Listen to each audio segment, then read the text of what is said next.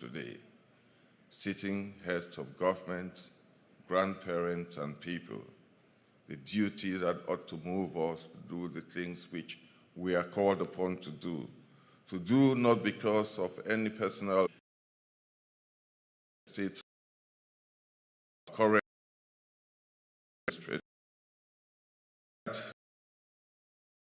Just and is in the room. I know received messages to Afreximbank. I know from the little consultations we have had, one little matter in your minds. When Professor Orama leaves, will things change? He gave you, at least in relation to the Caribbeans, he gave you an elaborate program, a large program of what we've been doing and what we propose to do in the future. I do promise to you, my sister Mayor Motley and Honorable Dixon Major, we do promise to you that nothing will change.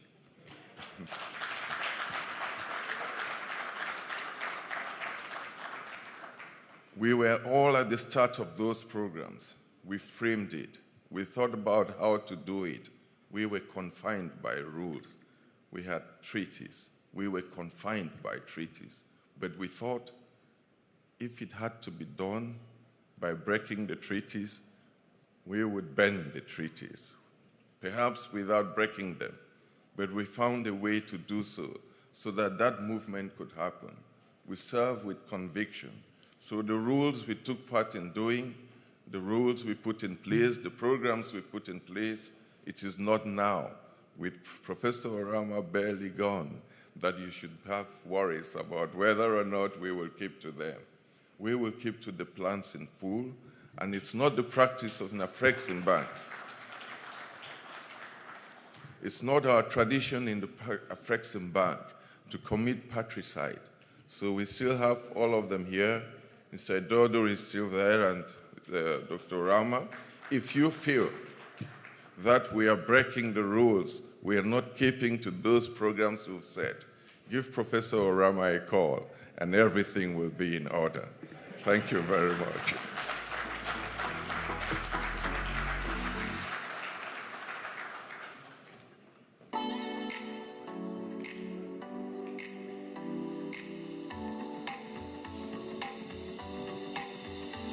Thank you, Dr. Ilumbi, for your remarks. And now, ladies and gentlemen, I'd like to invite the moderator for this first presidential panel, Mrs. Zain Asher from CNN. She will walk you through this portion of the activity. I want to thank you for your attention. My name is Neela Etienne, and it has been a pleasure this morning for the first half of the day. So enjoy the next discussion, the next set of discussion. The first presidential panel is called New World Order as an Opportunity for Strengthening Africa-Caribbean Trade, Investment, and Cultural Relations.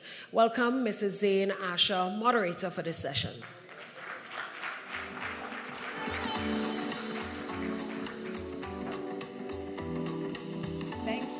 Thank you, Neela. You've done an amazing job today. Thank you so much.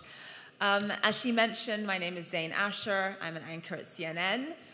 I just wanted to start by giving you some brief remarks about what we really want to get out of the next panel, the presidential panel. And obviously, as we've talked about several times today, we are in an era of increased global fragmentation. We are seeing, of course, a lot of America First policies, and that means we really are at a critical juncture as it pertains to the relationship between Africa and the Caribbean. And these two regions, as we know, have been historically sidelined. They're both the sort of economic red-headed stepchild as it pertains to the global world order. But there really is an opportunity in this juncture to reshape global alliances by these two regions working together as part of the global south. And that means joint positions as it pertains to climate finance, debt restructuring, trade, investment, trade justice, technology, and when both these regions speak with one voice, it really will have much more of a greater impact. We've talked ad nauseum about the fact that there are shared historical and cultural ties between these regions, but despite all of that, the linkages, especially the economic linkages, have remained underdeveloped. So this panel, and actually this entire event today and tomorrow, is really about how we change all that. We know that there are so many opportunities that exist as it pertains to cultural ties, cultural exports, agribusiness, technology as well. And so with that, I want to introduce my esteemed panelists. First up, let's welcome Honorable Roosevelt Skerritt, the Prime Minister of Dominica.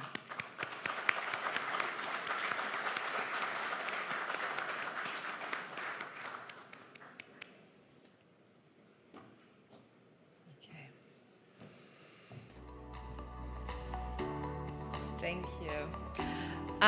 Honorable Kassim Majaliwa, the Prime Minister of Tanzania, representing the President of Tanzania.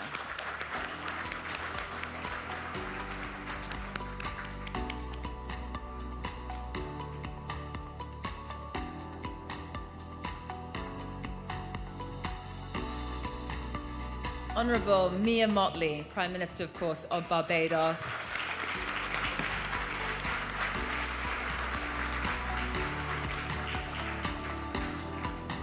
Honorable Gaston Brown, Prime Minister of Antigua and Barbuda.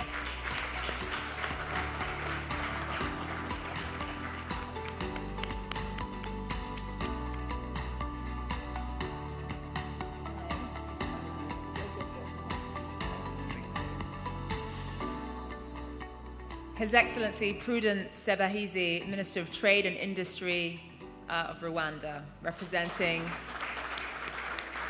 the President Kagame.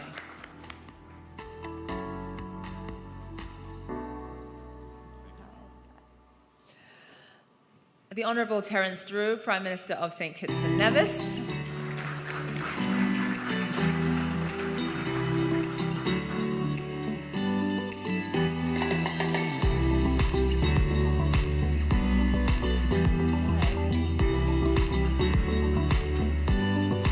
Honourable Philip J. Pierre, Prime Minister of St. Lucia.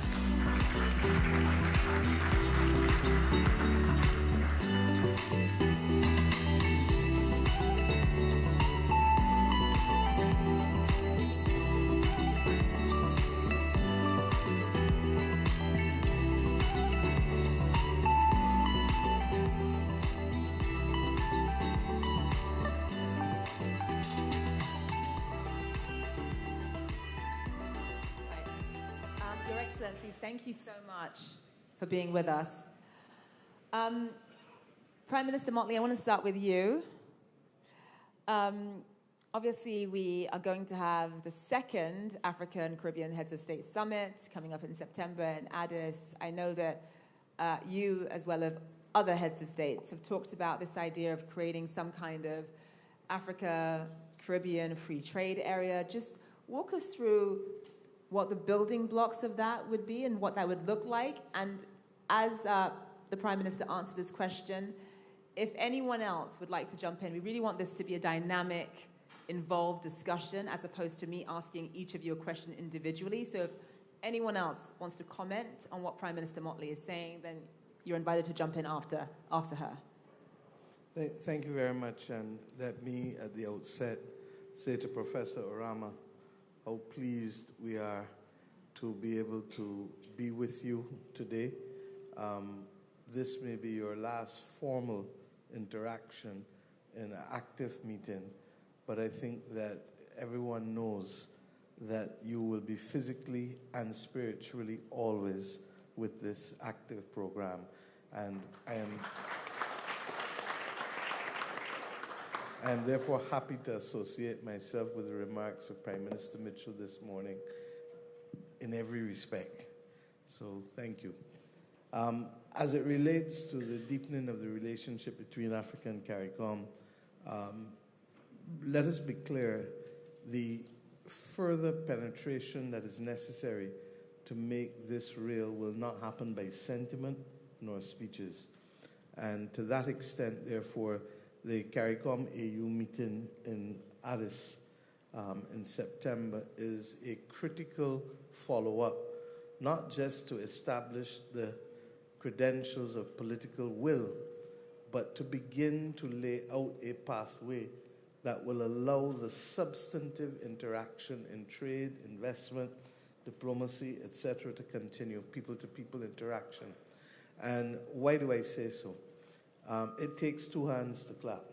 So I may stand prepared, for example, to be able to support the opening up of travel on this side, but there has to be others on the other side developing the market as well for it to happen.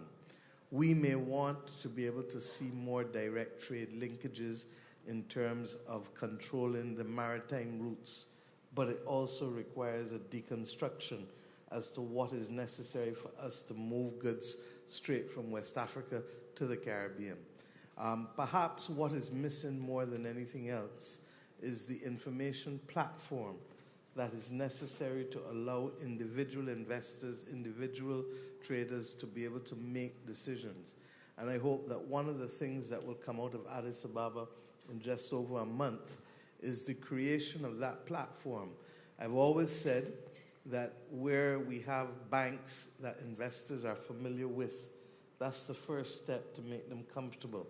And to that extent, the presence of Republic Bank in Ghana with over 50 branches is a major starting point for us out of West Africa. I hope that we will have other banks from Africa in the Caribbean. And I say so conscious. In my own country, we have 3 Canadian banks, the youngest of which I think is over 80 years old now. We have 2 Trinidadian banks, and we believe that it is more than possible for us to see the kind of innovation that we saw in East Africa when Barclays and Standard Chartered and those pulled out of Kenya. There was an innovation that unleashed tremendous opportunities for the people of Kenya. I feel that that kind of innovation is needed in the Caribbean now, and that equally we have to confront the fact that with the exception of Haiti, all of our countries in the region are underpopulated, and you cannot sustain economic growth without people. So that we need to find a way of working alongside our brothers and sisters in Africa too, because to the extent that there are skills that we cannot acquire here in the sufficient scale or numbers that we need, then Africa that is facing a demographic dividend in this century can perhaps assist us in meeting some of those skills that are not presently available to us. So, bottom line, that we start to drill down into the details of what will make it possible to link our own single market and economy in the Caribbean with the Africa Free Trade Area, and then equally how we provide the information platform that will allow individual investments to move, as well, in particular in the financial services sector, in banking and insurance. Thank you. I think it's going to be a round of applause. Prime Minister, there was so much in your answer. I think that one of the things that you said, or a few of the things that you said that I found very interesting, was that the time for talk is over in this, right? We actually do have to act. The platform, the sort of linkages just in terms of the free trade agreement between both regions is fundamental, but also this idea that the Caribbean can't do it on its own. You mentioned that there's an underpopulation issue. In order to sustain economic growth, it is fundamental that there are links with Africa happening right now. If anyone else wants to jump in. Sure, I will intervene. Thank you very much. ACTIF requires active action. And I want to make the point here that we can't allow this initiative to die, cannot become a talk shop. And the proposal to establish a commission, I think it's an excellent idea, and we should establish a commission as soon as possible.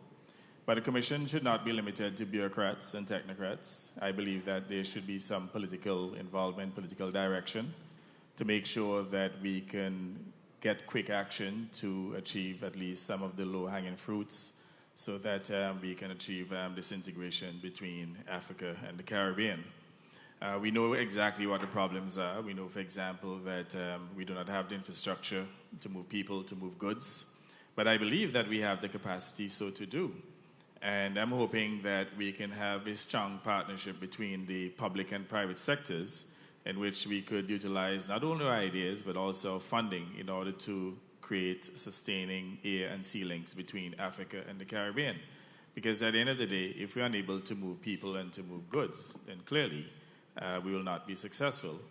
Now, I believe that going into the Africa-Caribbean Summit in Addis Ababa, I am hoping that we can have a full commitment from our leaders to establish the necessary A and C links. In fact, perhaps we could start a study from now to determine exactly how to position those A and C links and the necessary investments. I believe that the Afreximbank could provide some seed money for this initiative, but we need urgent action. And within CARICOM, we've been discussing getting our own vessels to establish our own sea links.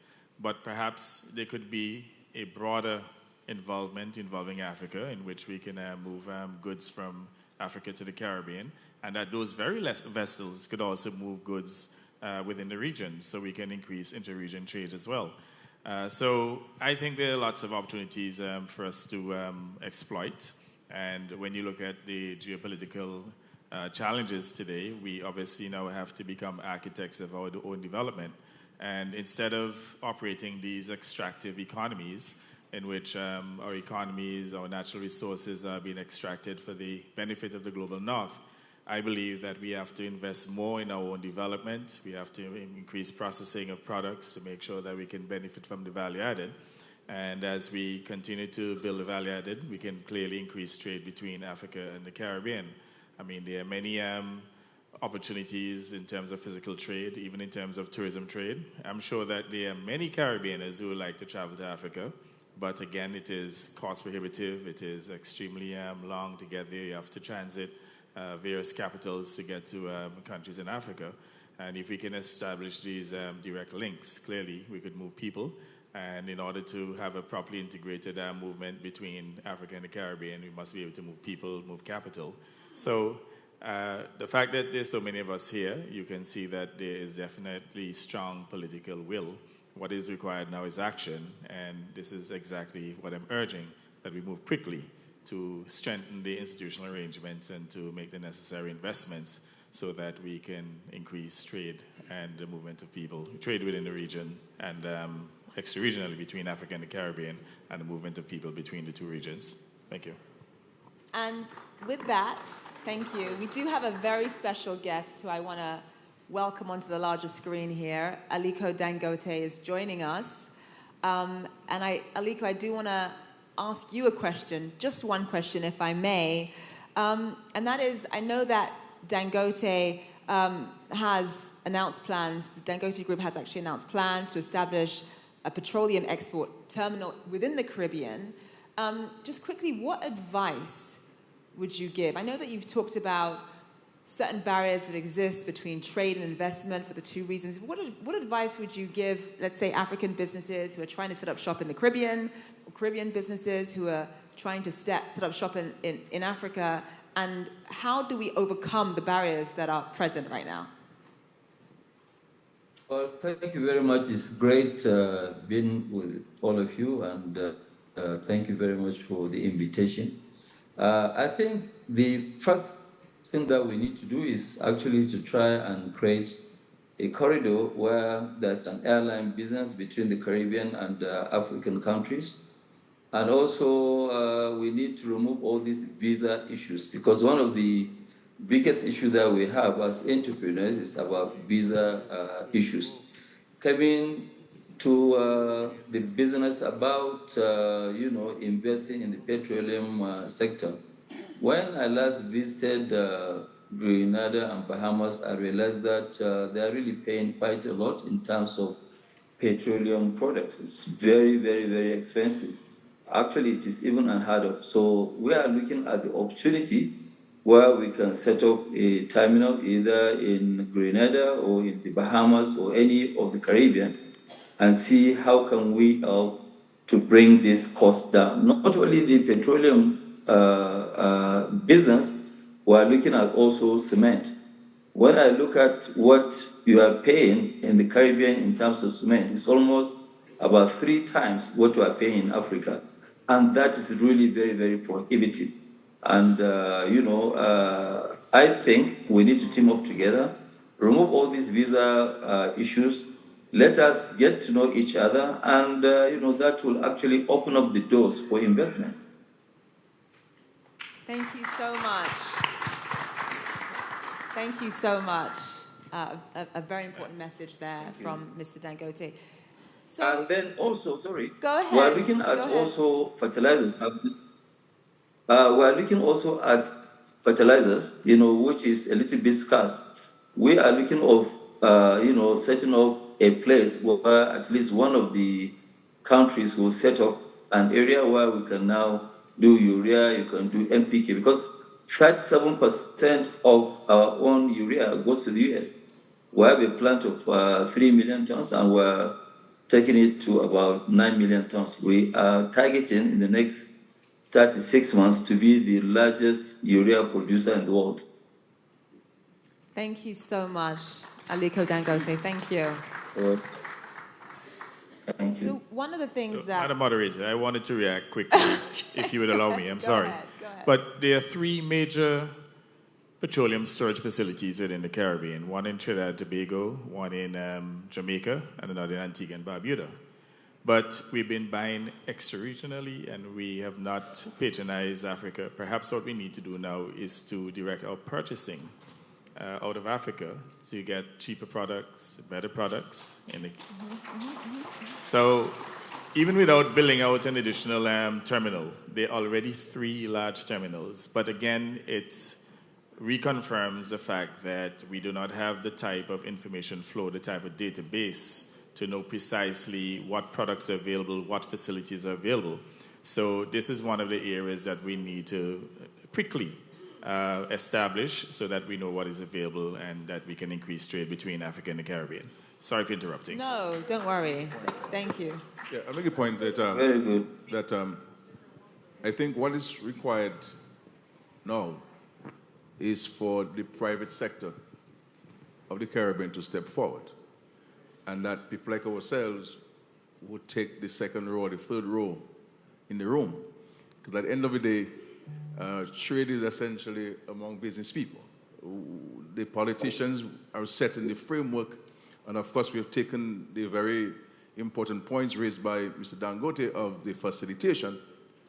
And I think what we need to do as governments is to provide the facilitation and the framework to allow business and trade to flourish. And so there are huge opportunities, I believe, and this is where I believe that ACTIF now needs to shift a gear in a sense and to focus more on engaging business people and to see where the quote-unquote deals can be negotiated and signed off upon. Otherwise, if we keep it at the government level, all you will find is that we're going to be borrowing from Afreximbank for national projects, but not for the kind of investments that are going to propel the higher creation of jobs and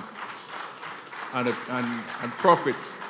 And so, because it is when Mr. Dangote sets up in the Caribbean, you're going to have direct flights, because people are going to want to know what's happening in the Caribbean, because this giant from the African continent is investing in the Caribbean. And so we're hoping that coming out of the EU summit, there is a clear appreciation by the heads of state, heads of government, the need to create the facilitation. These visas really never existed before. We have caused ourselves from a colonial standpoint to impose restrictions on our movement. And in the 21st century, I think we need to get rid of all the visas and allow people to move freely. And there's no reason why a businessman needs 5 visas to come to 5 different Caribbean countries. It's not going to work. Very good. Well said, well said. Right. Okay, go ahead. Thank you very much. I wanted to really touch on the point of the visa, and I think Dangote and Prime Minister Skerry touched on it. 2 business people were supposed to come here today, to sign with us with an investment in St. Kitts and Nevis that is coming through the Afreximbank. And one of them could not be here because he needs a visa. That is directly already affecting how we do business. And therefore, this tells us in a stark way that we really need to get rid of the visa system. We, for example, have visa-free access. Nigerians have visa-free access to St. Kitts and Nevis because we have been welcoming, yes? We have been welcoming medical students for a long time, diving students and so forth. But for us to go to Nigeria, we need a visa. And again, I think that that is something to be looked at. We're in the process of discussing that with the high officials in Nigeria, but that is a real issue in terms of the communication. Just to wrap the point up, I think that there are different levels on which we can work. All does not need the direct intervention of the governments, and therefore I think the point is made. For example, St. Kitts and Nevis Ministry of Education has now linked with the Open University of Tanzania. I'm very sure that the Prime Minister of Tanzania did not know that, but he does not need to know that. Once the facilitation is created, people will find their own way within this space to make sure that things work. We have also gone as far as connecting with university in Kenya so that we can tap into the TVET program, which we are going to do, something we had been seeking to do for the longest time, but Kenya has opened up that opportunity. Again, I'm pretty sure that the president of Kenya does not know this, but because the environment is being created, that connection is already being made and tangible benefits are being seen. And lastly, to say, just recently, we, of course, worked together with a private entity in Nigeria, and we were able to have an African-Caribbean forum in Abuja and have a return visit to St. Kitts and Nevis, where Air Peace, one of the largest jets ever landed in St. Kitts and Nevis, and I can say that the president of Nigeria may not have known that this is happening. Saying clearly again that once the environment is created, we will ensure, or our people will ensure, that the connections and the trade happen. So my point is, let's create the environment, the political will, and the opportunities for our people. Let our people be able to move, and let us handle the visa matter. Thank you. Thank you. I do want to make sure that. Can I say a word? Oh, go ahead, Aliko. Yeah, I think. Well, I think the president of Nigeria is going to come up with a very good visa policy to create visa on arrivals. Because really, I know it's been very difficult getting Nigeria's visa, but I think that issue will be sorted out very soon. I think in this quarter we will be hearing from the president how people can just get visas on arrival. I think that will open up. But my own dream is to see that how we actually, free up Africa in cement, in petroleum products, in urea, fertilizer. We will do the same to the Caribbean. I visited there. I don't have any visa issue, but other entrepreneurs, they do have visa issues. Once you remove the visa issues, we set up air connectivity.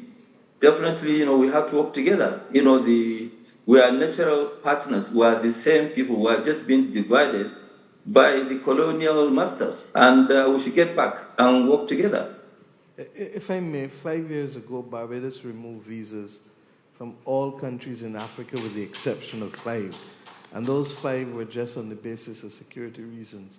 So I think that this is something that ought to be taken up at the CARICOM AU meeting in a month's time. And it is, in fact, the prerequisite for us to be able to have a linkage between the CARICOM single market and economy and the Africa Free Trade Area. What Aliko said in terms of being able to reduce the costs for cement, for petroleum, there are a whole host of other goods and services that the Caribbean carries a disproportionately high cost on, including digital and telecoms, largely because of our lack of scale. But if we can, and this is how this relationship started, lest we forget. In 2020, when no one would provide access to the Caribbean for therapeutics, for vaccines, for ventilators, it was Africa, through Strive Masiwa, working with the head of WHO, Dr. Tedros, that literally put us in contact for the first time with Afreximbank, who were the financiers of the Africa Medical Supplies Platform. That is how this relationship started in a crisis. It is up to us to ensure that what was done for a crisis is now normal business going forward. Thank you. Thank you. Madam. Okay, go ahead. Thank you. Provided today we are here, and head of states, head of governments are here discussing about the facilitation of trade, AfriCaribbean. This issue should be addressed openly. We have to analyze all obstacles hindering businesses in Africa and the Caribbean. And we are supposed also to analyze the issues. If there are issues hindering one continent to another, let's discuss about it, because it's our time. And this platform of trade investment here in Grenada, it's a time to come up with a solution on how to do business and trade investment all over the African continent and Caribbean. I understand Chief Dangote is one of the biggest investors in Tanzania. He's invested more than $700 million with a plant of cement. What we did in the government is to provide all necessary support to him as an investor to support his investment. And he is continuing investing in Tanzania. And now we declare that if there are any investor who intend to invest in Tanzania, African continent, we are ready to open up all obstacles so that he invests and he will do businesses. That's why we have a call today that let's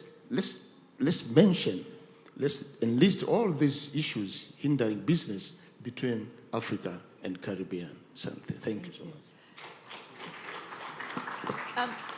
Aliko, one of the other things that I think is important to note, and obviously you talk about visa-free travel and how important that is, but there are a lot of barriers that exist to being able to do business across both regions, whether it's the differences in regulatory systems, tax regimes, customs protocol.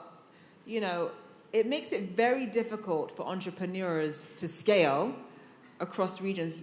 It's almost impossible. It's very difficult, even if you take the visa issues out of it.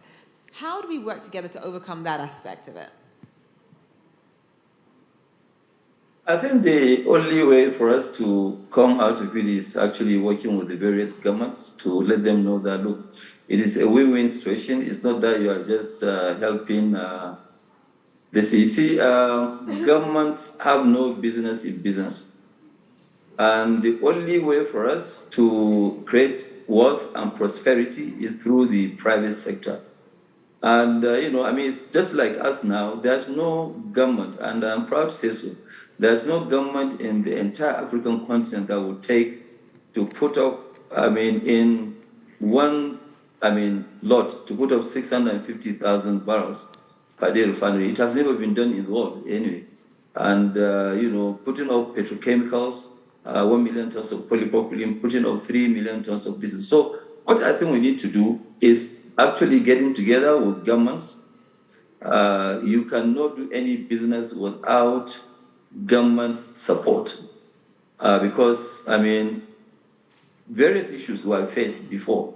One of the issues that we have faced before was, first, number one, mainly the African, the incumbents, which means people who have been there. You'll have massive resistance from them. Government somersault in policies, some governments reneging on investment agreements. So, but all this one needs a dialogue.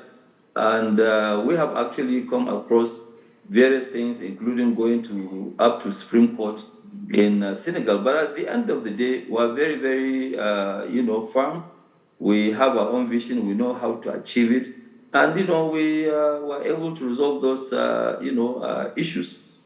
Today, people should know when we set up a cement plant, the first one was 5 million tons. As we speak today, the government of Nigeria makes more money than us that own the business. But it's okay. We're happy, with that. And for every 1 naira of our currency we turn around, the government makes 52 kobo, which means for every one, whether it's dollar or whatever that we turn around, government collects 52% from various taxes. But it is okay. That does not really stop us from investing. Will happen the same way with the Caribbeans. With the Caribbean that we can go now, we can sit with them, we can show them what we have done elsewhere. And then we can actually convince them that, look, it is a win-win situation. You as government cannot have that kind of liberty of going to banks to raise money. And even if you raise the money, you build whatever plant, you have no knowledge of running that business. Governments are not good in running businesses. They are very good in governance. So what you need to do is to facilitate. When they facilitate, we will risk our capital to invest and make sure that we create prosperity among the population. Once you invest, if I now go to Caribbean and I put up 500 million, we actually, by the way, we put up almost $800 million, including power plants, trucks. Even this week, we are receiving another 350 CNG trucks in Tanzania. So when you have this kind of investment, we have had issues before during former President Magufuli, but later on, every single issue we have had has actually been sorted out. In fact, we're even giving more incentives that we do not even ask for. So I think in the Caribbean, we're looking for this sort of opportunity because it is so disheartening to see that, yes, our brothers and sisters are being, ripped off because they have nowhere to go to.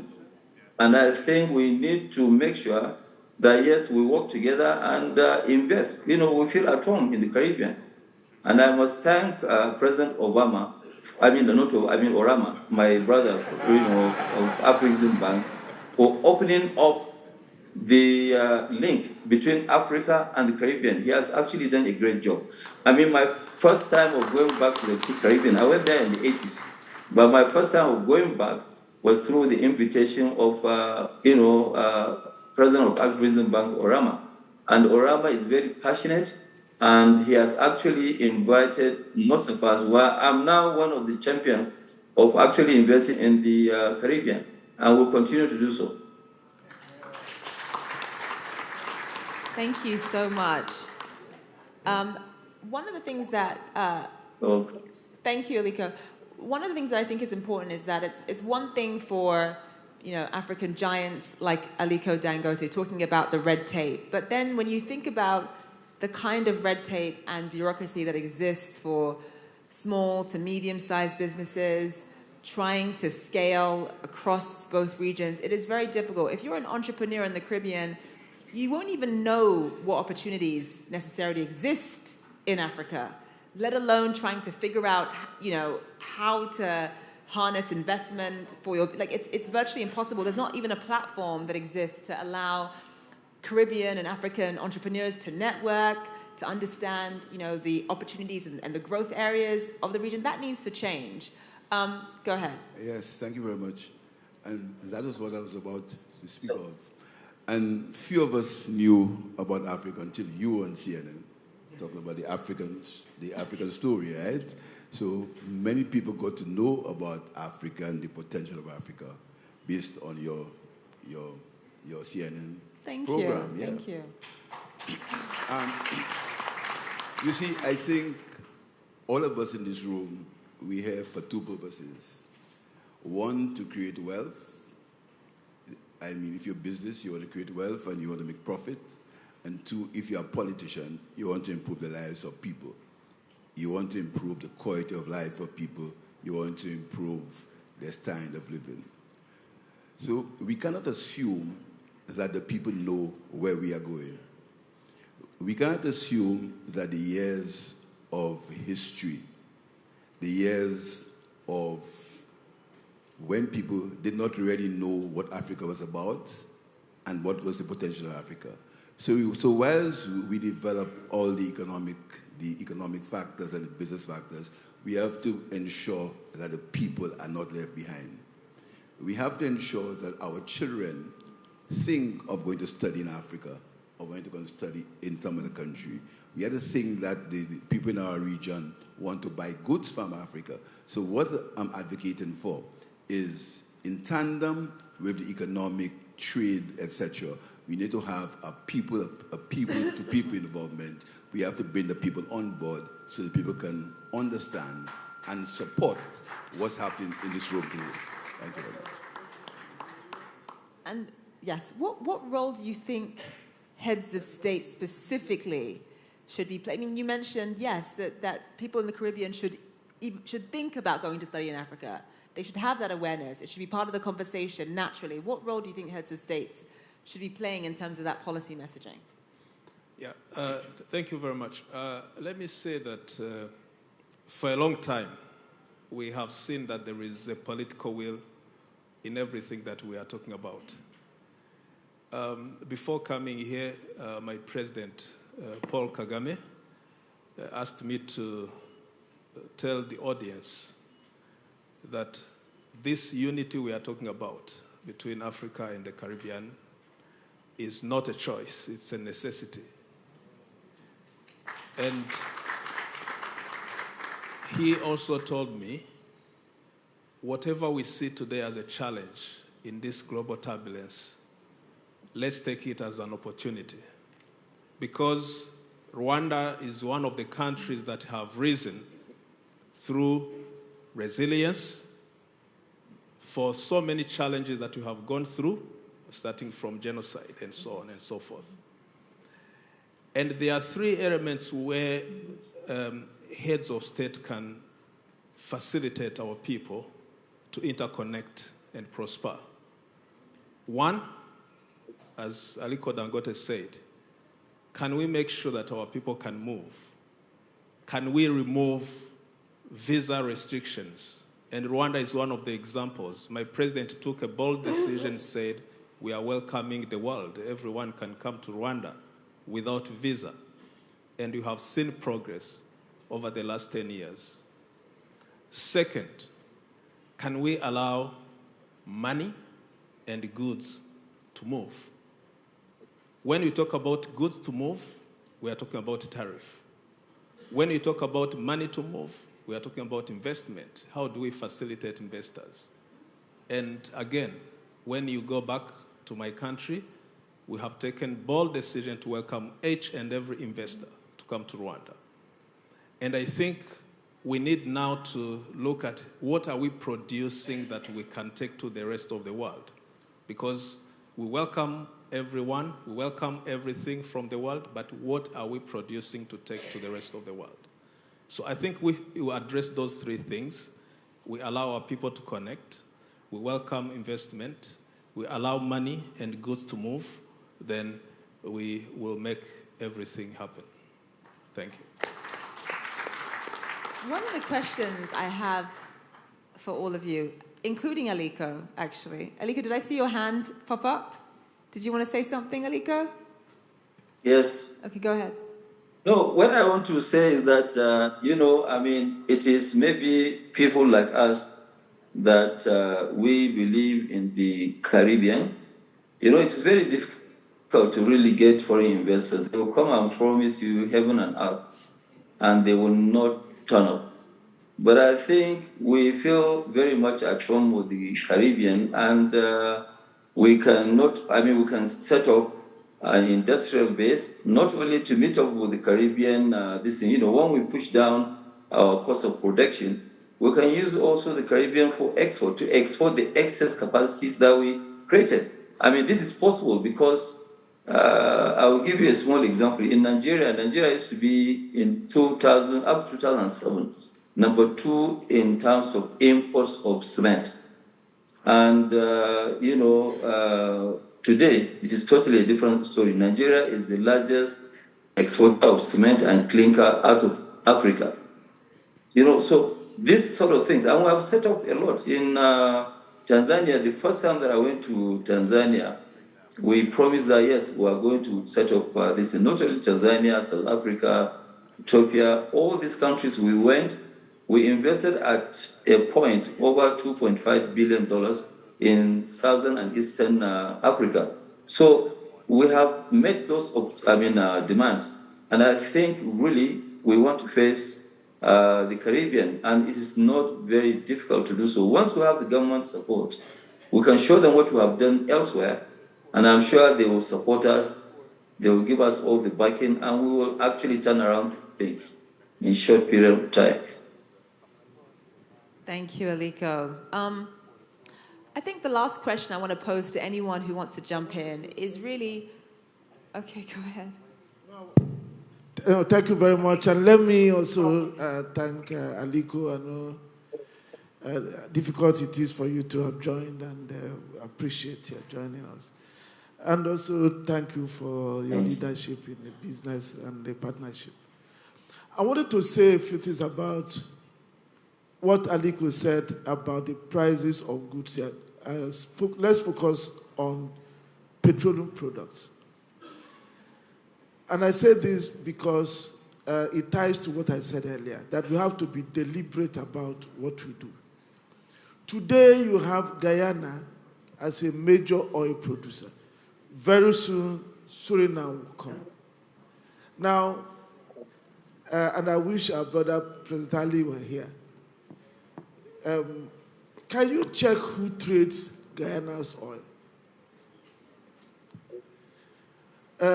Have you discussed amongst yourself the possibility of checking your collective demand and organizing to be a major buyer, to pay exactly what everybody pays? You're not asking for peanuts, but it's crude oil. You take it, you organize with Dangote Refinery to do toll refining. So he does toll refining, so you carry crude, so you have a tanker go, a tanker come back. Won't it reduce your petroleum prices dramatically and open other opportunities for you? Guyana is not going to lose anything because that trading company that will do it for you will pay exactly what everybody pays.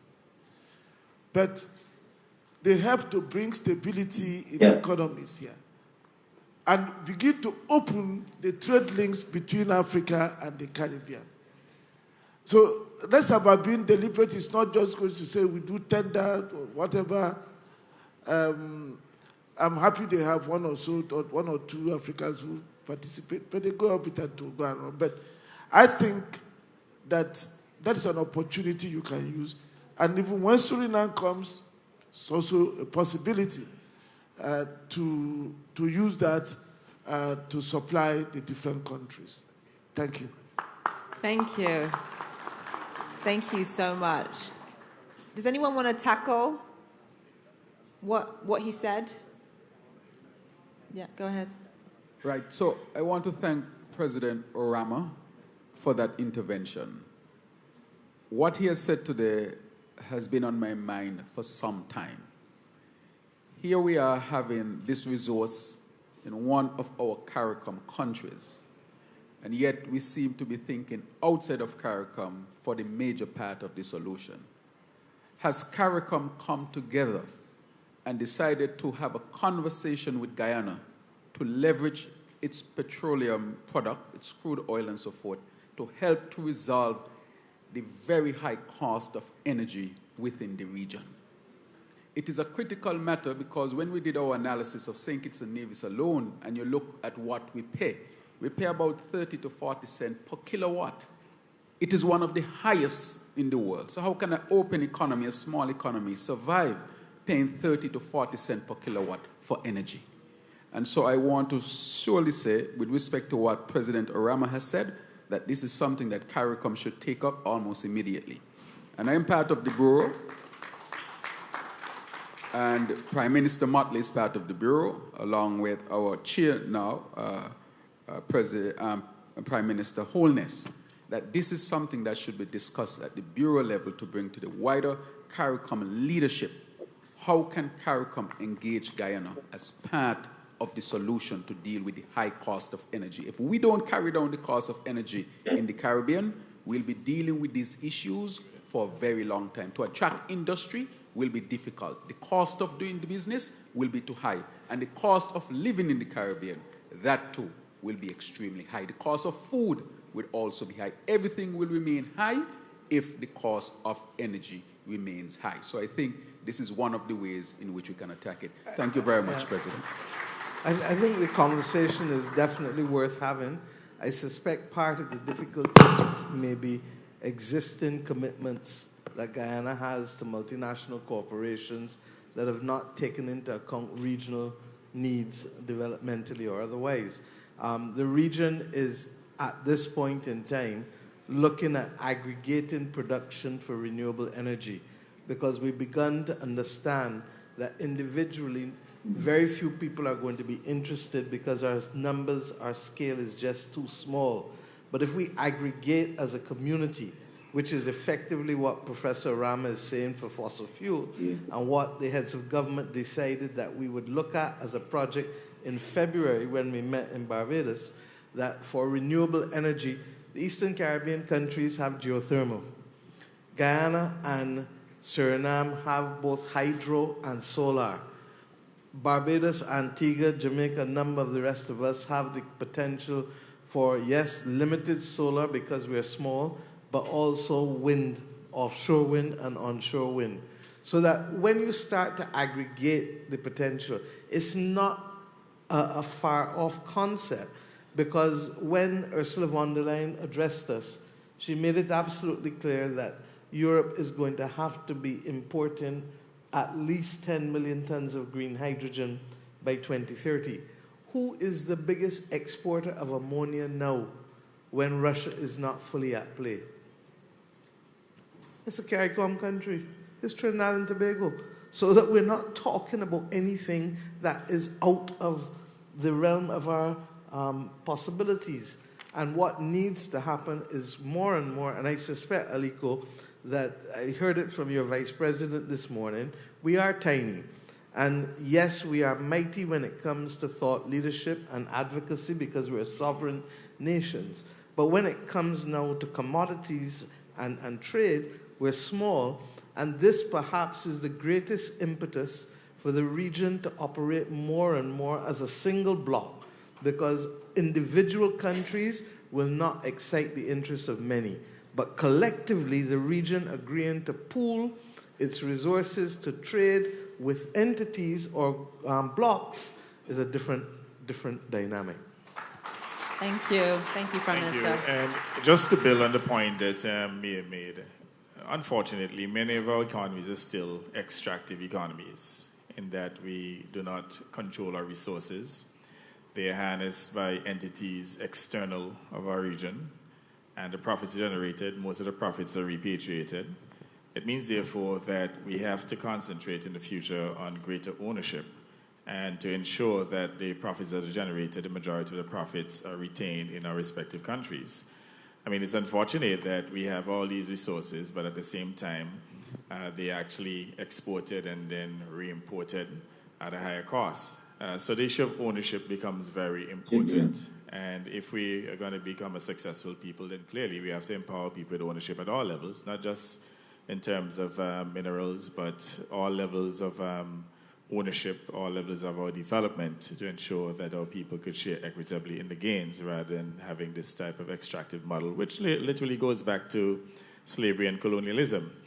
So that is one of the areas that we need to look at. But clearly, it requires great investment of our own resources to harness those products, because at the end of the day, if we're going to rely exclusively on foreign direct investments, then clearly we're going to remain as extractive economies and will not see the type of growth and development that we anticipated or we desire. Thank you. And I just want to give the last question to Aliko. Aliko, what does success look like? So let's say we're sitting here in 2030. beyond symbolism and announcements and handshaking and photo opportunity, what does success actually look like in terms of a stronger partnership between both regions? I think the strong partnership, it is actually about implementation, because all this talk and whatever, we need to get people to get on the ground and make sure that they deliver what they promise, and there are great opportunities, just like what, my sister, Prime Minister Mia said, the Caribbean, the cost of power, for example, is very, very prohibitive in the Caribbean. We generate power, but for our own self-consumption. We don't sell power, but we consume, we generate. And, we generate power as low as, 2.5 cents per kilowatt hour.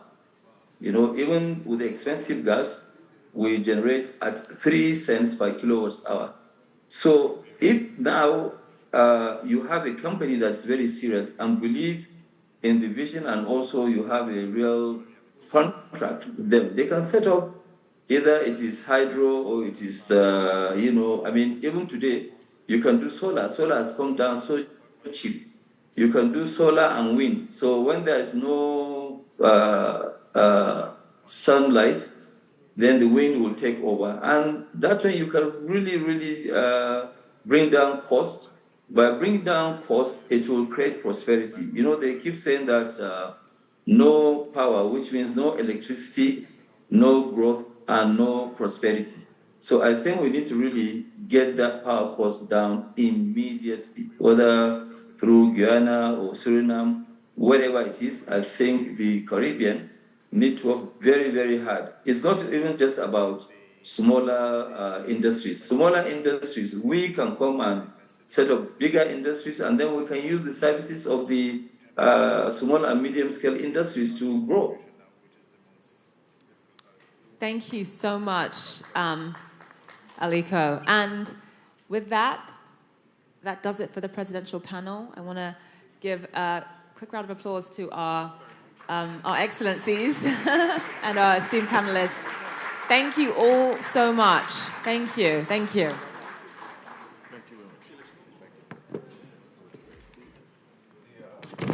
I joined late, but I don't know whether President, Orama has announced we are going to open up Dangote Orama Center of Excellence in the Grenada.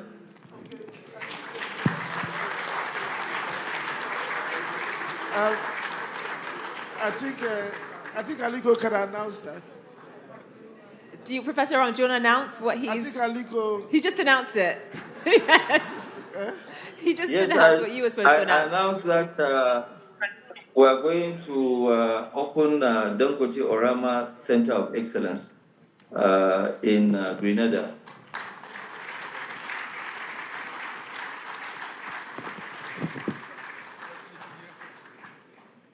Hello, did you hear me? Yes, we did. Unfortunately, a lot of the panelists just walked off the stage, but Professor Orama, do you want to respond to the announcement? Yeah, I think, yes. He should, since he's there, he should repeat it and tell everybody. Professor, do you need a microphone? Do you want my microphone? Yeah, give it to him, please. Yes, sir. Okay. No, thank you very much, Aliko, for making that announcement. I think Prime Minister Mitchell, I think is actually your announcement to make. But thank you, and I think such a center will be very useful, not only to Grenada, but also to the wider Caribbean, beyond even the CARICOM. But I would... Thank you very much. Well, first, let me thank Aliko. I know he wanted to be here. He is in Rwanda, but still made the effort to join us. He had to do so a little earlier. And so, Aliko, thank you very much for joining the presidential panel, and thank you for making the announcement. I think on behalf of the government and the people of Grenada and CARICOM, We have two African giants in Aliko who's proven time and time again. If you go to his office, his motto is nothing is impossible. And I think his life story and his success for all Africans, global Africa, is proof of that. And we have the pioneer, President Orama, who's really made, as Mia said, in a time of crisis, he literally turned crisis into opportunity for us in CARICOM and in Africa. And so I couldn't think of two more fitting global Africans to have a center of excellence named after in Grenada and behalf of CARICOM. And President Orama has a little joke. Both President Orama and Aliko were in Grenada for independence last year. This year. This year, sorry. The time hasn't gone as fast as I thought. And the reporter asked an interesting question, which was, what is in it for these two men? Why were they coming to Grenada? Almost implying that the Caribbean is too small, it doesn't have scale, and therefore there was no utility in coming here. I wouldn't say to you what President Orama said to her, other than he gave an appropriate response. And I think it is part of recognizing, as I've said before, that, and as he said, the people who have entrapped us are not going to free us. The people who continue to encourage an extractive economy is not going to encourage an economy based on industrialization, based on manufacturing, based on processing. And so even if Guyana may have committed to multinationals that may make it difficult for us to be able to process their crude so that not just CARICOM, but Guyana itself, because Guyana is not processing any crude. It is still an extractive model. It is important, I think, for us to realize that the centers of excellence is not just about the subject matter that will be taught, but breaking the mental shackles that Bob Marley so eloquently sang about many decades ago. So I want to thank Aliko for making the announcement. I think it came as a surprise to me and to many of us here. I want to thank President Orama for agreeing to co-chair this initiative. And when Zain asks, what does success look like by 2030, we will have the Dangote Orama Centers of Excellence as proof of that. Thank you very much. Thank you so much.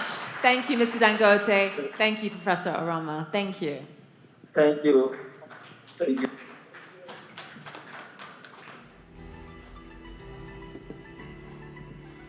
And thank you, Zain. Let's give it up for Zain from CNN. Thank you for joining us for the first presidential session.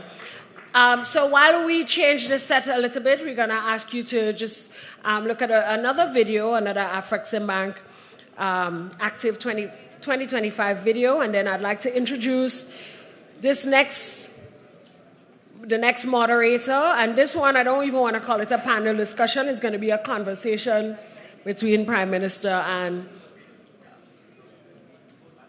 Okay, we're reconvening, so we're going to change the set. Oh, we're ready for the video.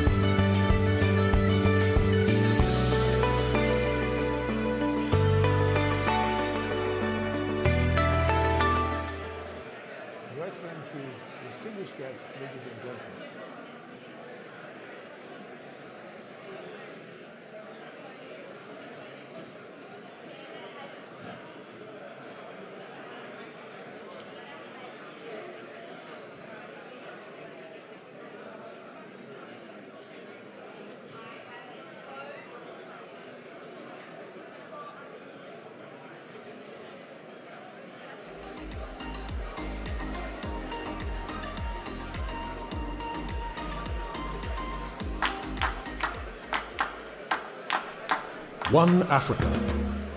Amid global divisions, we unite.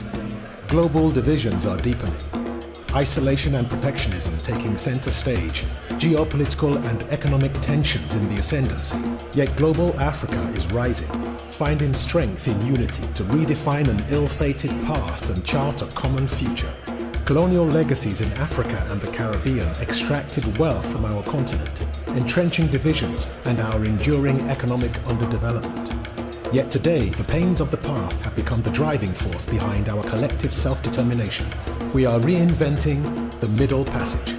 From the declaration of the diaspora as Africa's sixth region in 2008 to the historic Africa-Caribbean Economic Summit in 2021, global Africa is building momentum.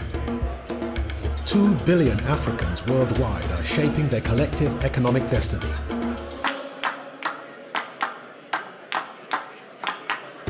One culture.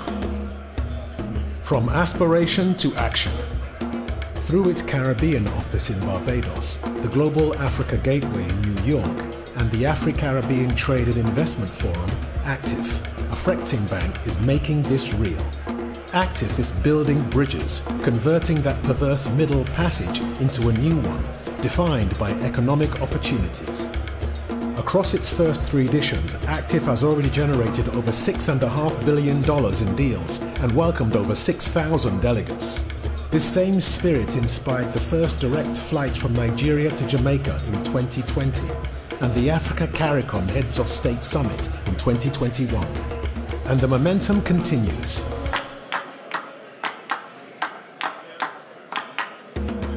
One goal. A resilient future beckons. In its first 2 years, the Afreximbank Caribbean office in Barbados has approved over $700 million in critical support across the CARICOM region. Now, African capital is transforming the fortunes of Africans across the world with investments in Barbados, the Bahamas, Guyana, Grenada, St. Kitts, Suriname, and elsewhere, placing our economic fate in our own hands. Today, 13 CARICOM states have joined their fellow 54 African states in participating states of Afreximbank to chart a new chapter in shared prosperity. Africa and the Caribbean are working toward an AfriCaribbean trade and investment framework to accelerate common trade and economic transformation. Construction work on the Afreximbank African Trade Center in Barbados has begun. A CARICOM payment and settlement system has been introduced to redefine intra-Caribbean payments. A CARICOM Eximbank is on the horizon. An era of AfriCaribbean financial integration is dawning. The impact is generational. The vision is inclusive. The momentum is unstoppable. This is the promise of global Africa. This is ACTIF 2025.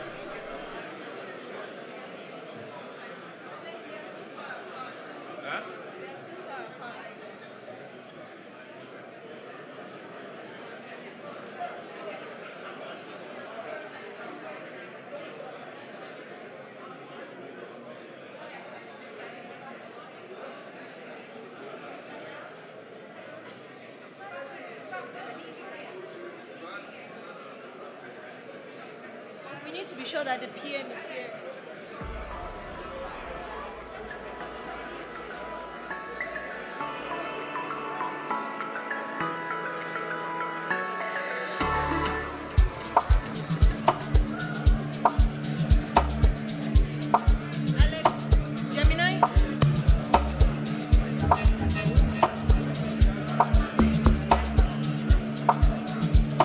My dream of becoming a doctor started when I was about 7 years old. 8 or 9 years old. Since I was 3 years old. My dream to be a doctor started when I was in middle school and I had a personal experience with my mom battling breast cancer. SGU helped my dreams of becoming a doctor come true.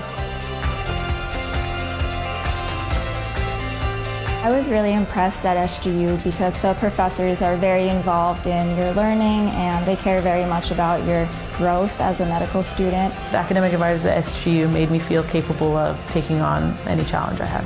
The support I felt from St. George's University has been incredible. I am where I am today because of St. George's University.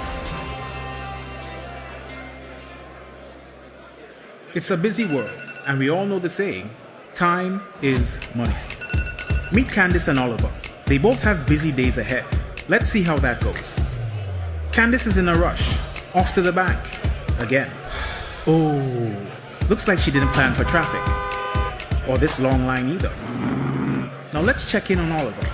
His morning starts a little differently. Using his phone, Oliver makes a peer-to-peer transfer and pays his bills, all while having his morning coffee. At the store, Oliver checks his finances with online banking. Candice? Still waiting. Back to Oliver. He stops at the bank to meet his loan officer. While waiting, he schedules a payment and makes a wire transfer. Wondering about Candice? Yup, still waiting. Candice could be like Oliver if she uses Co-op Bank's e-solutions. Make your day easier with Co-op Bank's swift, simple, and secure e-banking platform. Bank on your terms, from anywhere, at any time. Click, tap, done. Banking just got easier. Welcome home.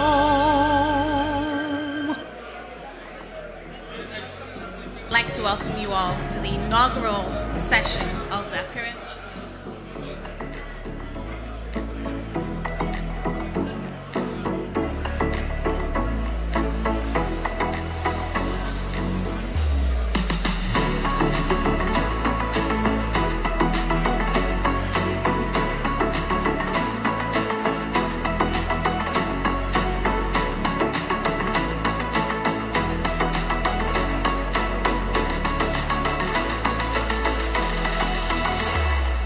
My dream of becoming a doctor started when I was about 7.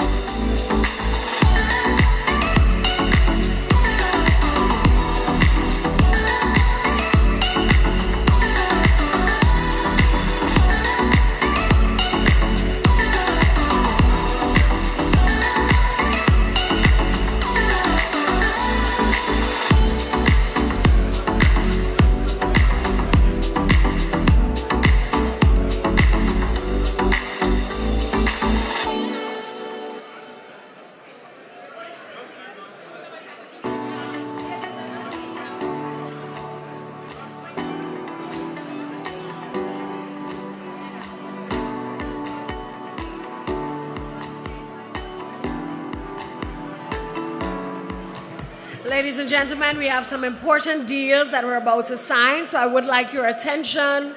We have some deals that we would like to sign. The parties are standing by. We're ready to go. This first deal, the official name is Gemini Integrated Commodities Trading Company Limited. Witnessing this signing is the Honorable Dr. Terence Drew, Prime Minister of St. Kitts and Nevis, and President Benedict Orama from the Afreximbank.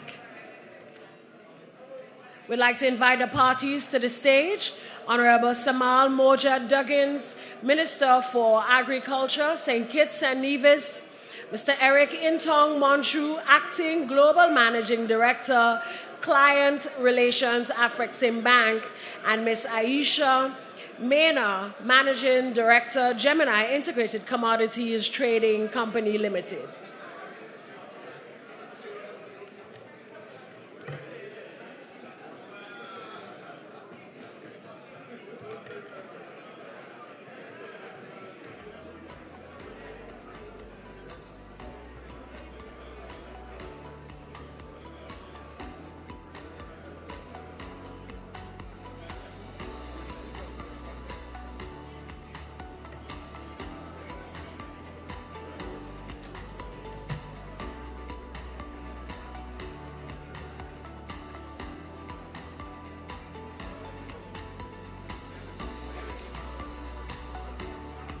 The size of this deal is $40 million US. Afreximbank has issued a letter of interest as a funding partner to the government of St. Kitts and Nevis in partnership with Gemini Integrated Commodities Trading Company Limited to develop a state-of-the-art commercial port in St. Kitts to enhance Caribbean trade and strengthen links with Africa under a public-private partnership. This project, estimated at a cost of $40 million US, will drive sustainable growth, expand market access, and deepen AfriCaribbean trade while improving logistical inefficiencies and unrealized trade potential between the Caribbean and Africa. The new facility is designed to streamline regional supply chains and enable value-added services. The project addresses gaps in port capacity and market access. This intervention to enhance logistics and create greater access to capital will lay the foundation for a resilient transatlantic economic corridor that can drive inclusive growth, job creation, and sustainable development on both sides. So deal number one, the Gemini Integrated Commodities Trading Company Limited.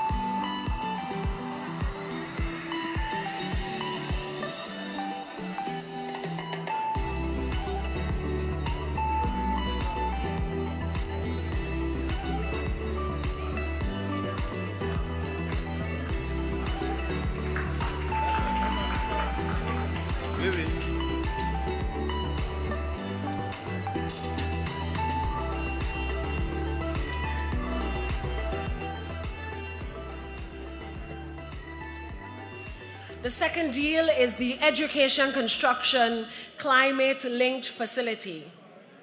The signing parties for deal number two, the Honorable Dr. Terence Drew, Prime Minister of St. Kitts and Nevis, and Dr. George Ilumbi, Executive Vice President of Afreximbank.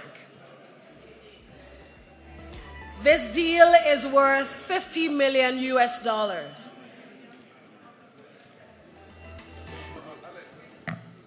The African Export-Import Bank and the government of St. Kitts and Nevis hereby sign these heads of terms to acknowledge that the government of St. Kitts and Nevis is desirous of accessing funding of an amount up to $50 million to finance construction of social infrastructure, electricity, access roads, schools, and other infrastructure under an education, construction, and rehabilitation climate-linked facility. These heads of terms represent a statement of mutual intention to immediately discuss and conclude the financing proposals.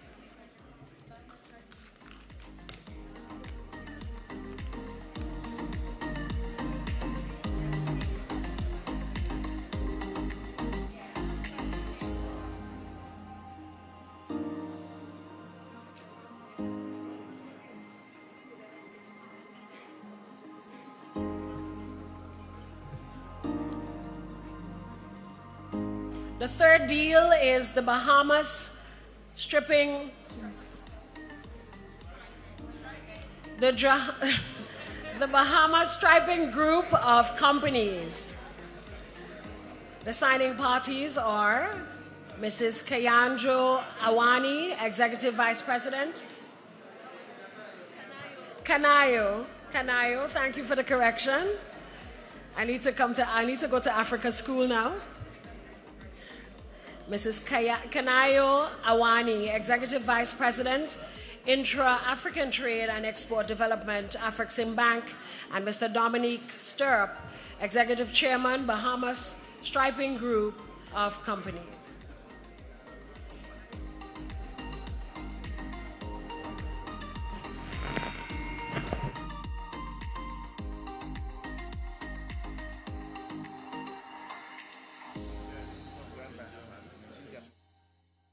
We invite the Minister of Grand Bahamas and the Minister for Finance, Bahamas. Foreign Affairs. That's right. Oh, yeah. Good. Thank you very much. You're good now. This deal is worth $100 million.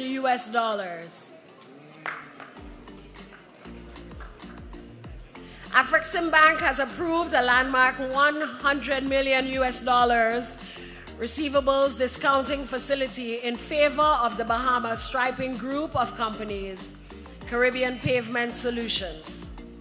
The facility will finance the rehabilitation and construction of approximately 163 miles of asphalt paving, road safety upgrades, and other major capital works in South Eleuthera, alongside an additional 45 miles of road infrastructure and related projects across the Bahamas.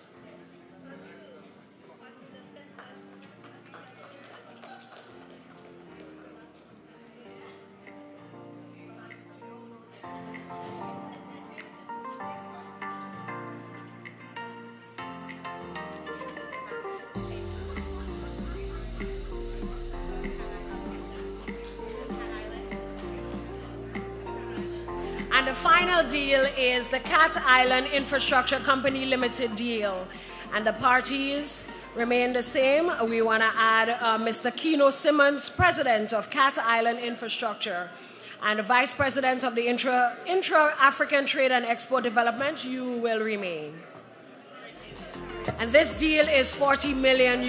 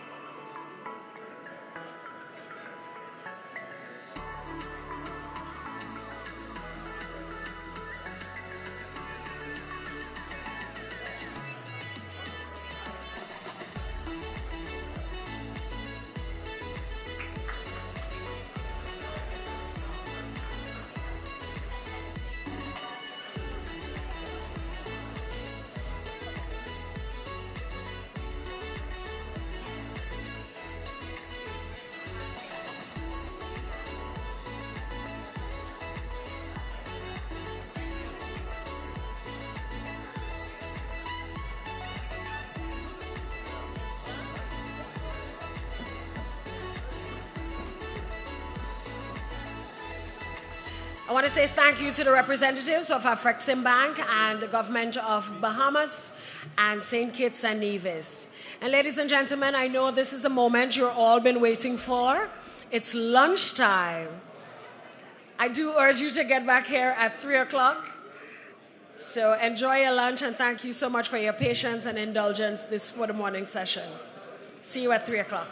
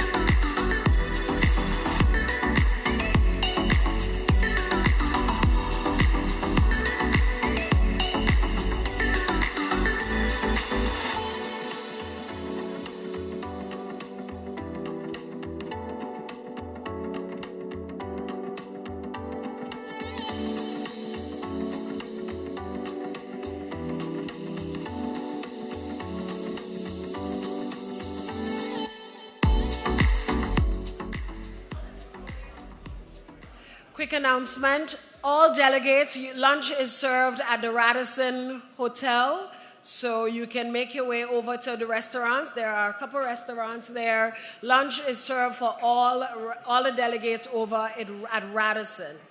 All right? That's the announcement.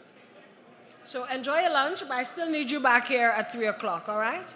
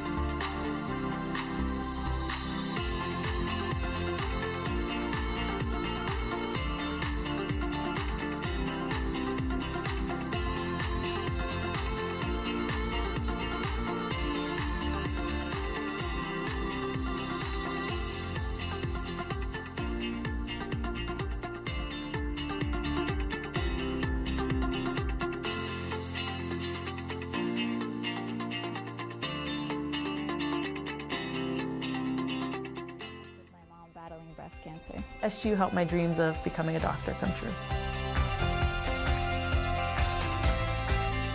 I was really impressed at SGU because the professors are very involved in your learning and they care very much about your growth as a medical student. The academic advisors at SGU made me feel capable of taking on any challenge I had. The support I felt from St. George's University has been incredible. I am where I am today because of St. George's University. It's a busy world, and we all know the saying, time is money. Meet Candice and Oliver. They both have busy days ahead. Let's see how that goes. Candice is in a rush, off to the bank, again. Oh, looks like she didn't plan for traffic, or this long line either. Now let's check in on Oliver. His morning starts a little differently. Using his phone, Oliver makes a peer-to-peer transfer and pays his bills, all while having his morning coffee. At the store, Oliver checks his finances with online banking. Candice? Still waiting. Back to Oliver. He stops at the bank to meet his loan officer. While waiting, he schedules a payment and makes a wire transfer. Wondering about Candice? Yup, still waiting. Candice could be like Oliver if she uses Co-op Bank's e-solutions. Make your day easier with Co-op Bank's swift, simple, and secure e-banking platform. Bank on your terms, from anywhere, at any time. Click, tap, done. Banking just got easier. Welcome home.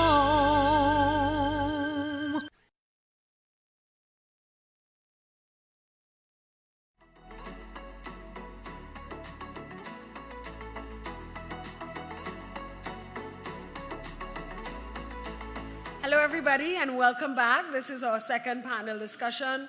I want to thank you to those of you in the room who had lunch and made it back. I know you're the ones who are eager to learn. So at the end of this session, we'll give you all gold stars.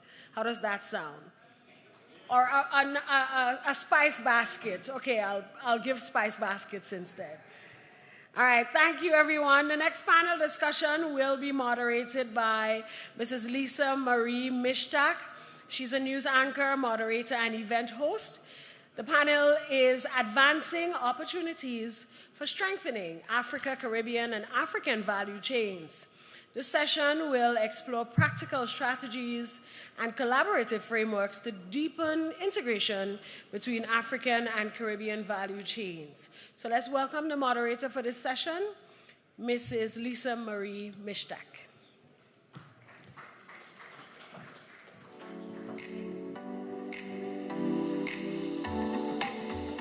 Good afternoon, ladies and gentlemen. What a fantastic first day we're having. Now you're in for a treat with this next panel because I've got a great array from the private sector and also those who work in the public sector. So joining me on stage is Mr. Timothy Antoine, Governor, Eastern Caribbean Central Bank, ECCB. Please do give them a round of applause as they head up onto the stage. And Mr. Eric Intong Monchu, Acting Group Managing Director, Client Relations, Afreximbank. Mr. Kamal Singh, Chairman of the Shipping Association of Guyana, Board Member of CARICOM Private Sector Organisation, CPSO. Mr. Serge Raymond, Managing Director of Vista Bank, France. And Dr. Patrick Antoine, CEO, Caribbean Private Sector Organisation, CPSO. Mr. Kenneth Igbenodi, Founder, Creststream Capital, and Chairman of AFCFTA Adjustment Fund Credit Committee. Please do give them a round of applause.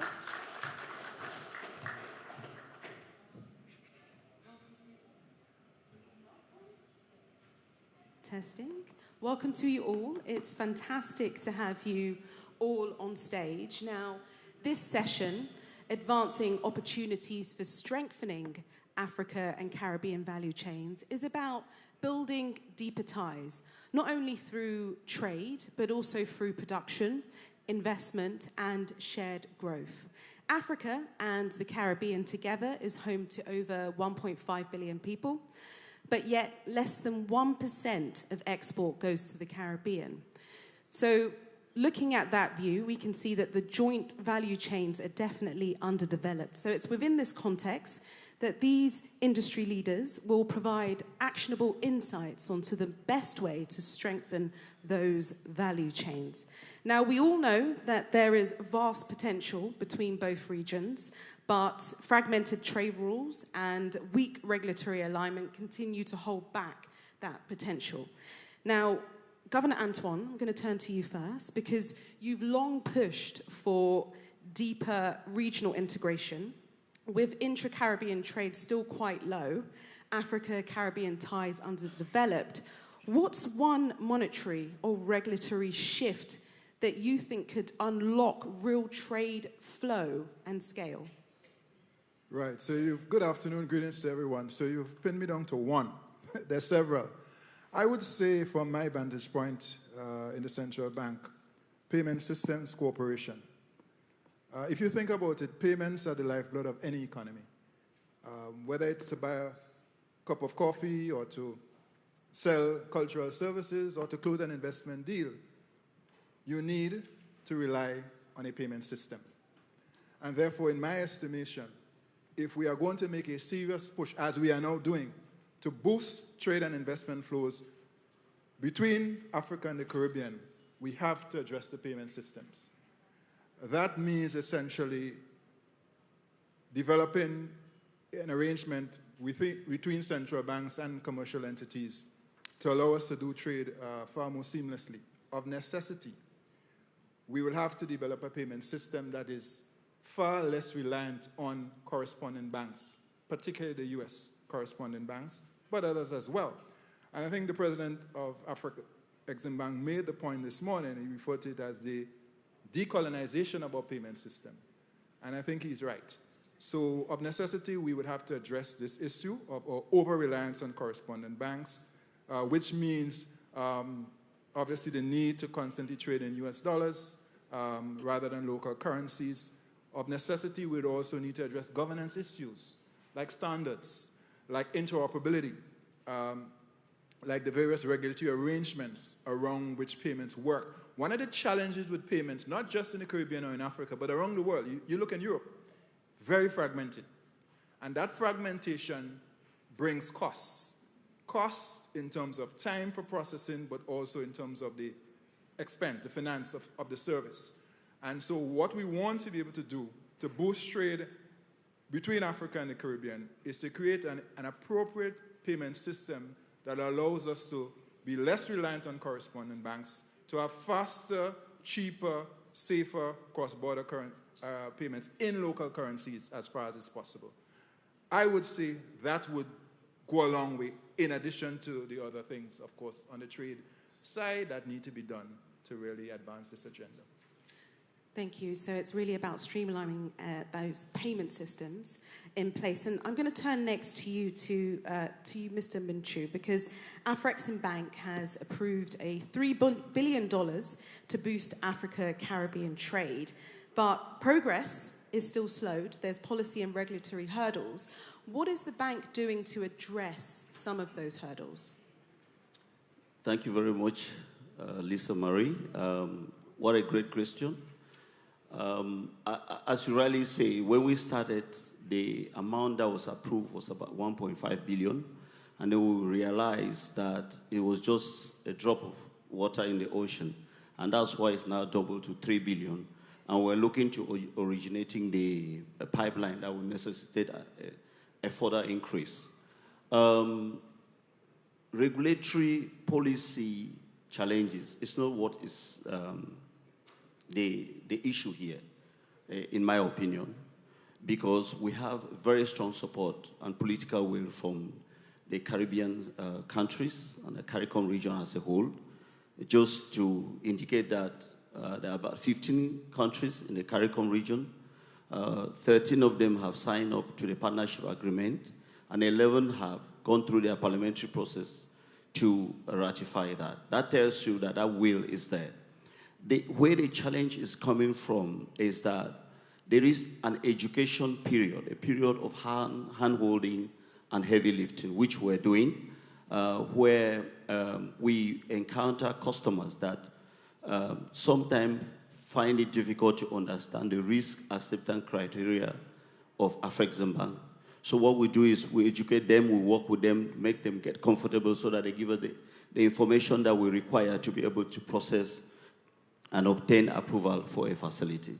And that's why you see of recent, we've been able to disburse amounts like 500 million in Suriname, 100 million in the Bahamas, and other figures in Barbados and the rest. And we are fast-tracking transactions here in Grenada so that we'll be able to disburse the amounts latest before the end of August. Because the hand-holding and the education cycle is getting shorter and shorter. And I bet you're going to see a tremendous growth and exponential growth in the volume of transactions that are being churned out, because we have a willing set of people who are willing to understand our risk acceptance criteria and understand the reason why this connection, the AfriCaribbean connection, is very important. It's like President Rama mentioned, the money is not just an emotion. Now we have to pass to concrete action. There are two things. There are transactions that we finance for disbursement, for either local manufacturing or expansion of financial sector in the CARICOM states or member countries. And there are transactions that will finance to boost the AfriCaribbean trade. So those two sets of transactions come to us, and we try to create, especially the second one, the one that will boost AfriCaribbean trade. That's why we come to the CARICOM region with partners like AfrexImbank, where we are co-authoring the purchase of financial institutions so that we can own our own financial system that will help us complement what Afreximbank and other partners are doing. So this is the kind of initiative that we're trying to do to see how we can enhance the volume of trade. Dangote spoke earlier today. Afreximbank is the single highest lender to the Dangote Group. We funded the 650,000 barrels refinery. And now we are working together. I personally chair a committee, a joint committee between Afreximbank and the Dangote Group and some subsidiaries of Afreximbank, which we call Africa Trade and Distribution Company, the AFCFTA Trading Company, which we want to replicate the same thing. And we also have ATDC Trading Company in minerals and petroleum products, which we create where I can either lend to these subsidiaries of Afreximbank to be able to deliver their services in the Caribbean, or in transaction between Africa and the Caribbean, or I lend directly to the private sector, or a PPP initiative. So we are looking at all possibilities to grow because we want to ride on the momentum and on the political will which is given to us. Thank you. Thank you very much, Mr. Muncho. So, as you've mentioned, payment system and also the finance that's needed, and one of the people or businesses that need that the most are SMEs. 80% of businesses across both regions are SME-led. Mr. Raymond, I'm going to turn to you because even though there's such high rates of SMEs, most still struggle to access that trade and investment finance that you were talking about, Mr. Muncho. And Vista Bank operates where credit is quite tight in many Francophone West African countries. You now have a branch that will be opening in France. So is there a private-public model that could unlock capital at scale for SME-led value chains? Thank you for having me. Before just getting back to your question, I just want to present briefly Vista Bank. Vista Bank is soon to be a Pan-African bank with a presence in 6 countries in Africa, with 8 assets, and like you said, a branch in Paris. We are also opening a branch in Dubai, to make the link of between Africa and all the world. Now, to respond to your question, effectively, SMEs is a big problem for everyone, every country, every region. Now, when it comes to link, SMEs between Africa and the Caribbean, they can be 3 pillars, I think, to scale, to upgrade the trade flow between the Caribbean and Africa. One thing is what Afreximbank is doing very well. This is the biggest initiative, I think.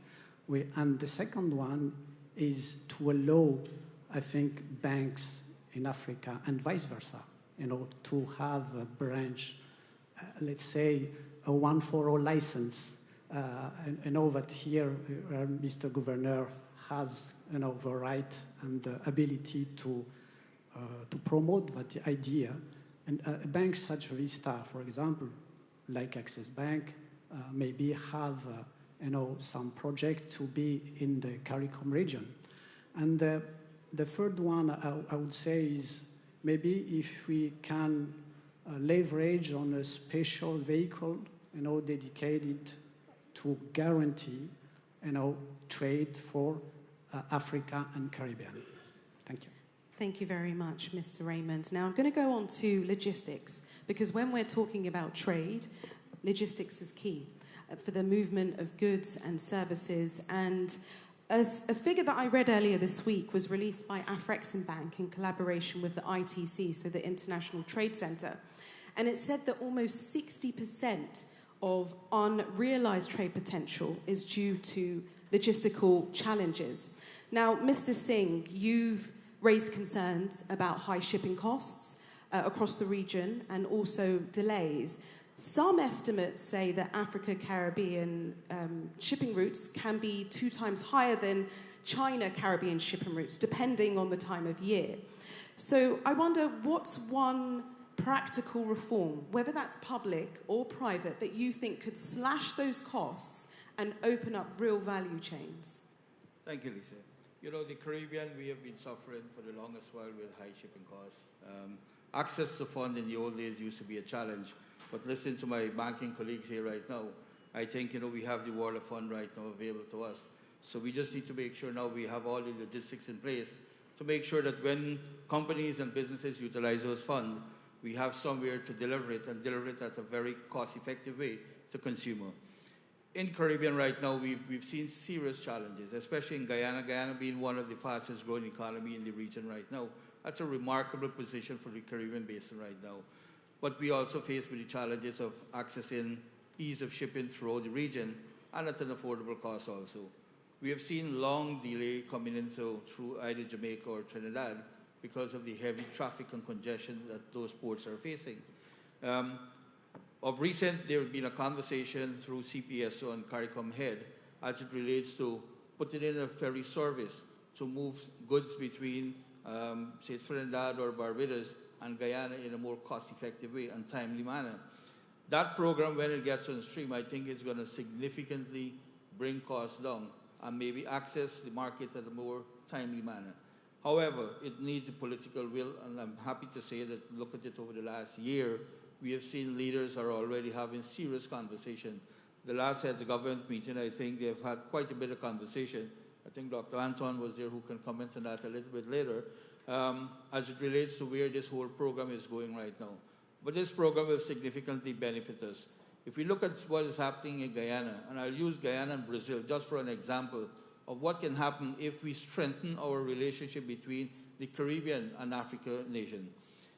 There currently is a road that is being constructed between Georgetown and northern Brazil. It's approximately 400 and plus miles road stretch. But when that road is completed, it's going to significantly improve trade between northern Brazil and using Guyana as a pass-through to access the North American market. They're going to save significant amount of time just coming through Guyana. But we need to make sure when that happens, we have all the necessary infrastructure in place. And for that, I think last week you would have heard the President, His Excellency Mohamed Irfan Ali, indicated publicly that they're working vigorously in making sure that Guyana develop a deepwater port within the shortest possible time. So when that comes on stream, we'll be able to move cargo at a more affordable price to access the North American market and also to bring companies from Africa to utilize the region as a hub to develop some of those industries. We don't want to rewind the wheel. We want to utilize the technology and all the best practice that we've seen happening in Africa and bring it here so that we can capitalize on the market that is around us.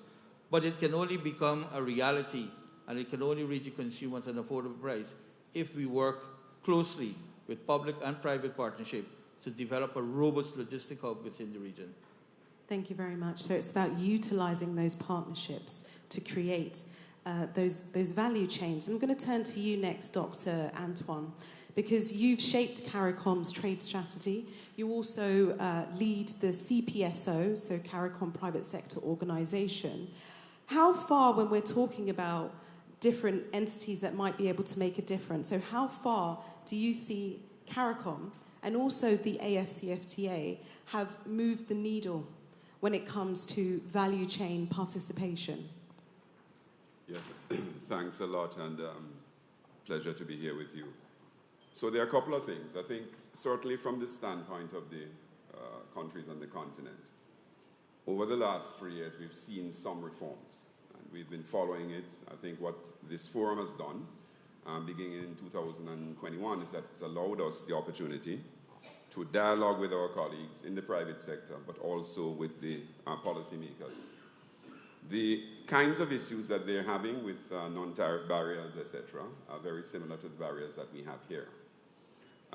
We've not moved very far in eliminating the barriers, certainly from our side. I think we reported to heads last time 54 barriers to interregional trade. We've not moved on getting rid of a lot of them. And they have some of the same challenges, though they have some movement there. The problem is scale. So if we can't get rid of the barriers to operate a joined-up market, call it single market in the context of CARICOM, we're not going to be able to develop the scale to take advantage of the opportunities that we have in each other's orbit.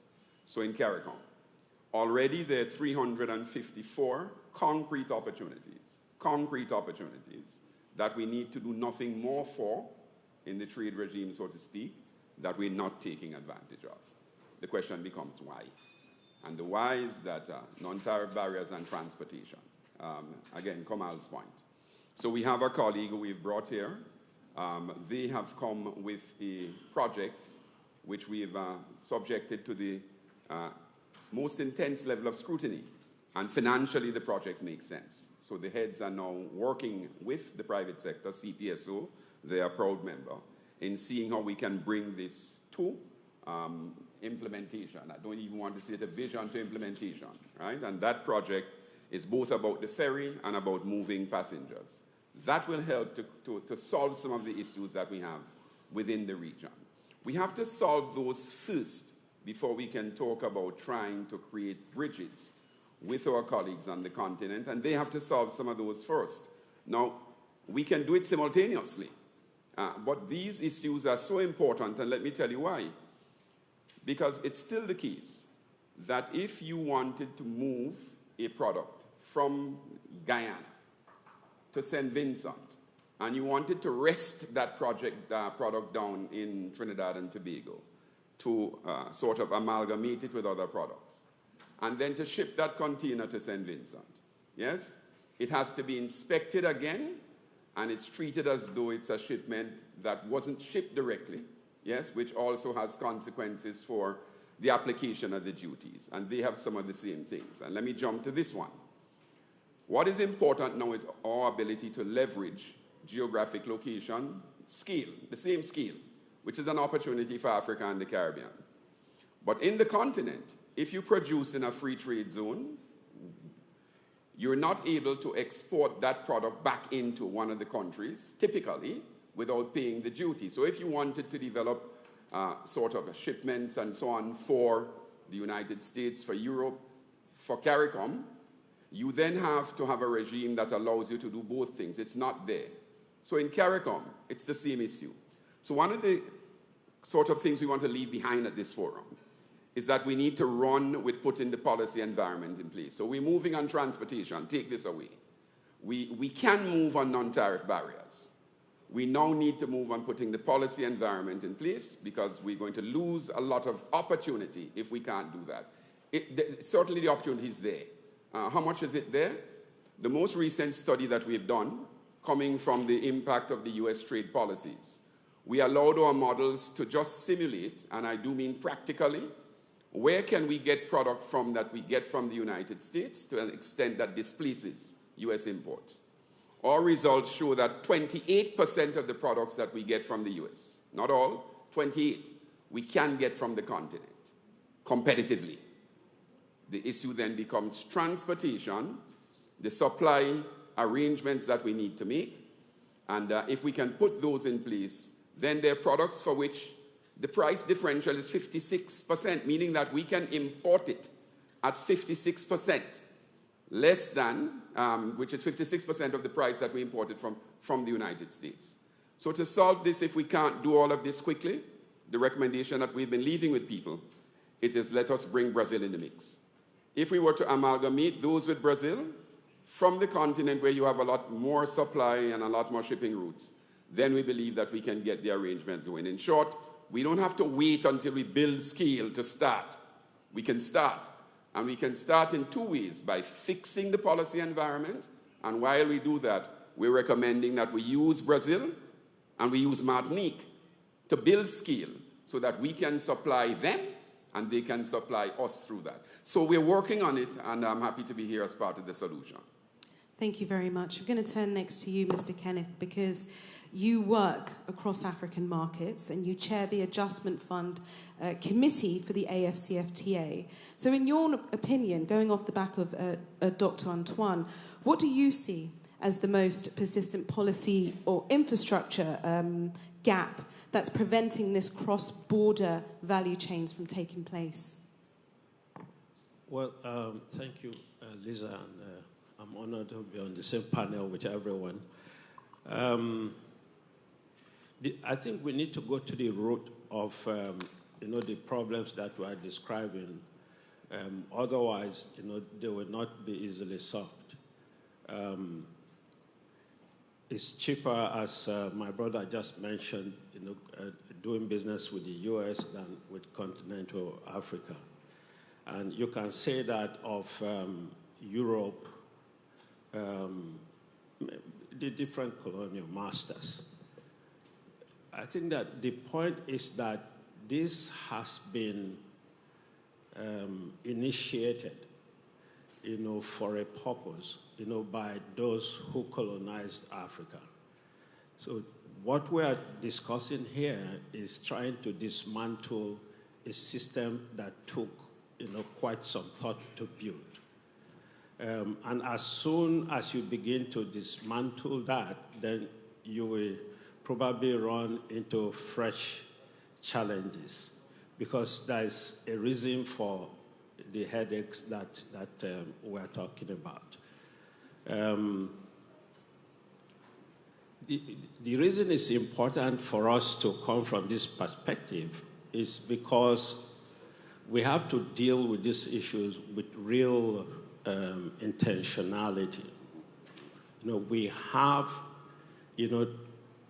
to realize that it would not be easy to overcome, these issues, until we come together and say we recognize this obstacle and we are going to,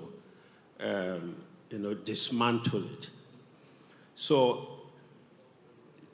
as you travel around Africa, as you walk on the AFCFTA, you see vestiges, of colonialism and, some of the difficulties that were deliberately put in, some of the handicaps that were introduced into the flow of business amongst, the former colonies. Until we come from that angle, and begin to dismantle it will be, again, difficult. Now, we have to ask ourselves, why is it necessary after the colonization and so on? Why is it necessary for these colonial masters to continue with these policies? It is necessary because all that they gave us was political independence, not economic independence. They still wanted us, to route our raw materials, route, our primary produce, back to them and not within ourselves. So those structures have never been built. Secondly, I think it's a question of power. And I define power as population,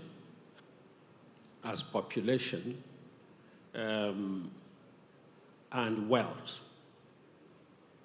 If you have population and you don't have wealth, you probably have a problem. If you have wealth and you don't have population, you're probably as good as some of the European nations, but you can never really become a superpower. To become a superpower, looking at the Caribbean and looking at Africa, bringing those populations together, you'll be looking at huge population, perhaps today as big as China and India. But then you can also be big for nothing, if you don't have wealth tied to that. So Africa has to be and the Caribbean have to be very intentional in trying to dismantle, the structures that have been put in place so that we can ascend, to that position that I think we are naturally, blessed, to occupy, given our natural resources, given, our youthful population, and so on. Thank you. Thank you very much, Mr. Kenneth, for that. I'm going to turn to you now, Governor Antoine, because you mentioned earlier about having that infrastructure in place to be able to make those payments. You were quite instrumental in creating Dcash in the region, I think the region's first digital currency platform. So I wonder what would be, or what could be, the how could the Pan-African payments and settlement system increase trade between Africa and the Caribbean? Right, so thank you very much. It's a very good question. And like I said earlier, payments are the lifeblood of any economy. Without it, economies quickly grind to a halt, large and small. PAPS, the Pan-African Payment and Settlement System, which was started in 2021, 2022 with 5 countries, is now being exported to CARICOM in what we call CAPS, the CARICOM Payment and Settlement System. What is that? Essentially, it is a real-time, low-cost, cross-border payment system in local currencies. And that goes to the issue I raised earlier about our over-reliance on correspondent banks, particularly from the US, because once you do trade in US dollars, you need a correspondent bank. The reality right now, and Dr. Antoine could attest, is that a lot of our trade within CARICOM is being done in US dollars. So wherever you are in the CARICOM area, a lot of it you still have to find USD. That creates cost, foreign exchange cost, time, money, and so on. And while correspondent banks provide an important service, they have not always proven to be reliable. We went through the risk and challenges a few years ago, and they are relatively expensive. So CAPS is this idea of beginning to boost trade and investment within CARICOM. Charity begins at home. Phase 1. And then phase 2, we pivot to the motherland, to the African continent, and we do transactions between CARICOM and Africa. How will that work? If you are in Grenada, where we are, and we wanted to send money to Guyana, we would send it in EC dollars, and they would receive it in Guyanese dollars. No US dollars would be exchanged between the two parties. Behind the scenes would be the ECCB, the Eastern Caribbean Central Bank, and the Bank of Guyana. And as the settlement agent, the Afreximbank. So that's how that would work. If we took that fast forward and we took it to Africa, the engagement, my daughter is in, say, Ghana, and I want to send her tuition. I would be able to send EC dollars, and they would be able to get it in Cedi or in Nigeria, in Naira, and so on. That is where we want to go with that. So local currency to local currency payments. In the background, and I want to be clear, in the background, there will be a US dollar settlement, final settlement between the two central banks. But in the day-to-day transaction, the traders, the persons who are doing business, the transaction, will be trading in local currencies. That, we believe, is a potential big breakthrough. So in short, we've attempted to begin that, the CARICOM Central Bank Committee of Central Bank Governors, with a proof of concept between the Central Bank of Barbados and the Bahamas in February of this year. That went well. We've now decided to pursue a pilot, which means we're going to expand that to at least 4 countries. So it will be Barbados, Bahamas, ECCB, and one other. I'll leave the other country to confirm when it is willing and ready to so do. And then once we're able to do that pilot, we will then look to see how we could begin to scale up. So that is the intention there. I want to thank Afreximbank for their leadership to initiate PAPs, which we are now leveraging to create CAPs. And in a real sense, when we talk about leveraging our shared pain for shared prosperity, this is a good concrete example of the possibility. Thank you very much. We're going to turn to you, Mr. Raymond, as your role with Vista Bank.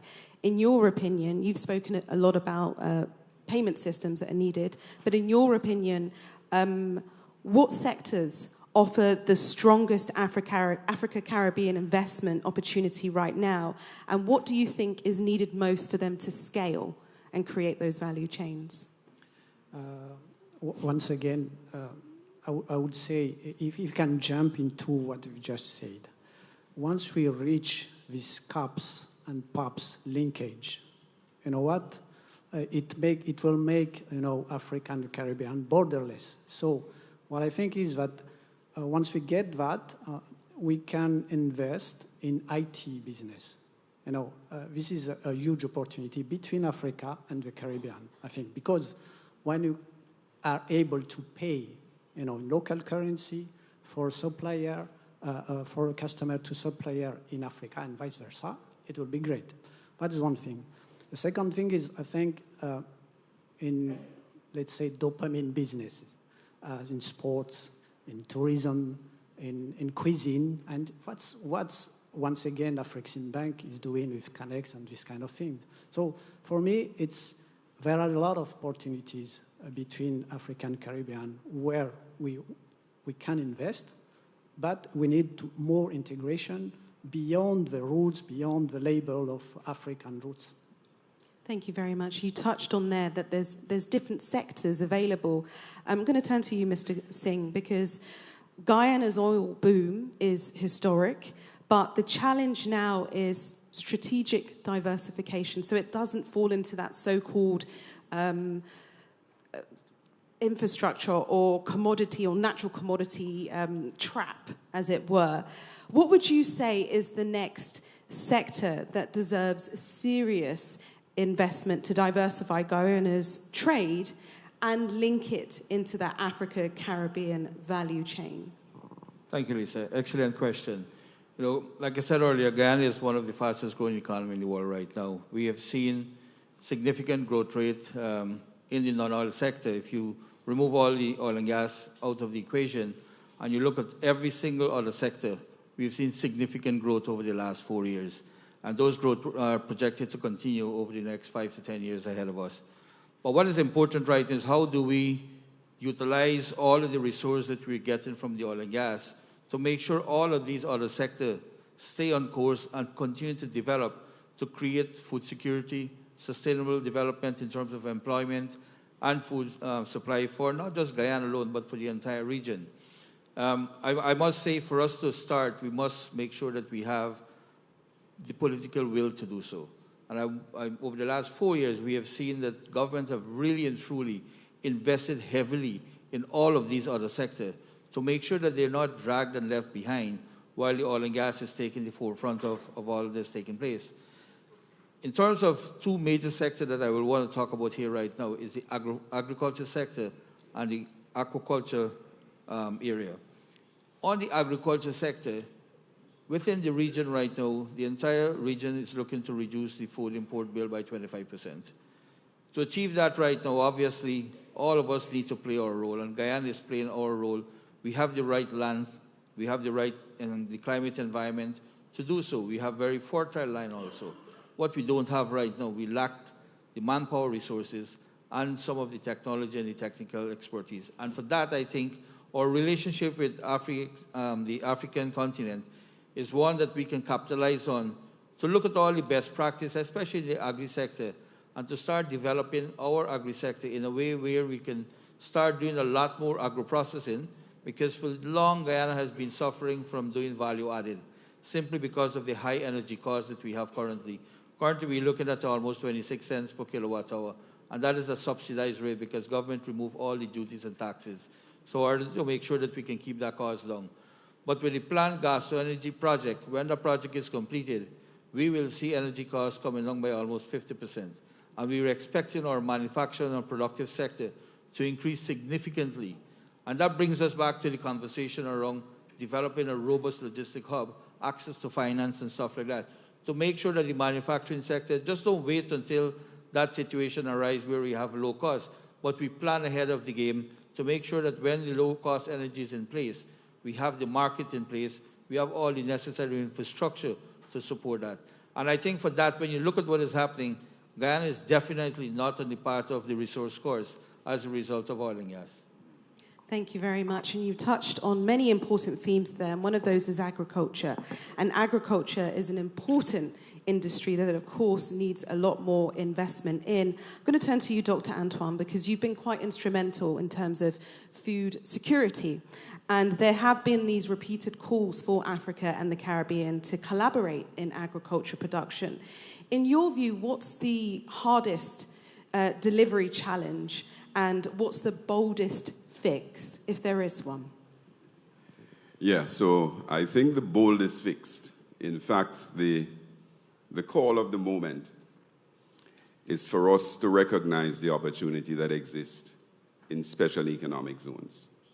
Whether that special economic zone is in Guyana, whether it's in Trinidad, it's to recognize that if we were to move our raw materials from the Caribbean, again, we don't have to wait while we are getting rid of some of the barriers. We can move to a common space. And I heard one of the speakers this morning talk about a trade corridor.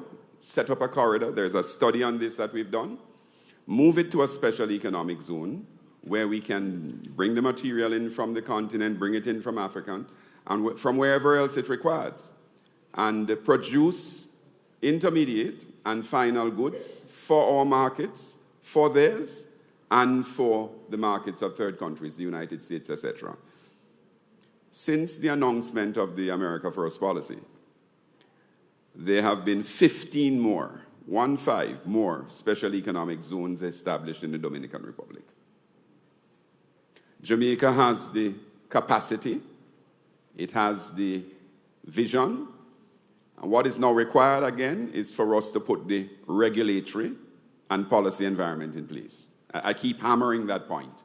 So that is really the opportunity. Moving cassava from Africa to here to bring into one of our markets is not going to work. But putting it where we can best process that into final products, whether it's for Europe, is this sweet spot. What's the difficulty? The difficulty is that we have to find ways to finance all of this. So what has the CPSO done?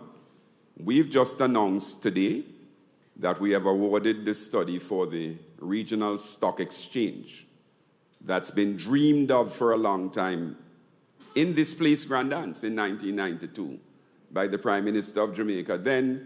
He then co-opted the Prime Minister of Barbados and Trinidad so that there was this stock exchange that was made of these three operational stock markets at the time. We've not been able to achieve this vision of a regional stock exchange. This announcement that we've made today after a robust selection process will unlock a lot of the finances that we need for this. Why? Because we still have in domestic markets pools of funds earning less than 1% rate of return and 2% if we're lucky. And we believe that the stock market, where we're talking a regional stock exchange, mobilizing that capital, will give ordinary people an opportunity to become wealthy, to make money. It will democratize wealth. And that is how we're thinking about this. And of course, the only thing I would add is that that's also to finance what we have to do in terms of the energy infrastructure, which really has to be moving to green energy and renewables. So there is a plan, and we have some entities in CARICOM that are beginning to move. We don't just need political will. We need political action. Thank you. Thank you. So the Regional Stock Exchange, a round of applause. This Regional Stock Exchange could be key for bridging those gaps. I'm going to turn to you, Mr. Munchu, because you work with Afreximbank, and it'll be interesting to know how multilateral institutions like Afreximbank are working to support deeper Africa-Caribbean value chain participation beyond financing alone. Thank you very much. And I want to just leverage on what my brother said here on Pan-African Payment and Settlement System, PAPS. PAPS today facilitates the 42 local currencies in Africa to be able to trade, not using any foreign currency, US dollar or euros or any major currency. But why is it so important that PAPS should succeed? I will say this and then connect to the various other initiatives that we're doing to give a holistic solution. PAPS allows country to do net settlement. Today, if Grenada wants to trade with Cameroon, for instance, you have to set dollar aside to settle the trade. If you want to trade with Nigeria, you have to set dollar aside. You have to set dollar aside for all the countries in the world. But PAPS will allow you to be able to settle only your net position, and somebody may actually be settling you. So that reduces the volume or the quantum of dollar that will be required. That's one thing, and fragmentation. The second thing is that today most of our currencies, like the case of Africa, 42, don't have direct spot exchange rates. You can't say the Naira to the CFA or the CFA to the CD and so on. But you pass through PAPS and do that, and we collect data, say, for 10 years.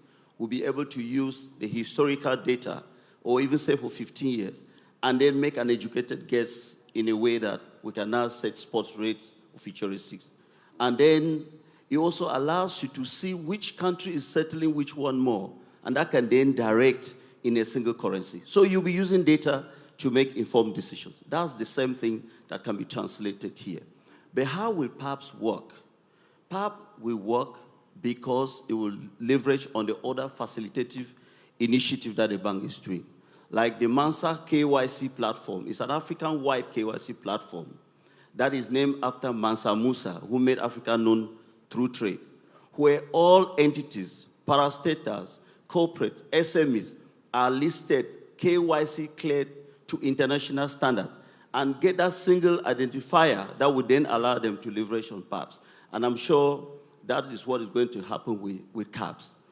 In addition to that, we have trade intelligence and trade regulations platform, which allows you, if you want to do trade across borders, you know the information on what each country has, and you also know information on all the trade regulation in each country. You also then have to leverage on the Africa Trade Exchange, which can also be copied and brought in here, modified to suit the need, to ensure that goods and services like the fertilizer, the petroleum products Dangote was talking about, cement, can be listed so that buyers can go there and source. And Afreximbank and the financial institutions will go there to provide the financing. Then we have the Collaborative Transit Guarantee Scheme that allows one instrument to be issued so that goods can be moved from Cape Town to Cairo or from Dakar to Dar es Salaam and move goods across. That way, intra-African trade happens, which is very low today at about 17, 18%, according to the AFCFTA Secretariat.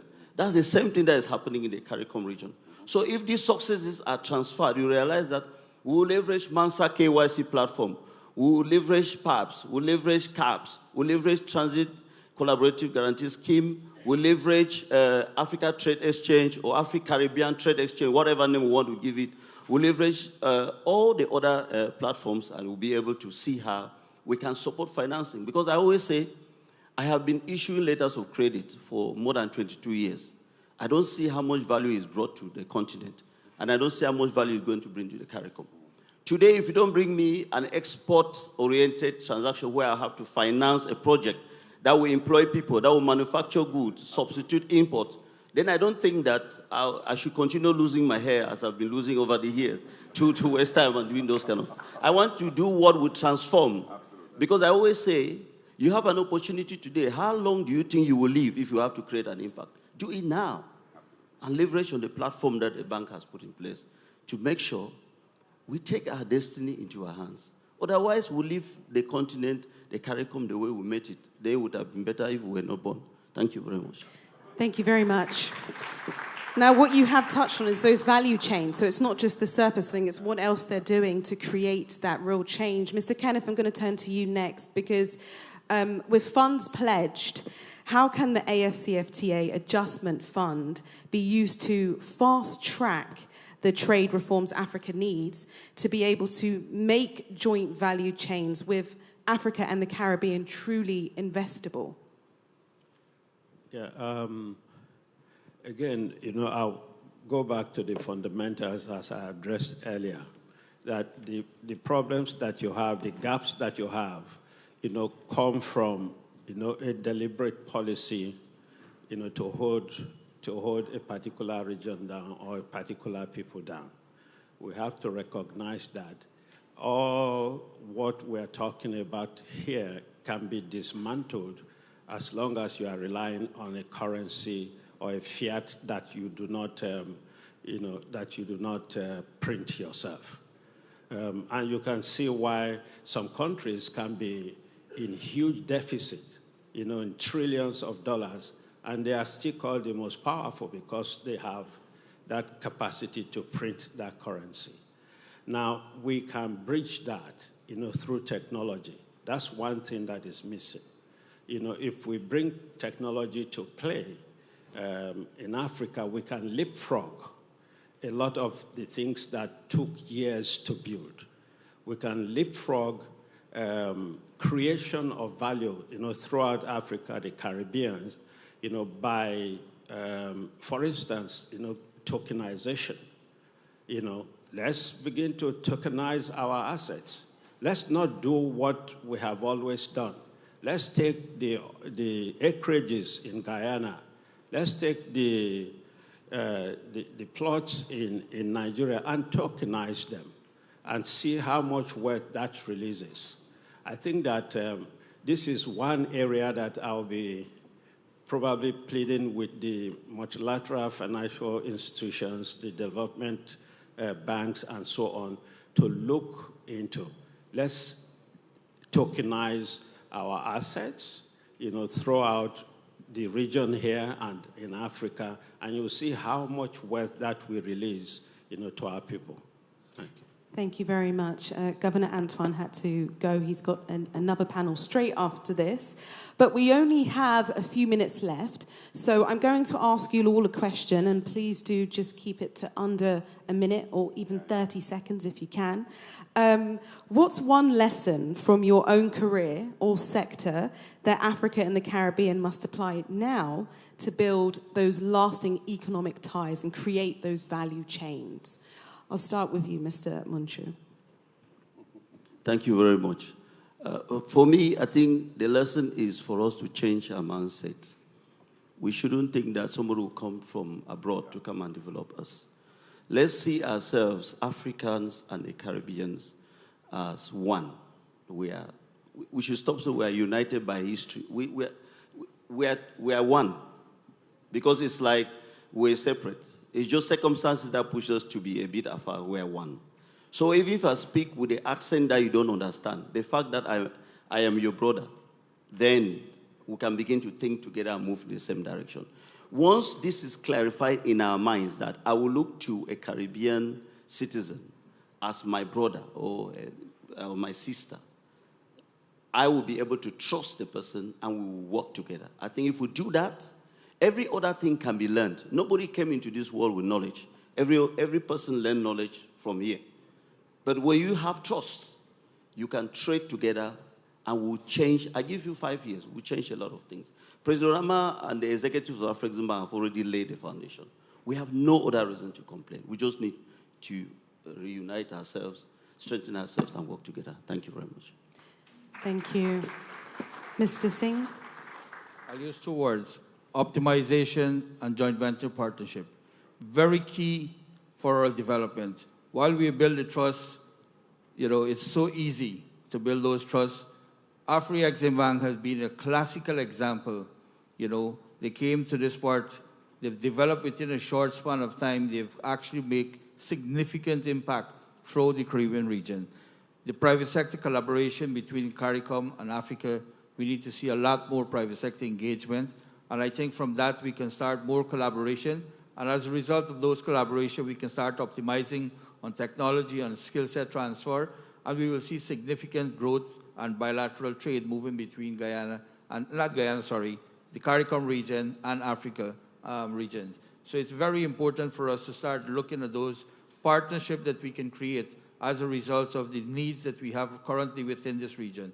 Don't let us look at the size of the region. Look at our strategic location where we are right now. We have access to over 400 million people within the Latin American, North American market. It's a huge area for us to develop and strengthen our trade relationship. Thank you. Thank you.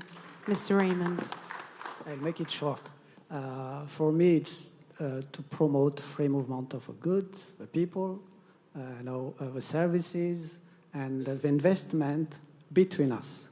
And it's going to be fine. Thank you. Dr. Antoine. So thanks a lot. So resilience, transformation. We've spoken a lot about resilience, building on what's there. And there's a lot of work to be done. We are making baby steps, but we're getting there.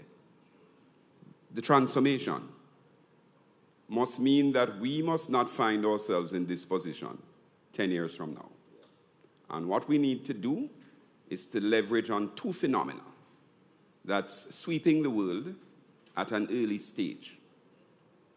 AI. Using AI to do a lot of what we discussed today on trade information. Before you can trade, you need to have information. Before there's a trade in goods or service, there's a trade in information. This is why we brought a young, intelligent startup firm with us, Wisdom CRM, that started in Trinidad and Tobago. We've signed an MOU with them. We've provided them with a lot of data under confidential cover. They've used this to develop some AI models, and using it more will perfect it more. AI is about repetition. But at the last trade show they had last week, they signed 126 micro firms in Trinidad that did not have access to this information before. We need to spread this quickly so that our firms are in the same position as firms in Asia and China and the United States, so that we're not here 10 years from now. Point two quickly. Education. I looked at the report from the World Bank before I came last night. Timothy, who left, and my mother spent their lives in education. We're the children of teachers. They invested time. They sat over our shoulders. We went to good schools. But it's not so for the masses of our students in Africa and the Caribbean.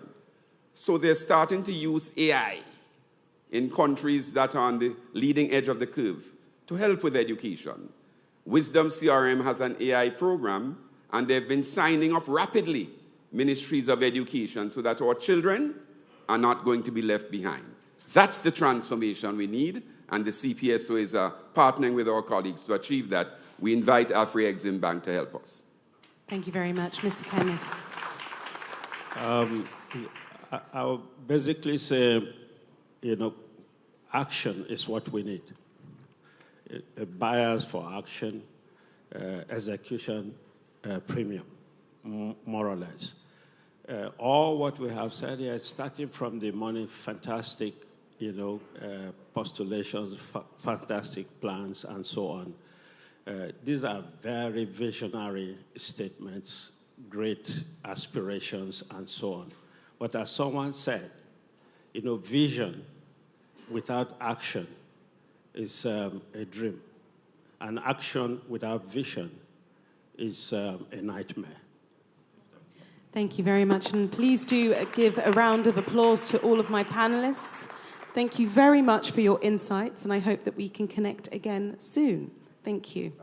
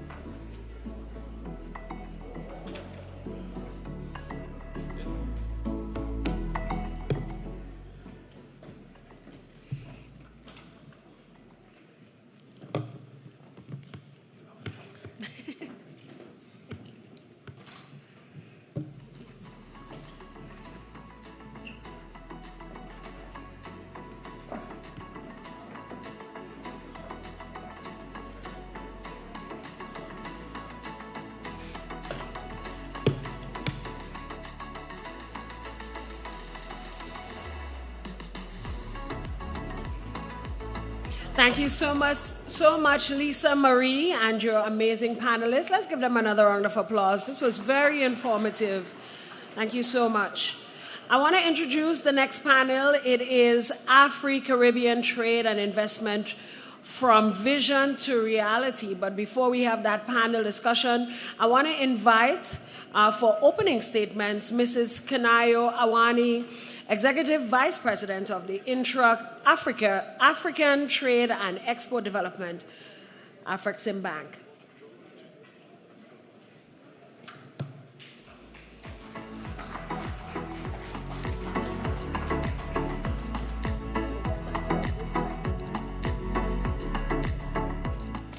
I was just telling the mistress of ceremony that she did a better job with my name this time around.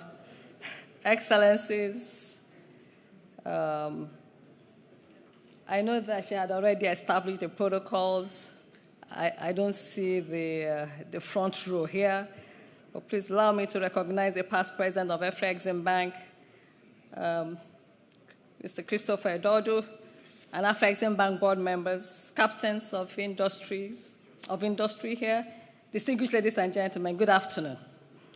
And it is indeed a very great honor that I stand before you at this 4th edition of the AfriCaribbean Trade and Investment Forum in this beautiful city of St. George's. Today, we continue to live, or to give life to the vision of a global Africa, a connected, economically empowered, and prosperous community bound by a shared ancestry, economic ambition, and cultural pride. Allow me a moment of reflection, as just to think back about how the journey began. And I vividly recall one of the several conversations we had with our president, Professor Rama, at a time when the Caribbean barely featured in Africa's strategic economic engagements, save for the pronouncement of the African Union that it was the diaspora was a CIS region. We discussed how it was time we extended our Pan-African mission and to implement our diaspora strategy so that we can connect Africans regardless of geography. And that was in line with our intra-African trade strategy. Our intra-African trade strategy at the bank is the arrowhead of the bank's enterprise strategy. And we had defined intra-African trade at the time as trade between and among African countries, but also trade between Africa and the citizens in diaspora. We called it intra-African with an emphasis on the N, purposefully. At the height of the COVID-19 pandemic, when fear, trepidation, uncertainty grieved our nations, Afreximbank stepped out to deliver just not financing, but hope. I think this was mentioned by Prime Minister Miamontli as well. Through a $2 billion facility, we supported the procurement of over 400 million doses of vaccines for African Union member states, but also for the Caribbean community. This wasn't merely about public health at the time. It was really about restoring our dignity. And through deliberate actions spurred by the crisis of COVID-19 pandemic, the Caribbean emerged as the most natural region for advancing our diaspora strategy, given that they were the most organized as a bloc, and they presented the opportunity to give effect to African Union's pronouncement at the time of the diaspora being the 6th region. This taught us that political will combined with deliberate action has the potential to unlock even deeper economic, social, and cultural relations. At that moment, something shifted for us. It wasn't just a strategic directive. It was a calling to correct the historical wrong that had artificially separated us for far too long. For decades, Africa and the Caribbean had shared pain, shared struggles, and shared historical injustice. But we did not, at that time, have a shared economic destiny. There had to be change, and that is why the bank has been unrelenting to promote integration between Africa and the Caribbean. And it's also why we selected the Africa-Caribbean Trade and Investment Forum, this particular panel, From Vision to Reality, as a theme. And this is to demonstrate how we have been working to translate the aspiration of a shared economic destiny into a reality. To demonstrate, distinguished guests, to demonstrate the journey we have traveled in just a few years, a few short years, let me recall some of the ambitions that Professor Rama set out in the inaugural ACTIF in Bridgetown, Barbados in 2022. These included, among others, ensuring that Afreximbank is empowered to deliver value to Caribbean states through a partnership agreement, opening of an office in the Caribbean, working with countries to establish a Caribbean Export-Import Bank, and committing an investment of $700 million in the Caribbean to support Africa-Caribbean trade and investment. I know there's been a lot of talk about action. There's been a clarion call to action. But with all humility, I think we've acted.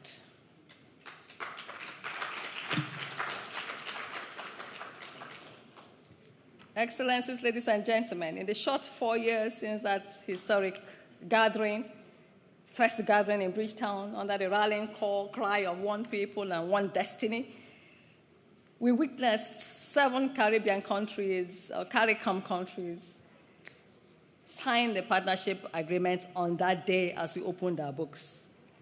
We have even delivered much more. Today, 13 of the 15 CARICOM countries have acceded to the bank's partnership agreement. We have expanded our financing beyond the original ambition of $700 million, and we have to a transformative $3 billion, enhancing our ability to build, trade, and transform our destinies.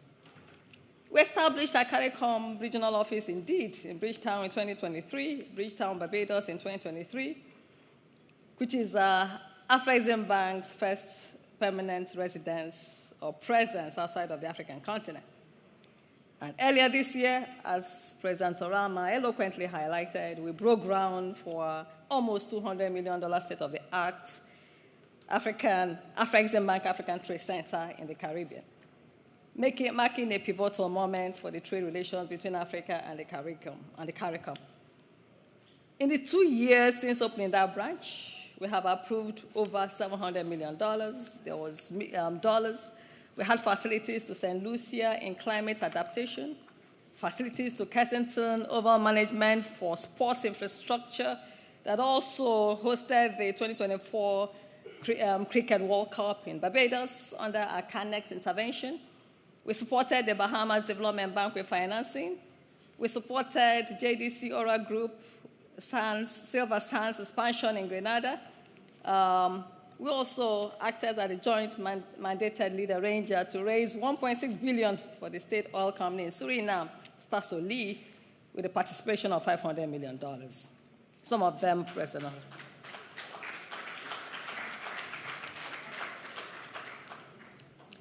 And the pipeline continues to deepen. And just now at lunch, I had another discussion, with one of the prime ministers and the President Orama on another hotel project in the country. In the Bahamas, we've signed $200 million infrastructure facility. I signed 2 this afternoon. Those were agreements, by the way. And that's in the Bahamas. For infrastructure road construction. In Grenada, we are co-financing a world-class tertiary hospital valued at $240 million, and I think President Orama also mentioned it. In Guyana and Suriname, we have also launched a combined $6 billion in local content facilities that have been launched to catalyze indigenous participation, very important in the oil and gas sector. In the Bahamas again, we have also a project preparation facility approved for the development of the Afro-Caribbean Marketplace and Logistics Center on the Grand Bahama Island. In addition, we're also working to ensure that we create the institutions and skills that will ensure economic emancipation. We're also collaborating with the CARICOM Secretariat to conduct a feasibility study for the establishment of a CARICOM Eximbank that can serve the needs of member countries and leverage trade to deliver development. Much has been said about the Caribbean payment and settlement system modeled after our Pan-African payment and settlement system to decolonize our payment systems and empower regional trade in local currencies. The CAPS, as we now call it, and PAPS, will make it possible for trade in local currencies and is estimated to save over $1 billion annually in foreign exchange conversion costs and settlement delays. To support the technological advancement of our people, we are supporting the P.J. Patterson Institute of AfriCaribbean Advocacy at the University of West Indies to establish the Africa-Caribbean Hub dedicated to the pioneering work of generative artificial intelligence. It was interesting to hear the discussion on the panel earlier. For too long, and that's in recognition of the fact that for too long, Africa and the Caribbean have been sidelined in the global narrative of technological advancements, particularly in the realm of cutting-edge artificial intelligence. We've also made grants available, to the CARICOM Development Fund to launch a resilience and sustainability fund to support the region. We supported, as had been mentioned by Prime Minister Michel, the disaster recovery over post-hurricane burial. We have also supported the creation of the Africa-Caribbean Business Council. And we're also supporting it with technical assistance for startup processes through grants. And this is under the auspices of the African Business Council, as well as the Caribbean Private Sector Organization. We're also unlocking talents of our youth, leveraging the power of the cultural economy. Through CANEX, Afreximbank has made strategic investments in fashion, film, music, gastronomy, and culinary arts, and storytelling, placing Caribbean talent on global stages. I will not even go into the details because I think President Rama spent a lot of time talking about the work we've done with Studio 327, providing creative training and film production programs across Grenada, St. Kitts and Nevis, St. Lucia, and St. Vincent and the Grenadines. All the Caribbean designers were supported to walk the runways of Paris, New York, and Portugal, as well as Tokyo. And also, he also mentioned about the CANEX Book Factory, where we spotlighted Caribbean literary talent and writers from St. Vincent and Grenadines, as well as St. Kitts. And then the work also we've done with the gastronomy vertical with Natasha Deborg and Davisha Buro. Last year also he mentioned that we sponsored a historical or a very landmark music collaboration called the One Drum that brings together Olodum of Brazil, Steve Marley, Jamaica, Flavor of Nigeria, Maforizo of South Africa into a collaboration music production. I wish we could have played that music here. That was, so that you can hear it as well. All this has been made possible through a suite of financing and facilitation products and initiatives, as well as advisory services, which the bank continues to pursue relentlessly and deploy in this region. I know OK is here, OK Nhejirika, our Chief Regional Operating Officer, and other distinguished panelists, and I'm hoping that we'll dive into this and others, to excavate some other programs that we can do in the region or that we're doing. Excellencies, ladies and gentlemen, I think that what we are building is not just episodical. And as I mentioned earlier, it's actually action in progress. It is actually also systemic.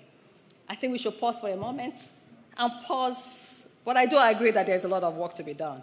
We're not there yet.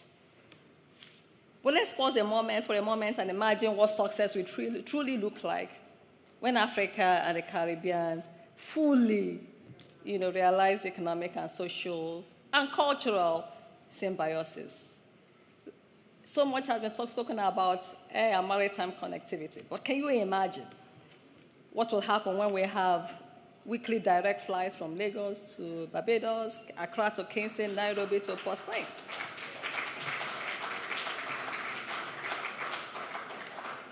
As routine, not seasonal, not winter shuttles, not carnival shuttles. In this new reality, container ships shall sail from Abidjan to Georgetown, transporting not only goods, but opportunities.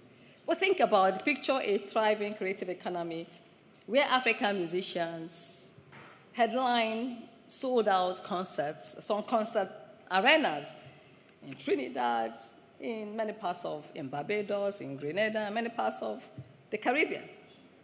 Think about our designers who strut down and share runways in a global Africa Fashion Week. Broadcasts from Kingston to Kigali. Our musicians will record collaborative albums, our filmmakers will co-produce content, and our artists will sell to global audiences as well. And these are backed by harmonized intellectual property protections for both the Caribbean and Africa. Imagine also financial services across banking, across fintech, across insurance, even across factoring, as I heard Eric Intong talk about the limitations of letters of credit.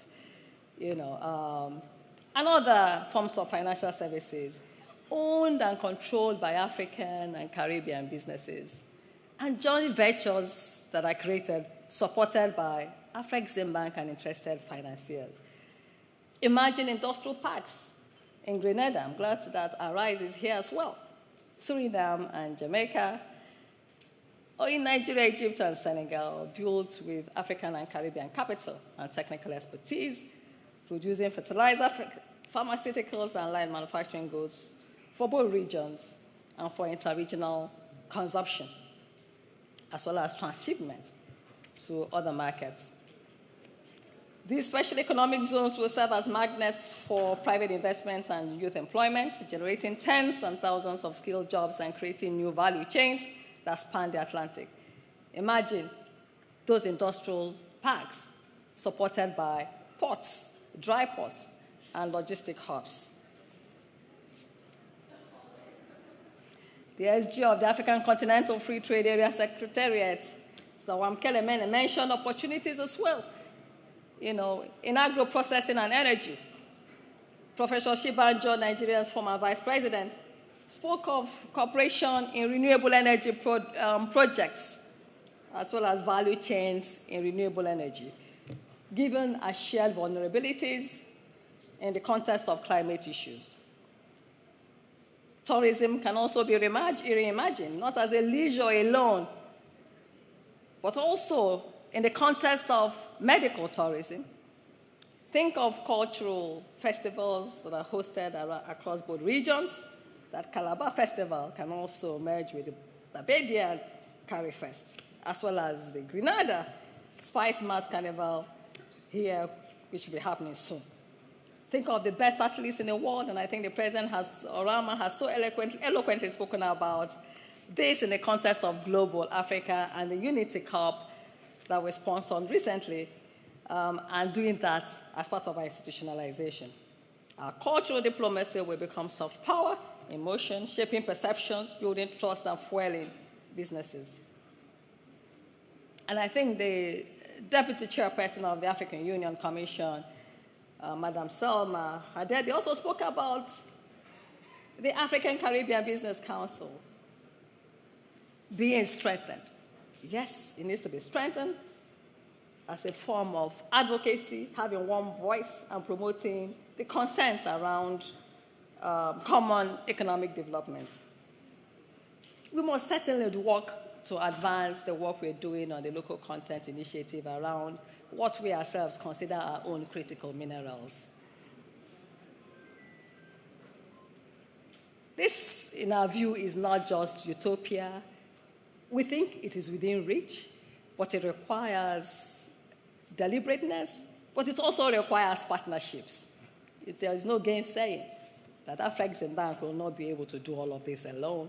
It requires a collective effort. a future where we can ensure that our trade is also not extractive, but a shared enterprise delivering better tomorrow, as we look forward to a future where value is not lost in transit, but a future where it is multiplied through connection. I therefore challenge the panel before me to identify actionable initiatives, or the conversation should aim to come up with actionable initiatives, strategies, and recommendations that will enable us to sustain our shared vision for the foreseeable future, and even as we think about institutionalizing under a global Africa Commission. Our path forward must be bolder. It must be more intentional. It must be unified.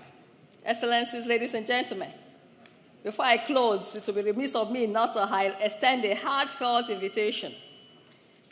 And this is to the upcoming Intra-Traffic and Trade Fair that we hold from 4th to 10th of September this year, where the world again will gather again in Algiers, Algeria, for the 4th edition of the Traffic and Trade Fair, where we have expecting over 2,000 exhibitors, 35,000 visitors, and I want to conclude, more than $44 billion in deals, trade and investment deals. In Traffic and Trade Fair, IATF, as we call it, is not just a fair. It is really an economic revolution. IATF will feature dedicated, specifically Global Africa Diaspora Day, Your Day, a celebration of what connects us, and a launch pad for what empowers us as we continue to move from vision to reality. God bless you all.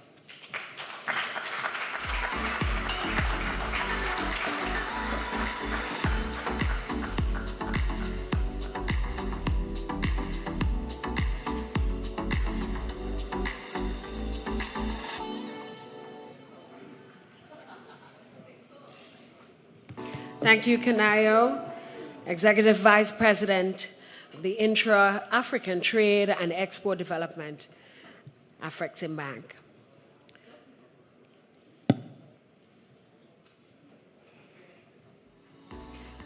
Our next moderator is a son of the Grenadian soil. He is Mr. Timothy Antoine, or should I say His Excellency Timothy Antoine, Governor of the Eastern Caribbean Central Bank. He will introduce the next panel.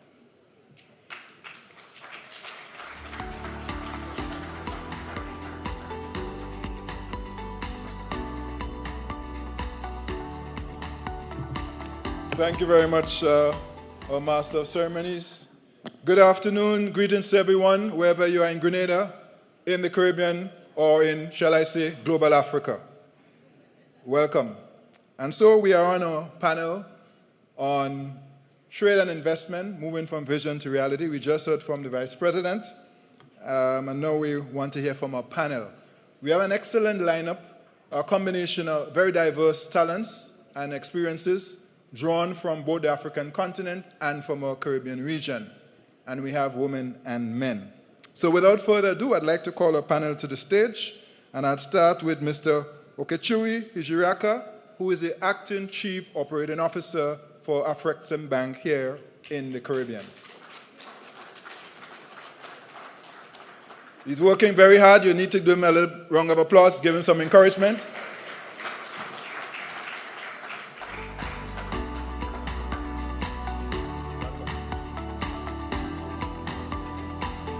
Next, I'd like to invite to the podium Mr. Rodinal Suma, Chief Executive Officer of the CARICOM Development Fund.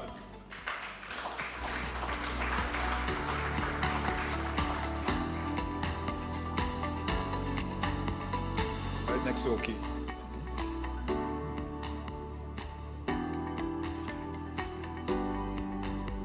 And now I'm pleased to invite Ms. Sumbo Olatunji, who is the CEO, Caribbean Expansion Access Bank PLC.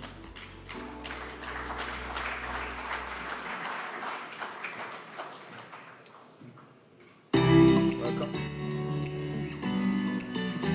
And by the way, if I didn't get the names right, that will come with practice as we invest in our African heritage and the relationship that will improve. I now want to invite my colleague, Governor Governor of the Reserve Bank of Zimbabwe, Dr. John Mushawavanu. Please welcome him.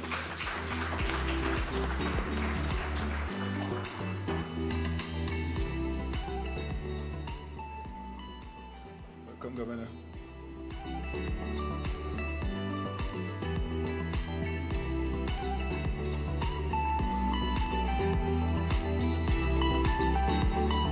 Next, I'd like to invite Ms.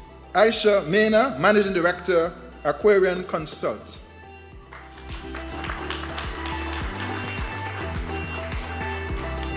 An African queen who I had the pleasure to meet in St. Kitts at Brimstone Hill. No, recently. Please, welcome.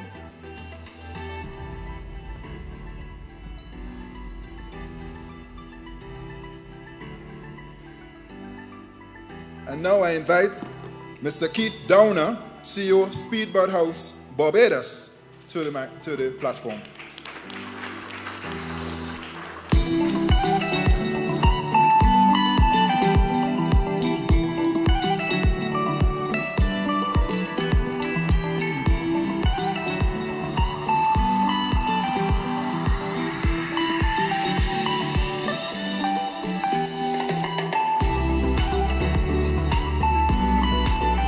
And now I'm pleased to invite Mr. Atario Mitchell, President, Bahamas Striping Group of Companies.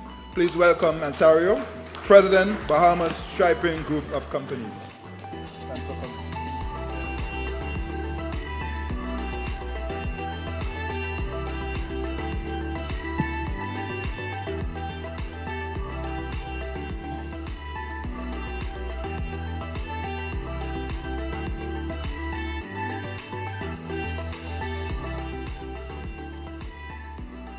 So, welcome back. Good to see you all this evening. So, we're going to have two quick rounds of questions and answers, and I'm hoping right at the very end we can take a question or two from the audience, if you have any, before we conclude the panel. So, without further ado, I'll turn first of all to the Chief Operating Officer for Afreximbank in our region, based in Barbados, Brother Oke, as I normally call him. And I'll turn to you and ask you, how successful have the previous three editions of ACTIF been in accelerating trade and investment linkages between Africa and the Caribbean? All right, thank you very much, Governor, and it's a pleasure to be here. I want to look at this from a practical perspective. Now, ACTIF, as we know it, has evolved. It's not just an event. It's now a platform for global Africa connection, where discussions on common areas that can drive our common interests forward, it holds sway and, of course, takes prime space. What we want to see is a situation where what we used to look at from a problem perspective is now transitioning for us to see it from a solution-driven point of view. We know that the issue about Africa and Caribbean trade has received only word-of-mouth action. And the EVP did talk about, the Vice President in her session, she talked about the fact that for Afreximbank, it is action. And I'm adding to that to say it's not just action, but it is also a call to other stakeholders to follow the route and take action in that. So for us, now creating the AfriCaribbean Trade and Investment Forum is a platform for us to deepen that call so that the issues that nobody dreamt about bringing to the fore can now take prime of place, now take the attention that it requires. And as an African proverb says, when a problem is exposed, then it means the solution is at sight. So that means the fact that we can now sit in the same room to talk about how can we do business among ourselves is the right step in the right direction. Because after that will be partnerships formed. After that will be connections made. After that will be deals signed. And then things that will follow, things around how do we create solutions to facilitate this. We talked about, it's been overemphasized, the lack of A and C connectivity. Those discussions can begin to happen in earnest. And this is what ACTIF has stood for and continues to stand for. And I think from a practical point of view as well, if you look at the success from the previous ones, I believe if you look around you, the frenzy, I mean, the carnival-like, views that you will see shows that the fire of ACTIF, the impact is raging. Everybody is buying into this message that it brings to the table. Everybody is recognizing it as what it is to be, what it is, So, and one of the standpoints I consider is, first of all, is in terms of attendance. We were targeting about 800 for Guyana, for Grenada, this event. And as at the last count, we have over 2,000 people who registered. So that means people are accepting the messaging that is coming out of ACTIF. And that is also something that we think is important. Now, we did set up our Caribbean office based in Bridgetown, Barbados, as our way forward. And then following that, prior to that, we had the ACTIF. Now, in terms of membership, we are seeing action take place. Jamaica signed like 3 weeks ago. We've seen deals being announced to show that, to doubting Thomases, those who didn't believe that there is actually opportunity between Africa and the Caribbean, that indeed a huge amount of opportunity exists for us to collaborate and partner. So that we are saying we have credit approval for over 700 million of deals. It means that if you push forward, if you collaborate further, if we discuss more among ourselves, we can actually see how we can turn what used to be problems into strong opportunities. If you also look at the two regions in isolation, you find out the potential that Africa brings to the table, over 1.2 billion people market. That's huge. And for the Caribbean, strategically positioned. But we're not taking advantage of these values that are inherent in both regions. Trade between Africa and Caribbean today, as we know, is about 1%. We trade more with others than with ourselves. We hold strongly to that Atlantic divide that is between us, instead of looking for how to traverse through it. Knowing that, centuries ago, people used to go with ease to take people across. So we have not paid attention to creating that solution. But then ACTIF is now bringing it to the fore to ensure that we are seeing this the way it should be, that there are opportunities that are inherent, but that it is now in our hand and in the hand of no other person to transition from talking about problems to now celebrating successes. Thank you. So thank you very much. So what we're hearing is that the message is resonating and deals are being done, 700 million and counting.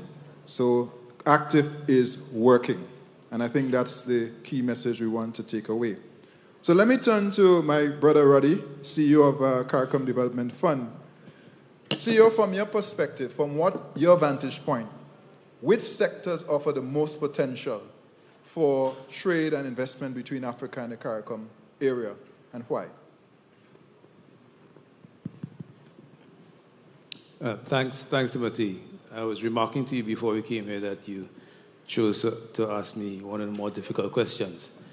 We look at it two ways. There could be a simple answer in terms of the opportunities that have already been revealed through ACTIF, for example. But if you have to look at it from a strategic standpoint and ask, how do you scale up some of these investments in sectors that we've seen investment fueled by Afreximbank, but also investment in the region? I think that's what we probably need to focus on. But I'll mention some of these sectors. They're obvious enough. We heard them being mentioned in other panels.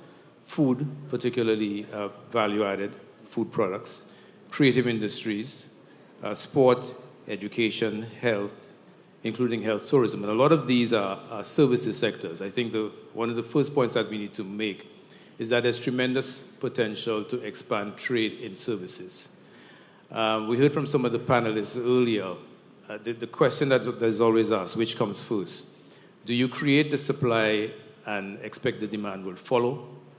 In the case of manufacturing, when the discussion focused on the need for more shipping between the continent and the region, I recall, I think it was Dan Cote who said, let us start doing the business and the maritime links will come. There are others who are anxious to see the supply put in place and that the demand will follow. But I think we need to do it in partnership. and these partnerships would include public and private sector, and partnerships, of course, between businesses in the continent and in the region. So why should we do this? Why? It's because, as Oki just pointed out, the volume of trade between the region and the continent is extremely low. I think the figures that the ITC had put out is somewhere in the region of CARICOM trade of Africa, 2.6% overall.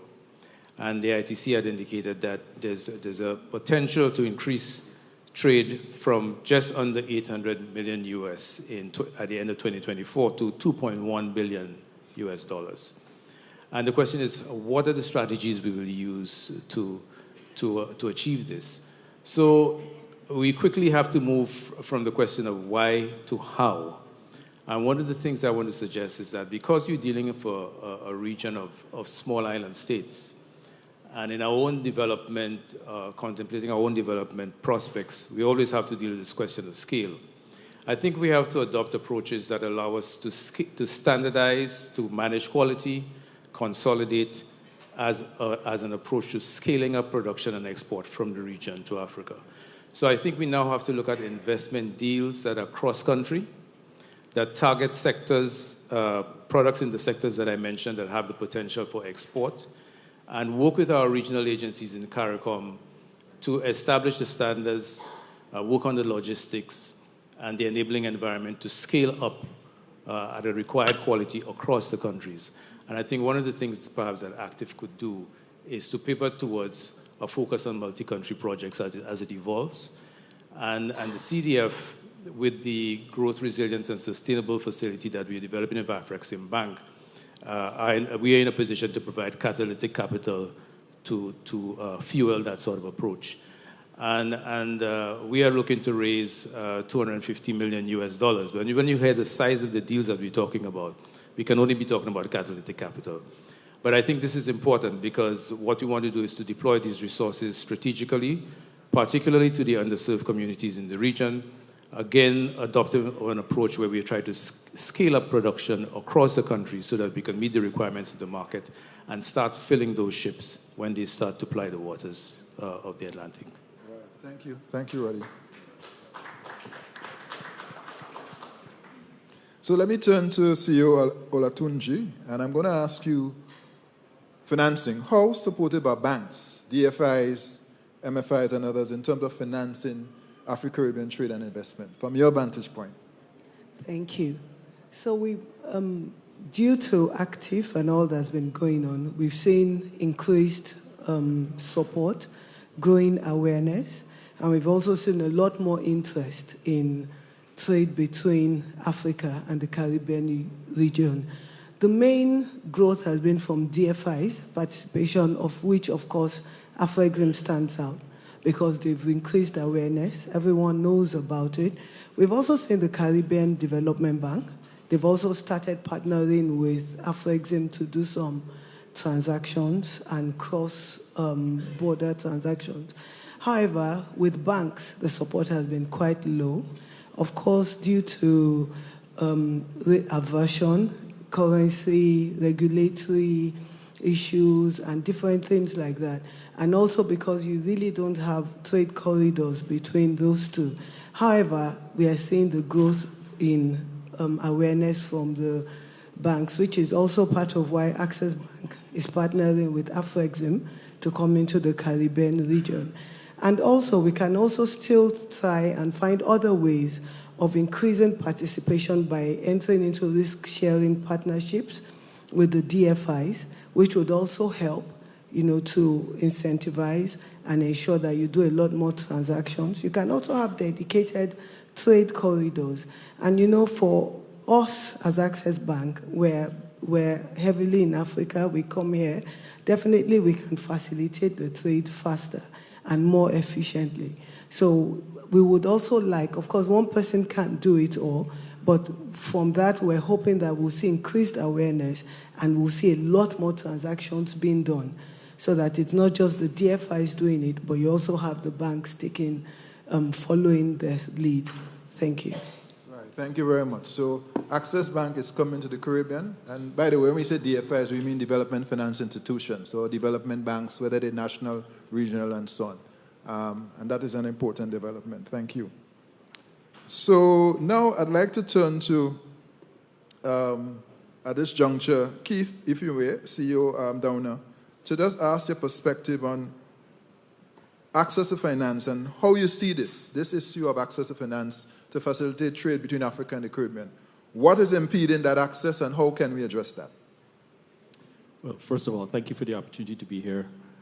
I think from a private sector perspective, there's still a situation of high interest rates and difficulties in acquiring financing for projects that people are looking at. And there's a twofold reason for that. One is a trust issue, and secondly, from a regional perspective, the paperwork and the detail required to get transactions done, we have to help our entrepreneurs to get there. So there's an educational portion of that we would need to help people to do that. But when I look at my North American experience, your people available to help entrepreneurs prepare paperwork, to do financing, getting the right things done, helping them to understand cash flows and what makes a project successful. Many of our regional entrepreneurs don't have that support. So banks are left with a situation of trying to risk manage the approach from small businesses. And the lever that they have is an interest rate situation. But at the end of the day, collectively, we need several projects to succeed so that the banks become more comfortable and the entrepreneurs also understand what it takes to be a successful project. Today, I'm still nervous that several people sign a contract and say, we've got financing, thinking they've gotten to the end of the line, when that's actually the beginning of the road. And that concept has not really been translated in the region. So figuring out and trying to help the entrepreneurs to understand what it takes to be financed, what that responsibility means, and for the first group of us, all of the contracts that Afrexim has signed, everyone has to succeed. Otherwise, there's going to be an issue. So everybody who has gotten a check so far needs to deliver to the end, provide a return on that investment that allows for the next guy in line to have a better deal. Right? We have got a lot of microfinancing issues popping up that are much smaller, but to the comment made by the Development Bank as well, we have to inject funds at a lower level to get things started, but we've got to help those people to get through the process. So I think we have got a lot of great opportunities coming with Afrexim and the other banks coming into the region, bringing more competition to the established banks that were there before, helping to open up the pockets. Now we have the responsibility of delivering on that funding and making sure that those projects come to fruition. Otherwise, this entire snowball is going to come apart very, very quickly. Right, so thank you for that perspective from the private sector.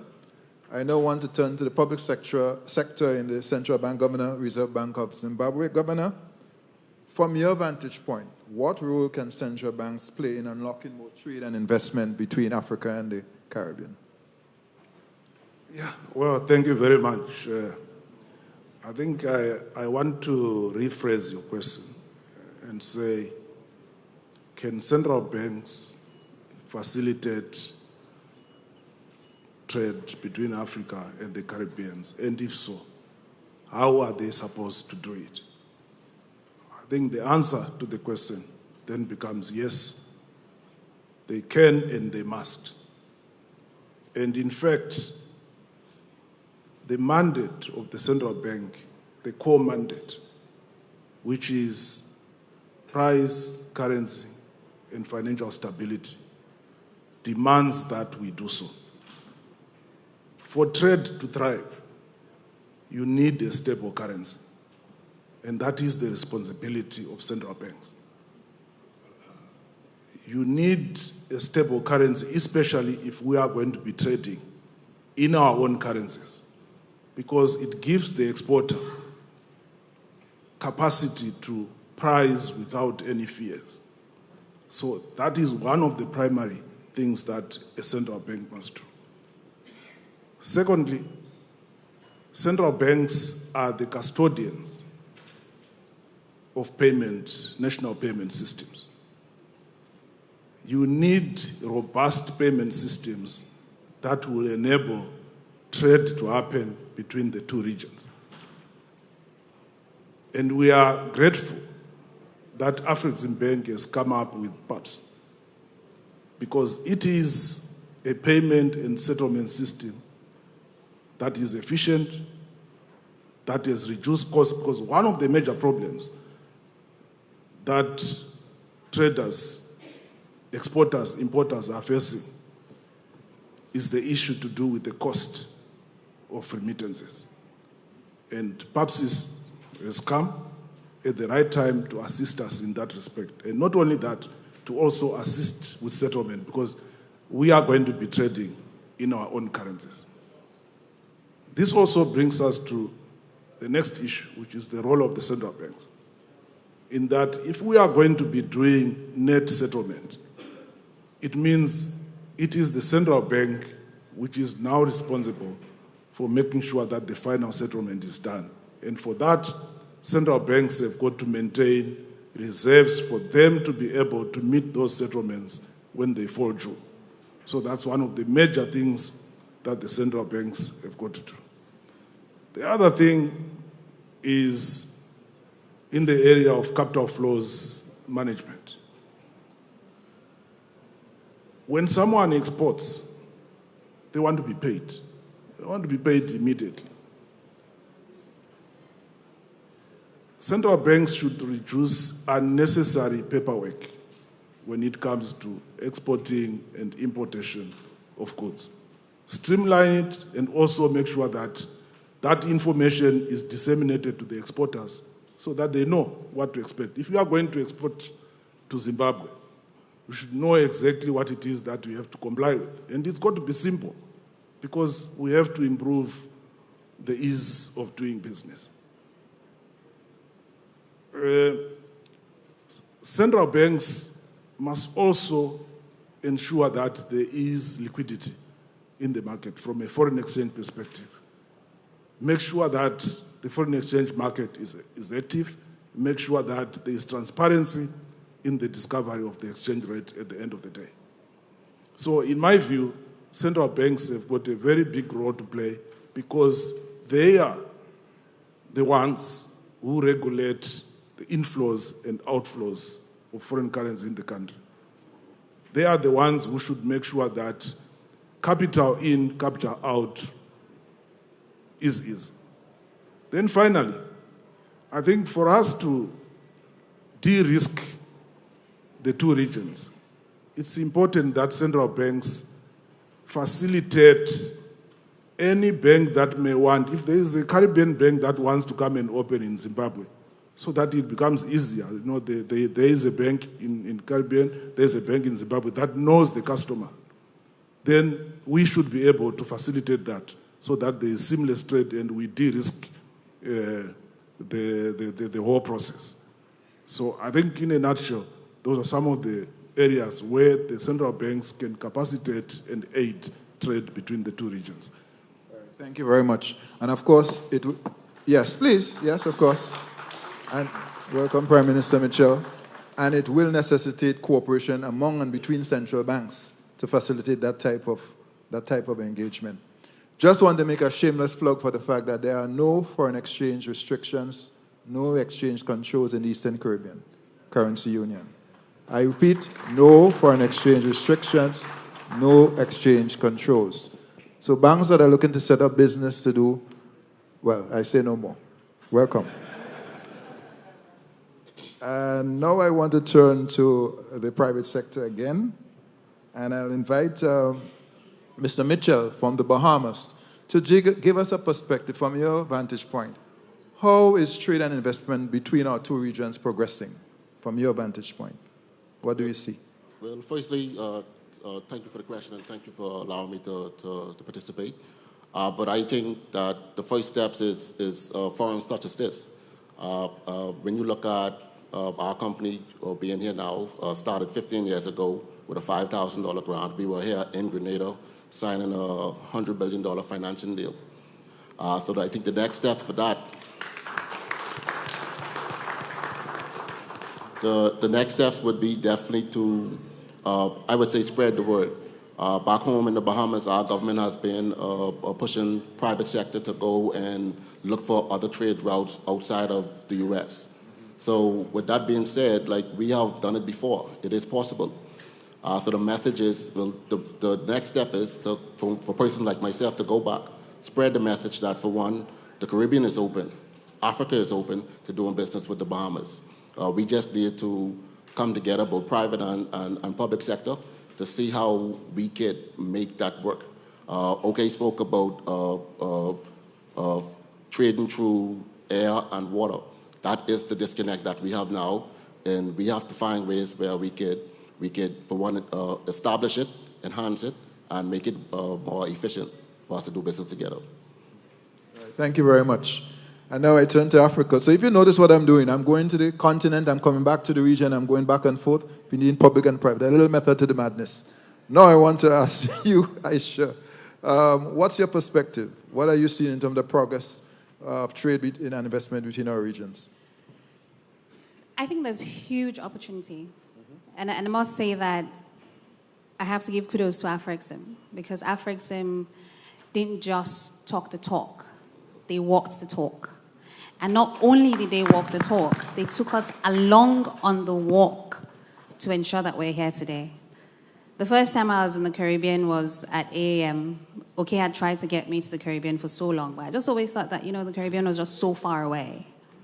But they got me to the Bahamas, and today, I'm proud to say that not only have I found my family across the Atlantic, but we as a business have pivoted to ensure that not only are multilaterals talking and walking, because there's a lot of work to do, but it is time that private sector also walk that talk, and not just DFIs, because DFIs will always be needed and will always take their fees, 0.something%. But we have actually invested not just time but money to see that the transatlantic bridge is built. And we've had amazing partners across the Atlantic for that to happen. And we have, because we believe not just in making the money but also in what Afrexim has been pushing, we believe that really and truly this transatlantic bridge needs to be built. We've invested in, we did the first direct flight between Abuja and Basseterre with 120 people on it. And those 120 people included business people, young people, cultural exchange, football team, because we can talk till we're blue in the face about trade and investment.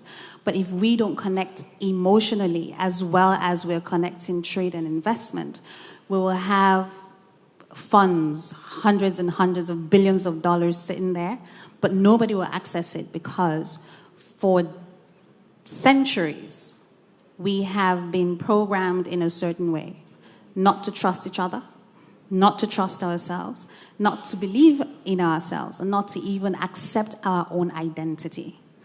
So in pushing that we accept who we are, change the metrics on which we measure ourselves and each other, we in the private sector need to do more. And Aquarian Consult is doing just that. So we're working with the government of St. Kitts and Nevis on the port infrastructure. The port infrastructure that we signed today is part of a bigger project, which is a special economic zone that will have an agricultural hub for manufacturing and processing. And the main reason behind that is we're talking about action. We're talking about, trade between Africa. We're talking about, sea transportation and air transportation. But how many ports in the Caribbean can actually take on the ships that can come from Africa, that will come from Africa? How many? If we don't build the infrastructure, then what happens? So we put all the containers on the ships. They get to the Caribbean, and there's nowhere for them to port, or there's port congestion, because most of the ports are already congested with cruise ships, right? And it's also seasonal. that is why we're putting all the time and the effort behind it as private sector, because without private sector, government can try, but they can only go so far. We also looked at the fact that, and we've talked about it so many times, infrastructure, air and sea transportation. And because of that, with Afrexim, talking to the government of St. Kitts and Nevis, we didn't just do the flight between Abuja and Basseterre just for the sake of it. We did it to prove the concept that it can be done, and it doesn't have to be done by government. And so we're actively, right now, registering an airline in St. Kitts to be able to do the transatlantic flights between St. Kitts and Nigeria for starters, and also have a hub and spoke system. There's a lot of work to be done, yes, and just like what Keith is saying, there's a lot of money that needs to go behind it. We need to look at interest rates. We need to look at building this transatlantic bridge and connecting AfriCaribbean more as a calling than just for profit. So central banks, DFIs need to look at interest rates. There are certain things that you would have to give grants for. But more importantly for me is that each individual who runs a company, everyone who can afford it, should invest in the programs. So for the airline, for example, we've opened it up. If you want to buy shares, come and buy shares, because it's one thing to say we've done this, but when everyone owns a part of it, then it is more impactful.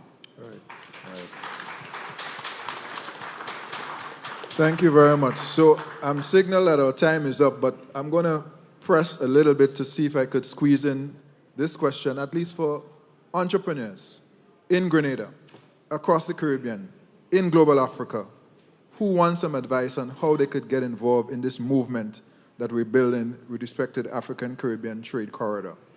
What advice, I'll start with you, CEO Olatunji, what advice would you give? And if you could do that for me in a minute, that would be really cool. I'll be very fast, don't worry.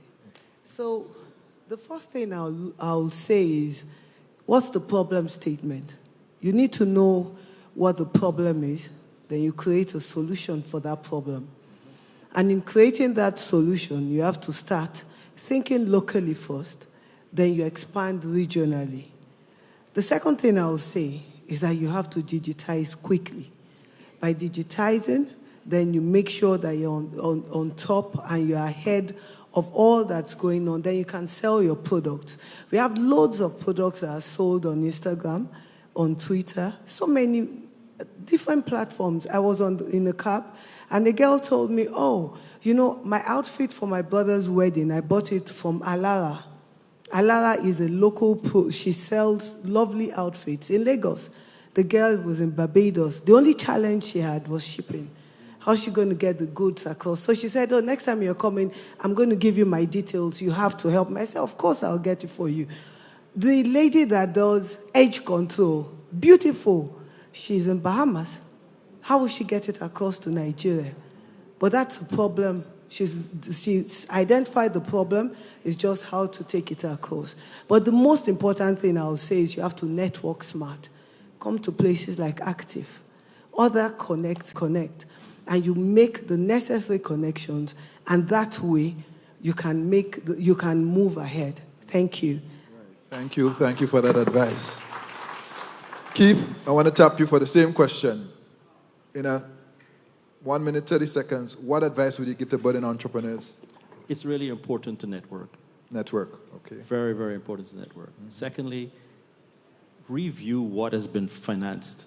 The deals that are out there are pretty straightforward for you to take a look at. Understand what is required. Every idea is not a financing idea. So be passionate about what you're going to do so that you can properly deliver and investigate what it is that you're trying to get accomplished. And if you don't know how to do financing, ask for help. Thank you. Thank you for that. Atario, same question. Advice for budding entrepreneurs. Well, I would say the first step is partnerships. We live in an age where the world isn't as big as you think. With a click of a button, you could be having a conversation with somebody across the world. Secondly, I would say have better, put in measures to have better accounting practices. When you look at, for our company, starting out 15 years in business, to be able to qualify for $100 million, we had to meet certain requirements. And sometimes entrepreneurs, they get caught up in running the day-to-day business, that if you are not heavy in accounts, you put that on the back burner. But in order to scale, you have to be able to get banks to understand that you are able to manage money. So definitely having a good accounting system is one point. Thirdly, I would say understand the process. Business isn't something that is overnight. If you're going to get into business, especially in regional, you have to understand the process. Is that I was told when we first started, you can't call your business a success until you went through 3 to 5 years of ups and downs. So once you have said that in your mindset, you build towards that. So I think that's a good advice to give. Right. So note, there will be ups and downs. It's like life. And never get too high, never get too low. So just want to encourage those entrepreneurs out there. There will be the economic cycle. It'll go up and it'll go down. You have to walk through and you have to push through. Thank you for that. Let me now turn to Aisha. I want to ask you the same question. Quick response on that. I have only 2 things to say. Yes. One is attend an Afrexim event. Very key. And secondly, I mean, everyone said everything else, but most importantly, just do it. Just do it. Don't be afraid of the fact that it's the world or it's a continent or it's a region or, I mean, there are 1,000,001 challenges that you can think of. Mm-hmm. But if you don't do it, you will never succeed. Yes. But if you do it, you may succeed. That's right. You have to go through to get through. So let's get started. Thanks for that. Let me turn to the public sector section as we wrap up. So African Union CARICOM Commission or CARICOM Secretariat, if there's one thing you would recommend that they do to help, okay, what would that be? Yeah, so they should continue creating the enabling environment. So first of all, that Afreximbank is in the region was because of the historic pronouncement of the diaspora as a sixth region. And that was followed by the AU CARICOM Summit of 2021, which empowered Afreximbank. Of course, we had that already in our strategy, that we need to promote intra-African trade with the emphasis on the N. So that became the first one. So they create that platform. They create the coordination. Now the next also is to see ourselves as capable of, being in each other's space. So we need to remove some of the bottlenecks that's, militating against the trade, the growth of trade between the 2 regions. There is no way we should be opening our doors to every other person. But when it comes to ourselves, we say we must bring visas. So we should work on that to facilitate free movement of people. And by the time people can move freely, on the back of it will be free movement of goods. And then what we're talking about, Africa-Caribbean collaboration, we see much more the light of the day. Thank you very much, my brother. Roddy, what say you, CEO, CDF? Yes, thanks, Timothy. Just to add to what Oki has said, I want to borrow from a point that PM Motley made in the presidential panel this morning. She suggested that we need to lay out a pathway to allow for substantive interaction on trade, investment, and cultural services, opening up on travel, and deconstructing to determine what is required to move goods directly between the 2 regions. And she also went on to say that we need to establish the information platforms to support this. So I'm borrowing from her words to say that a lot would depend on what is actually decided from the upcoming summit. And while I know the emphasis is going to be on strengthening political and diplomatic ties, I think we need to move quickly from there to engage partners in the continent and in the region, regional institutions, financing institutions, to start designing and implementing the strategies to expand trade between the 2 regions. So I think the next big move is for us to send out some clear signals to invite partnership from those of us who are already in the space and aligning our mandates to support increased trade between Africa and the region. All right. Thank you very much. Governor, what say you? Thank you. I would suggest 2 things. First of all, free movement of goods and people. They must make sure that this happens, and this happens today. Then, secondly, there's not much trade happening between the two blocks because people don't know what is on the other side. And events like the Inter-Africa Trade Fair must become more regular. In fact, it must be called Inter-Africa Caribbean Trade Fair. Thank you. So there we have it. Ladies and gentlemen, we are out of time. I don't know if we have a question from the audience. We don't? No room. Sorry, we're not able to take your question. So at this juncture, put your hands together for a panel, please. Thank you very much. And they are around, so please avail yourselves. Networking, you heard, is key. So reach out to them and engage them. If you have a question that we didn't get to field, please reach out to them and have them address your questions. Again, thank you very much for your time and attention. God bless you all.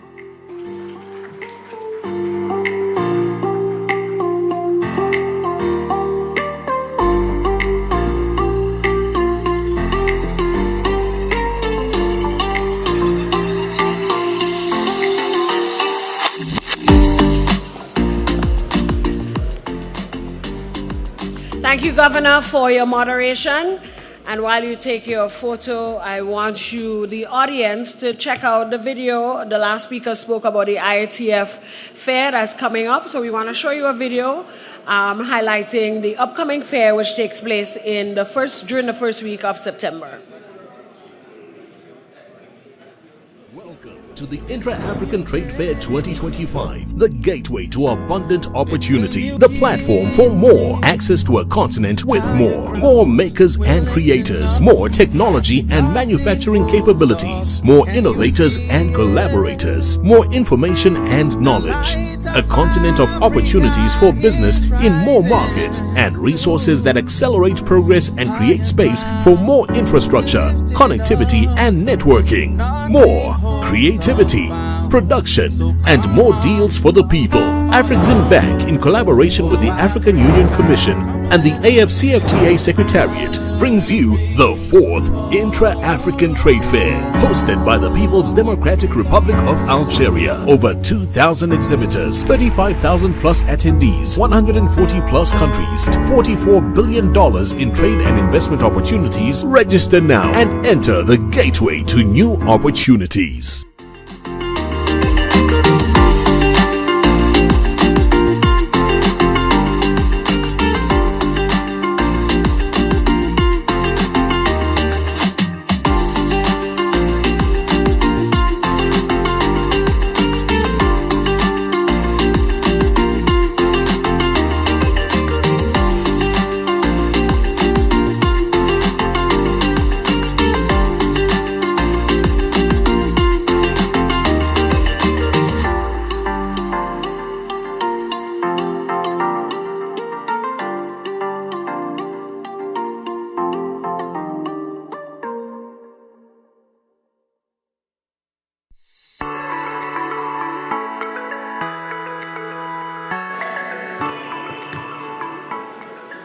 Ladies and gentlemen, we wish to announce our 5th deal of the day, the Homewood Suites by Hilton Barbados. The signing parties from the Afreximbank Acting Chief Operating Officer and Managing Director, Speedbird House, Mr. Keith Downer. We're also asking the Managing Director of the Export Development to be the witness for this signing.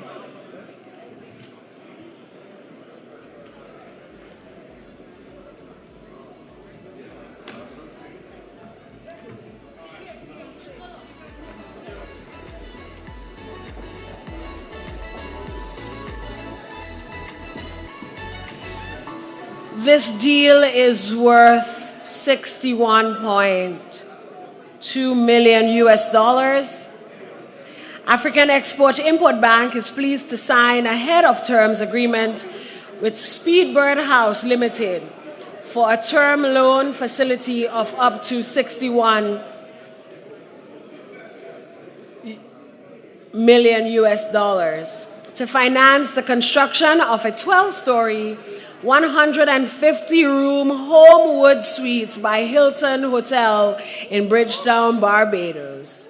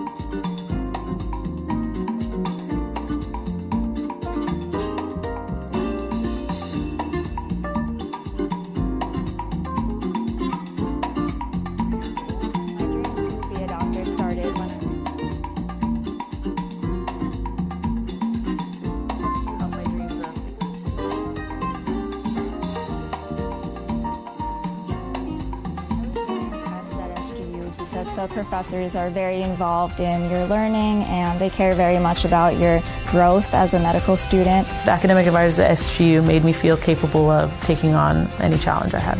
The support I felt from St. George's University has been incredible. I am where I am today because of St. George's University. It's a busy world, and we all know the saying, time is money. Meet Candice and Oliver. They both have busy days ahead. Let's see how that goes. Candice is in a rush, off to the bank, again. Oh, looks like she didn't plan for traffic, or this long line either. Now let's check in on Oliver. His morning starts a little differently. Using his phone, Oliver makes a peer-to-peer transfer and pays his bills, all while having his morning coffee. At the store, Oliver checks his finances with online banking. Candice? Still waiting. Back to Oliver. He stops at the bank to meet his loan officer. While waiting, he schedules a payment and makes a wire transfer. Wondering about Candice? Yup, still waiting. Candice could be like Oliver if she uses Co-op Bank's e-solutions. Make your day easier with Co-op Bank's swift, simple, and secure e-banking platform. Bank on your terms, from anywhere, at any time. Click, tap, done. Banking just got easier. Welcome home.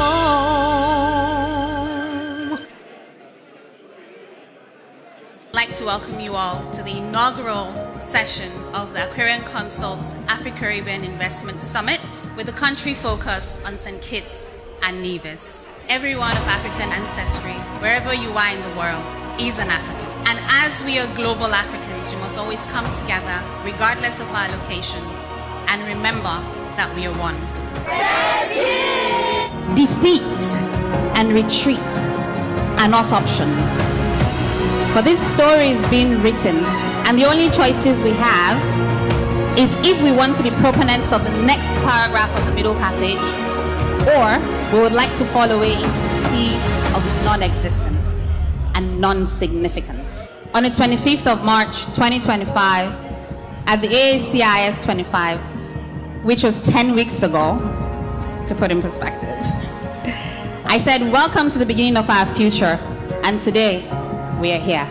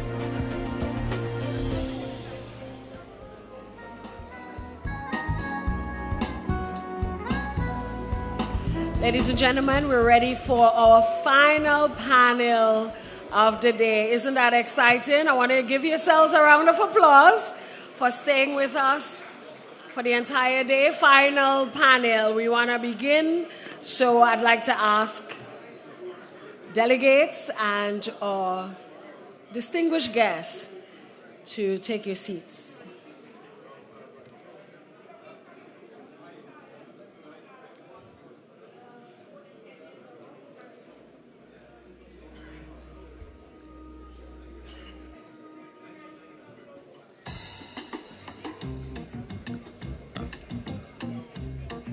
Our final panel for the day is a conversation, turning history around for a prosperous Africa-Caribbean relationship. The conversation will feature three preeminent leaders to discuss how to best leverage the historic, cultural, and ancestral Afro-Caribbean linkages. I want to invite again Mrs. Zane Asher, anchor at CNN. She will moderate this final panel. Asher, Miss Asher.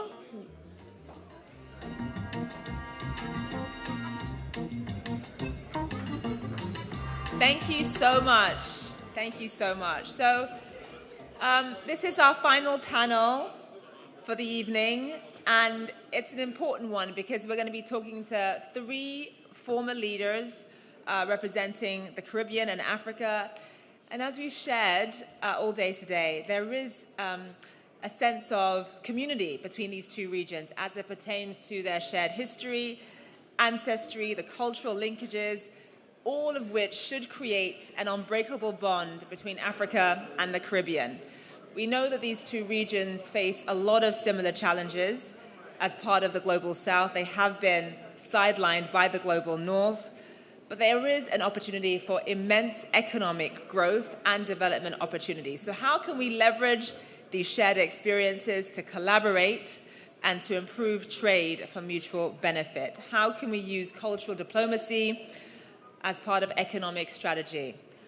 With that, I want to introduce our esteemed panelists. Please welcome the Most Honorable Percival Noel James Patterson, former Prime Minister of Jamaica.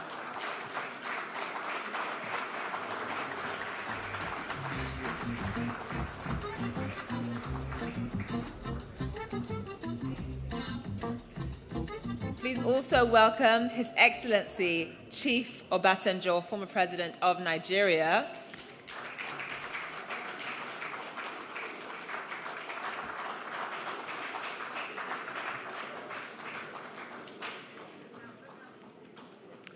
And finally, His Excellency Mahamadou Issoufou, former President, Republic of Niger.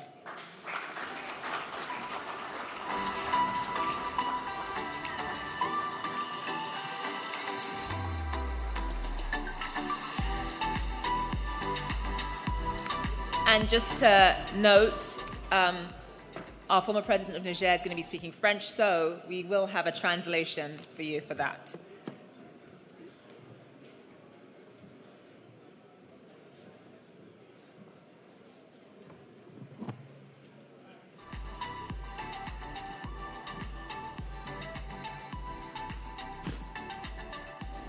All right, so I want to start with President Obasanjo of Nigeria. Let's start by talking about how the shared history between Africa and the Caribbean, obviously around slavery, colonialism, a sense of resilience, this fighter spirit that we all have, how can that be translated into concrete economic and diplomatic collaboration, do you think?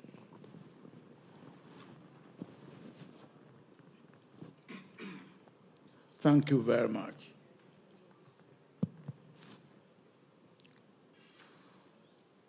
Well, history has its purpose and its use.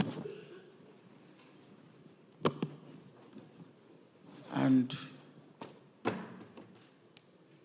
one major purpose of history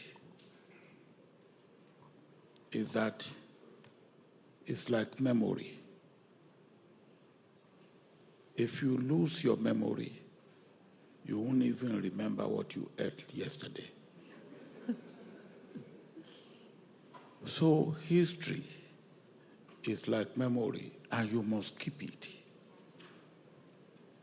And what does it do when you keep history? It reminds you of what happened in the past, what mistakes, what achievements, what missteps, and these are necessary for the present and for the future. Also, they say that history repeats itself. History doesn't repeat itself. It's human beings that don't learn from history.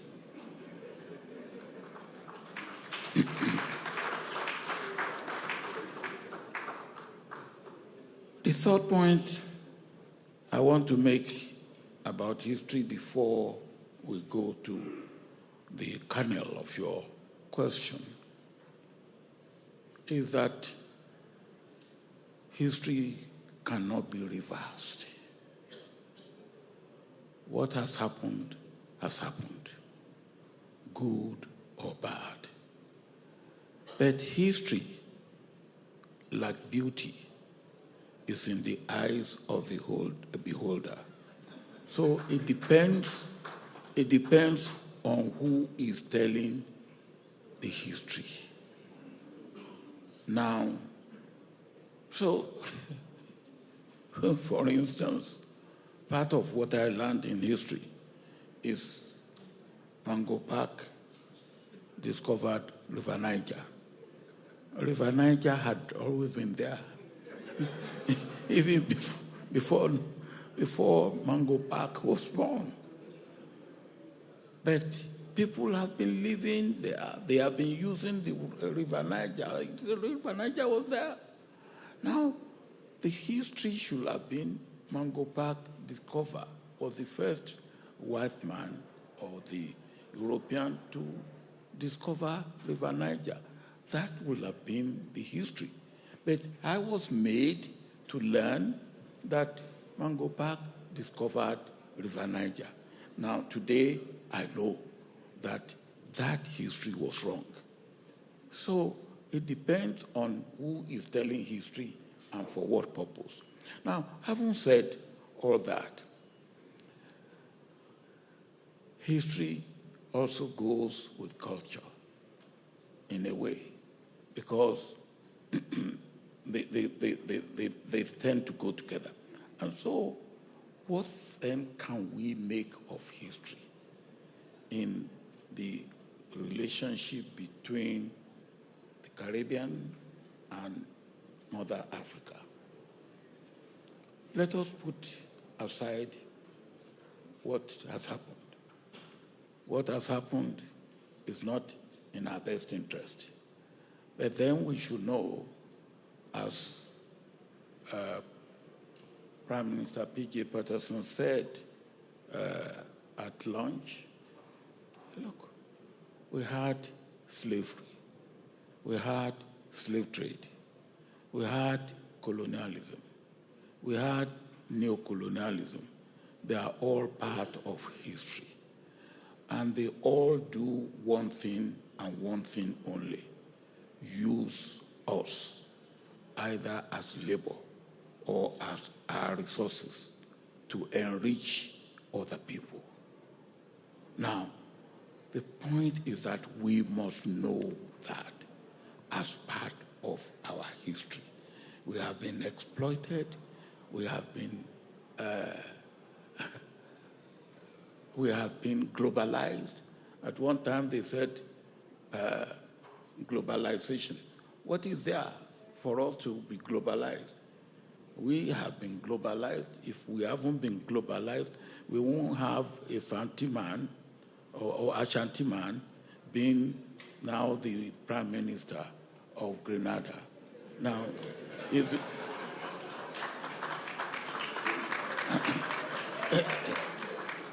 so what is there? Can we then use this history to advantage? Can we use the culture to advantage? Can we build a bridge across the Atlantic? And that, because whatever it is, we have been in the same soup. If I can give an analogy, what happened was that we were all put in the same pit. It doesn't matter where we are taken from, on the continent of Africa or across the Atlantic. We were all put in the same pit. And then those who put us in the pit won't give us any rope for us to have a means of coming out. So we were shouting, we are here, help us. We didn't get help. If anything, we were being more oppressed. But then we got to ourselves, 10 of us were in the pit, and we said, look, let us go on each other's shoulder. And by going on each other's shoulder, one of us came out. And when he came out, he looked for a rope. He threw it in. And he pulled one out. 2 came out. 3 came out. And we all came out. That's where we were coming from. Now we all came out. And when we come out, what are we going to do? We learned the lesson that put us in the pit. And now we say, yes, the lesson we have learned, we will use to advantage. First, we have used our collective effort to get us out of the pit that we were put. Now, let us use our collective effort not to go into the pit again, but also to master and do what those who put us in the pit have been able to do, so that we will not be in the pit anymore or forever. I believe that is what the history, the culture, the spread of Africans into the diaspora can do for us. And then here, I will want, again, like had been said all day today that President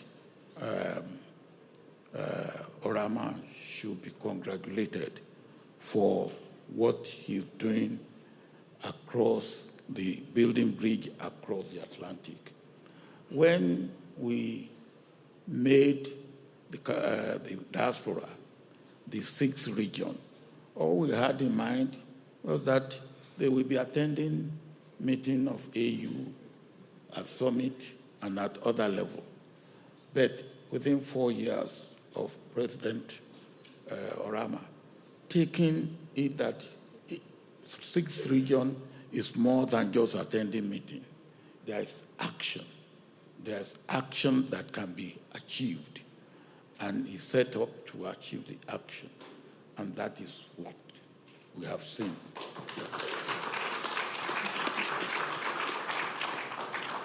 Thank you, President Obasanjo. And for you, Prime Minister Patterson, I want to pose the same question. This idea of using shared history, the shared heritage, to really foster economic prosperity in a way that mutually benefits both regions. What are the priorities and how should we go about it? First of all, let me thank and commend the Prime Minister of Grenada and his team for inviting us to the glorious Spice Island.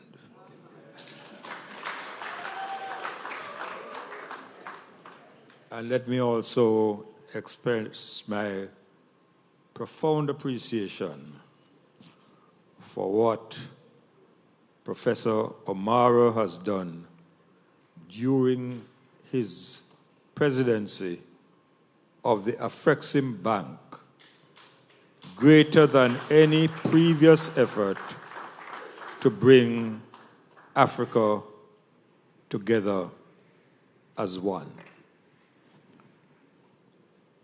I want to begin with a bit of history. Human civilization began on the continent of Africa. That is indisputable. The European powers made a deliberate effort to inculcate in Africa a sense of innate inferiority and in themselves a false sense of superiority. That, combined with the use of gunpowder,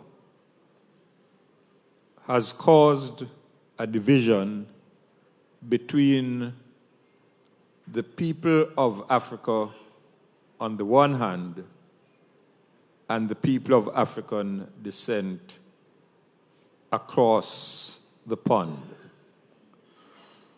And let us not forget that Africa itself was subject to the most ruthless division when the colonial powers sat down, looked on a map, and carved out their territories. This resulted in separation of tribes.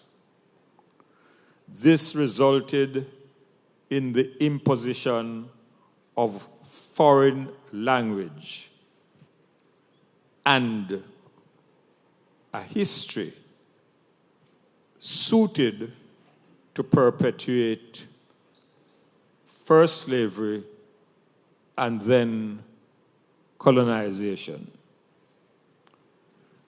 So we, the people of Africa and of African descent, had prophets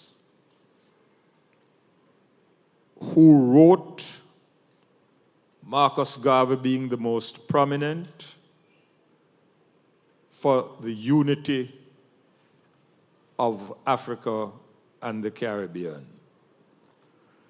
Nkrumah, the first person to gain independence on the African continent from the colonial powers, was also a dedicated Pan-Africanist. And let us not forget Bob Marley, who said it in music, Africans unite.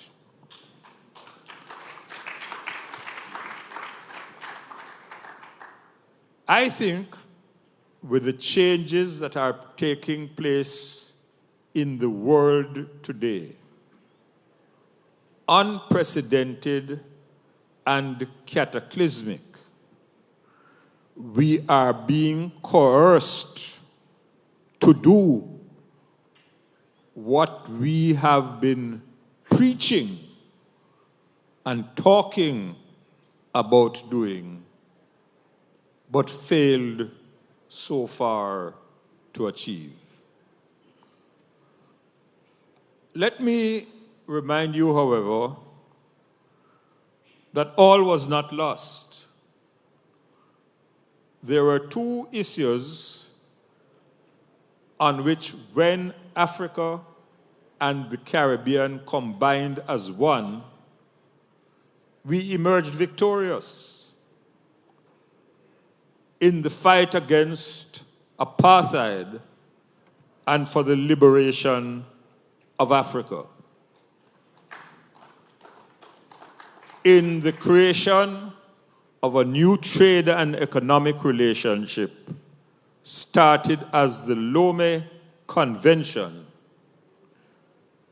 when at the first meeting we had one spokesman for the Caribbean, one for Africa, one for the Pacific. In the second meeting, we shocked the Europeans when we had one speaker for the entire group.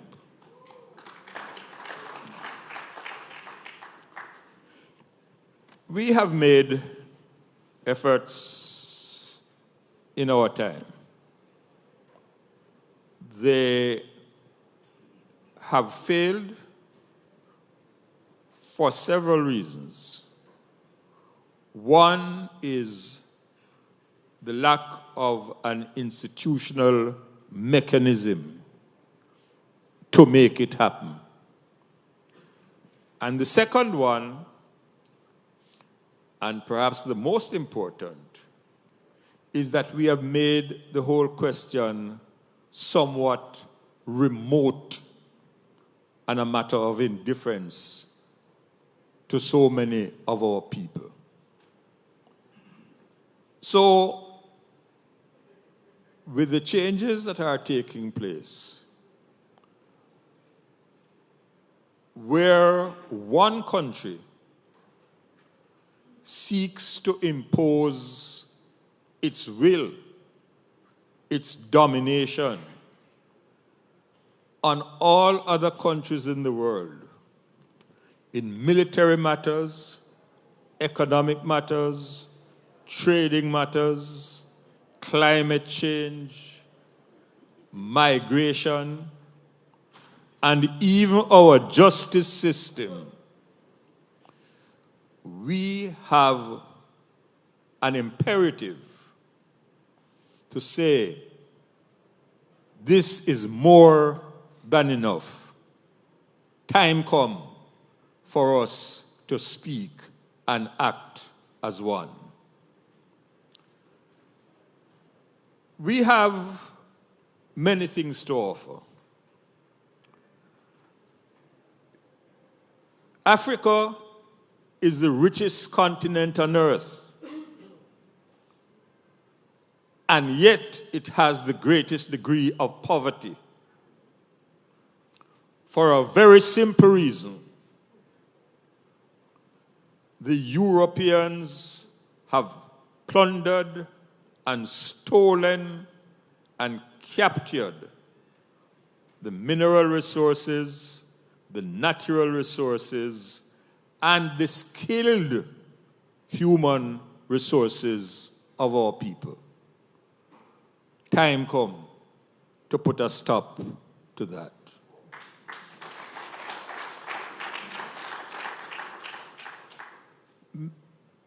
Mention was made by our moderator of the impending meeting in Addis Ababa, the second summit between Africa and the Caribbean. And I want to say a word from my vantage point in the pavilion, based on my experience, what we expect and demand as the outcome from that meeting. And it is that global Africa, and when I say global Africa, I mean the African continent, the Caribbean, and the people in Central and South and North America who are of African descent must unite to form a coalition to advance the cause and the interests of global Africans. And we have also, in addition to the natural resources, the intellectual power.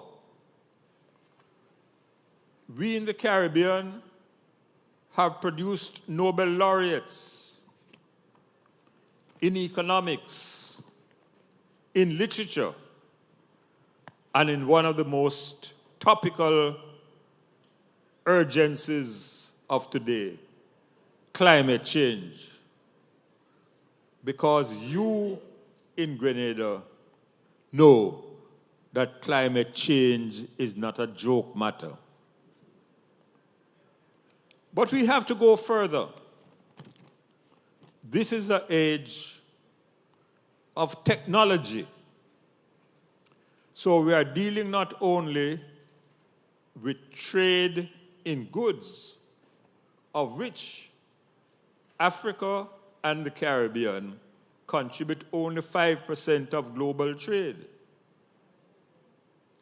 We not only have to step it up, but we have to increase the trade between us. And instead of the Middle Passage being a chamber of horror and disgrace, let the planes which cross the Middle Passage today bring our artists, our writers, our painters, our singing performances. They are already doing it. We have artists that are more popular in Africa even than they are in the Caribbean. And there are some from Nigeria and originally from South Africa that have taken the Caribbean by storm and made a lasting impression. But there's another field which I want to mention, and that is the field of sports. I would like to see more interchanges of sporting teams, of contests between the countries of Africa and the countries of the Caribbean. And I don't want them to have to be organized in London. I want them either on African soil or Caribbean soil.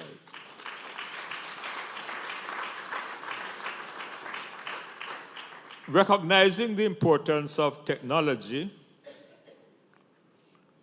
my institute has received some funding for which we are most grateful from the African Exim Bank to do a pilot hub study on artificial intelligence. We saw in COVID what would happen if we are not producing our own technology. The pharmaceutical companies were making enough vaccines to give to their population 3 times over. The Caribbean was forgotten. When we got our first vaccines, it was because of the action taken by Afreximbank that insisted that a portion had to be devoted to the Caribbean, and they were prepared to give their guarantee to ensure that. So I think the time for talk is over. The time for action is now. And you might ask, why didn't Baba and myself do it in our time? It was not for want of trying, but the circumstances were entirely different and no way as compelling as they are now. In preparing for this panel, I said to the moderator, I don't want to be confined to speaking about Jamaica. I am not in the government of Jamaica. I am a Caribbean man. And I speak of the Caribbean with pride. The only country which has produced a new musical instrument in the world in the 21st century, in the 20th century, was Trinidad and Tobago, which is the steel pan. So we have much to offer. We have to work together. And I would beg you, I don't know when the call will come from above or even elsewhere for me to close my eyes. But before I go, I would like to see Africa and the Caribbean unite as one with purpose.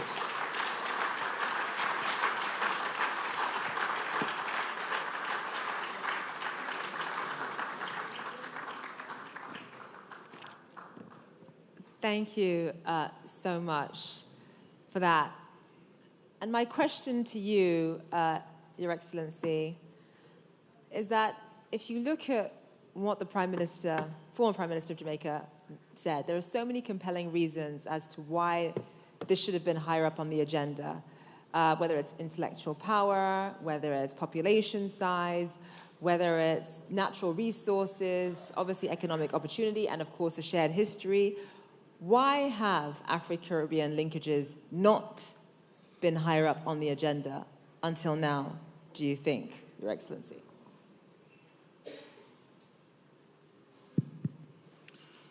Bien, merci, Madame. Je voudrais commencer d'abord par saluer le Premier ministre Michel pour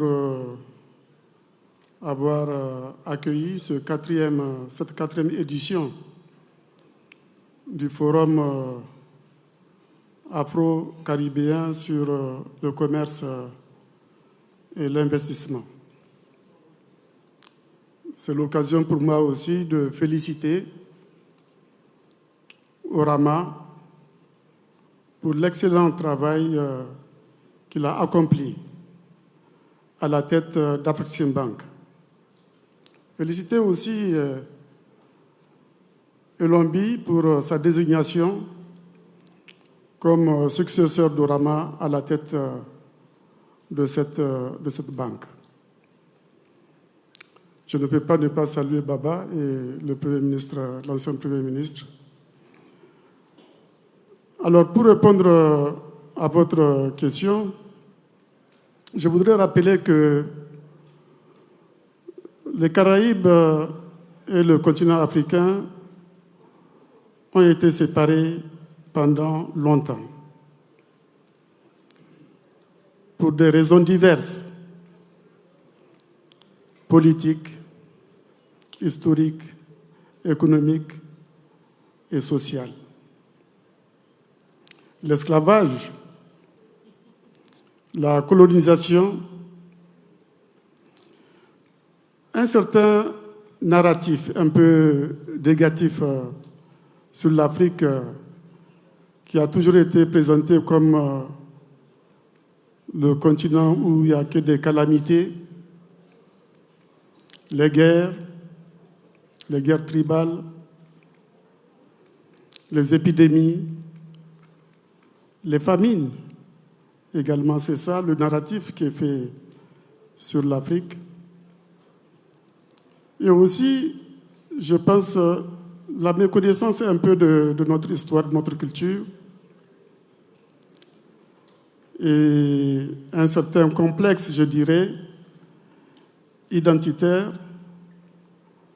qui a largement été évoqué par un intellectuel originaire des Caraïbes, France Fanon, qui a vraiment décolonisé la pensée. France Fanon, dans Peau noire, masque blanc, a bien mis l'accent sur tous ces aspects-là. Alors, je voudrais ici dire que les intellectuels originaires des Caraïbes ont été à la source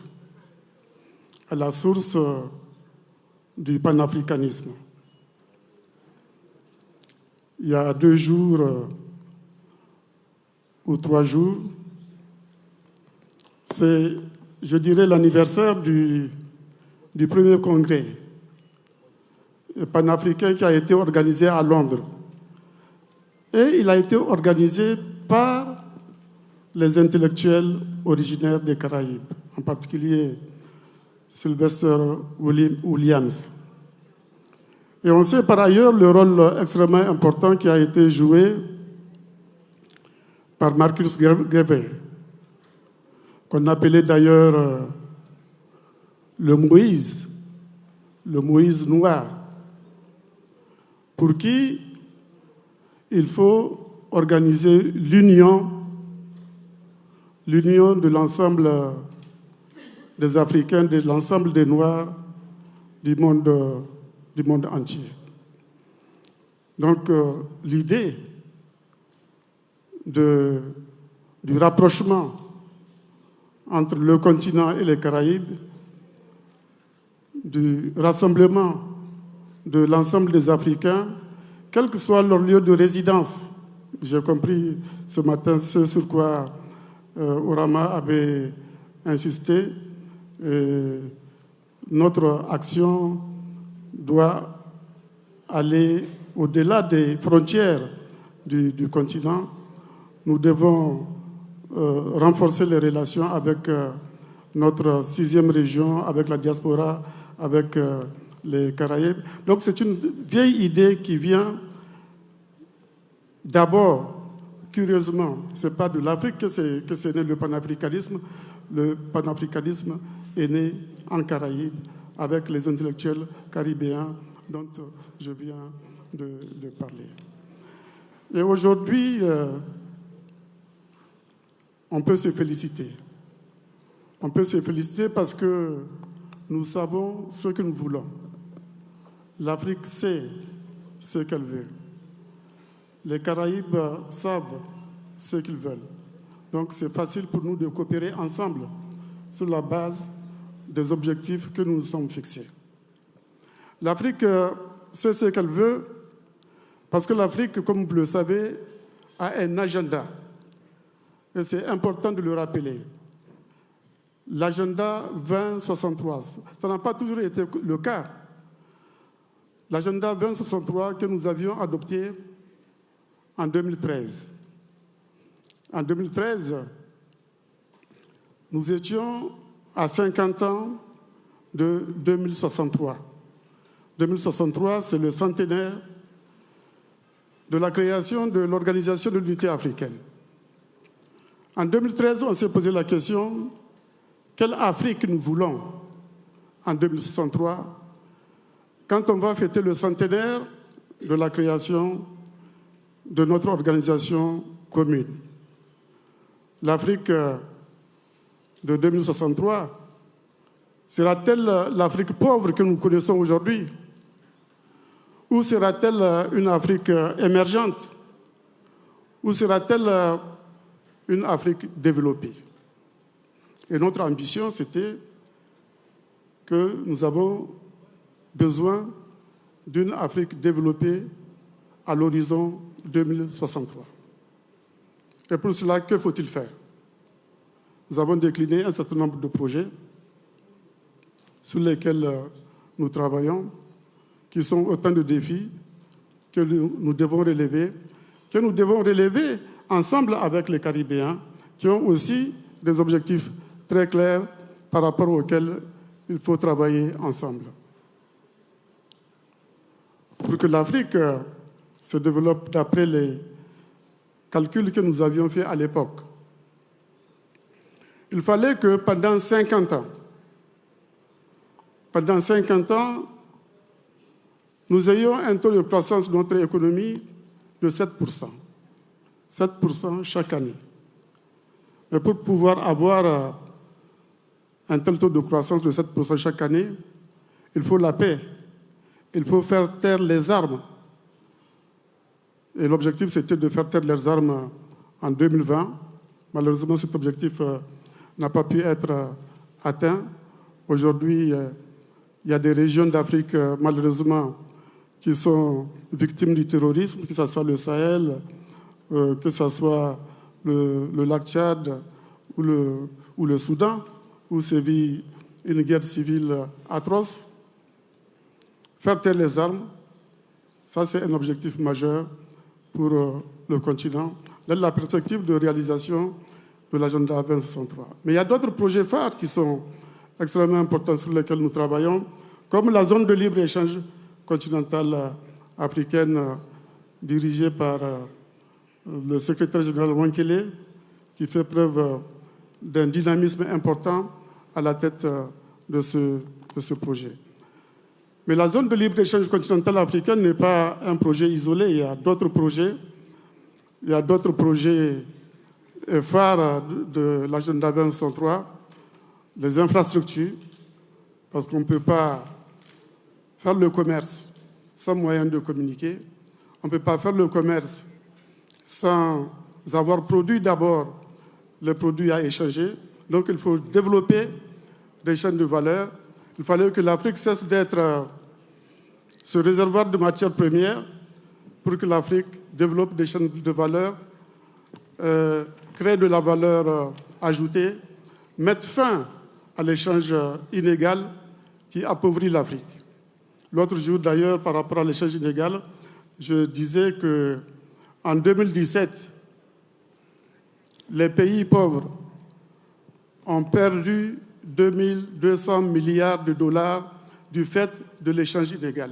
L'échange inégal est la principale source d'appauvrissement des pays pauvres et en particulier des pays africains. Donc il faut mettre en œuvre dans le cadre de l'agenda 2063 le projet portant sur le développement industriel de l'Afrique, sur la création des chaînes de valeur. Et voilà un défi qui nous est commun avec les Caraïbes. Il faut donc, comme j'ai dit, réaliser les infrastructures énergétiques, ferroviaires, numériques, etc. etc. C'est des défis sur lesquels nous pouvons effectivement travailler ensemble. L'Afrique également est confrontée à un autre défi En plus de ces projets dont je viens de parler, j'allais oublier le développement agricole de l'Afrique, parce que c'est paradoxal, c'est un scandale que l'Afrique, qui dispose de 60% des terres arables du monde non mises en valeur, soit encore à importer des produits alimentaires à plus de 70 milliards d'euros chaque année. Ce n'est pas normal, c'est un scandale. Il faut mettre effectivement fin à cela. Donc nous avons beaucoup de défis, comme j'ai dit, sur lesquels nous allons travailler avec les Caraïbes.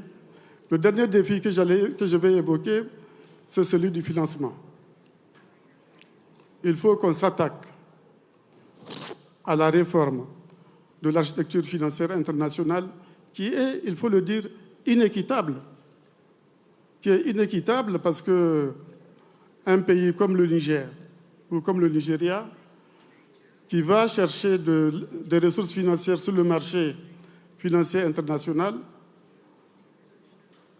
il a des difficultés d'y avoir accès d'abord, mais en plus, même quand il a accès à ces financements, c'est à des coûts très élevés, parfois avec des taux d'intérêt usuraires. On trouve là la seconde voie de transfert des richesses des pays pauvres vers les pays riches. La première voie que j'ai rappelée, c'est l'échange inégal. La deuxième voie, c'est le transfert à travers les frais financiers, à travers les intérêts, avec des taux d'intérêt usuraires pour le continent, pour les pays pauvres.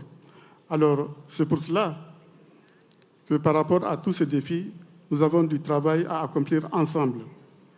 Ensemble, l'Afrique et Caraïbes, surtout dans ce monde qui est incertain. C'est vrai que ce n'est pas une exception. Le monde, en réalité, a toujours été incertain. Chaque génération pense que sa période, son époque est incertaine. Mais ici, l'incertitude est amplifiée par le fait que on ne sait pas comment les deux premières puissances mondiales peuvent faire en sorte qu'elles puissent éviter ce qu'on appelle le piège de Thucydide. Est-ce que ces deux premières puissances, j'entends la Chine et les États-Unis, pourront, au-delà de la guerre commerciale, éviter l'affrontement militaire?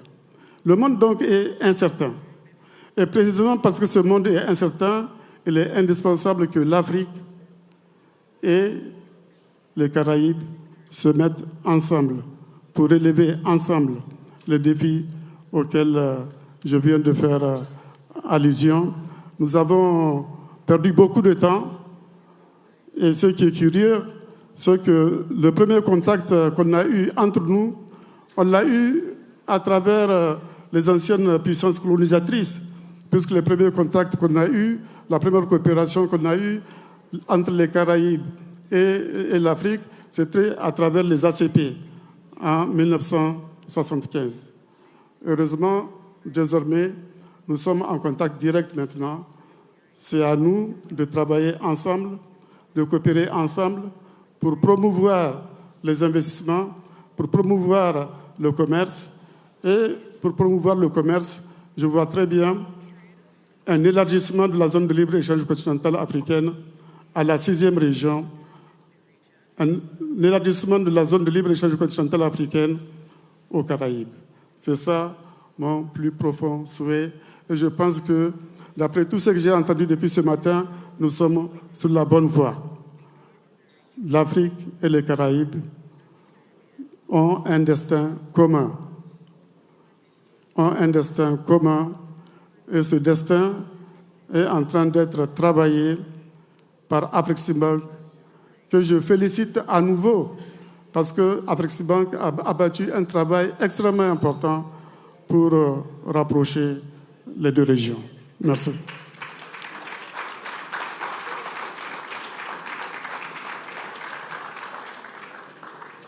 Thank you all so much. That does it for our final panel of the day. Can you please give our esteemed panelists a round of applause again? Thank you.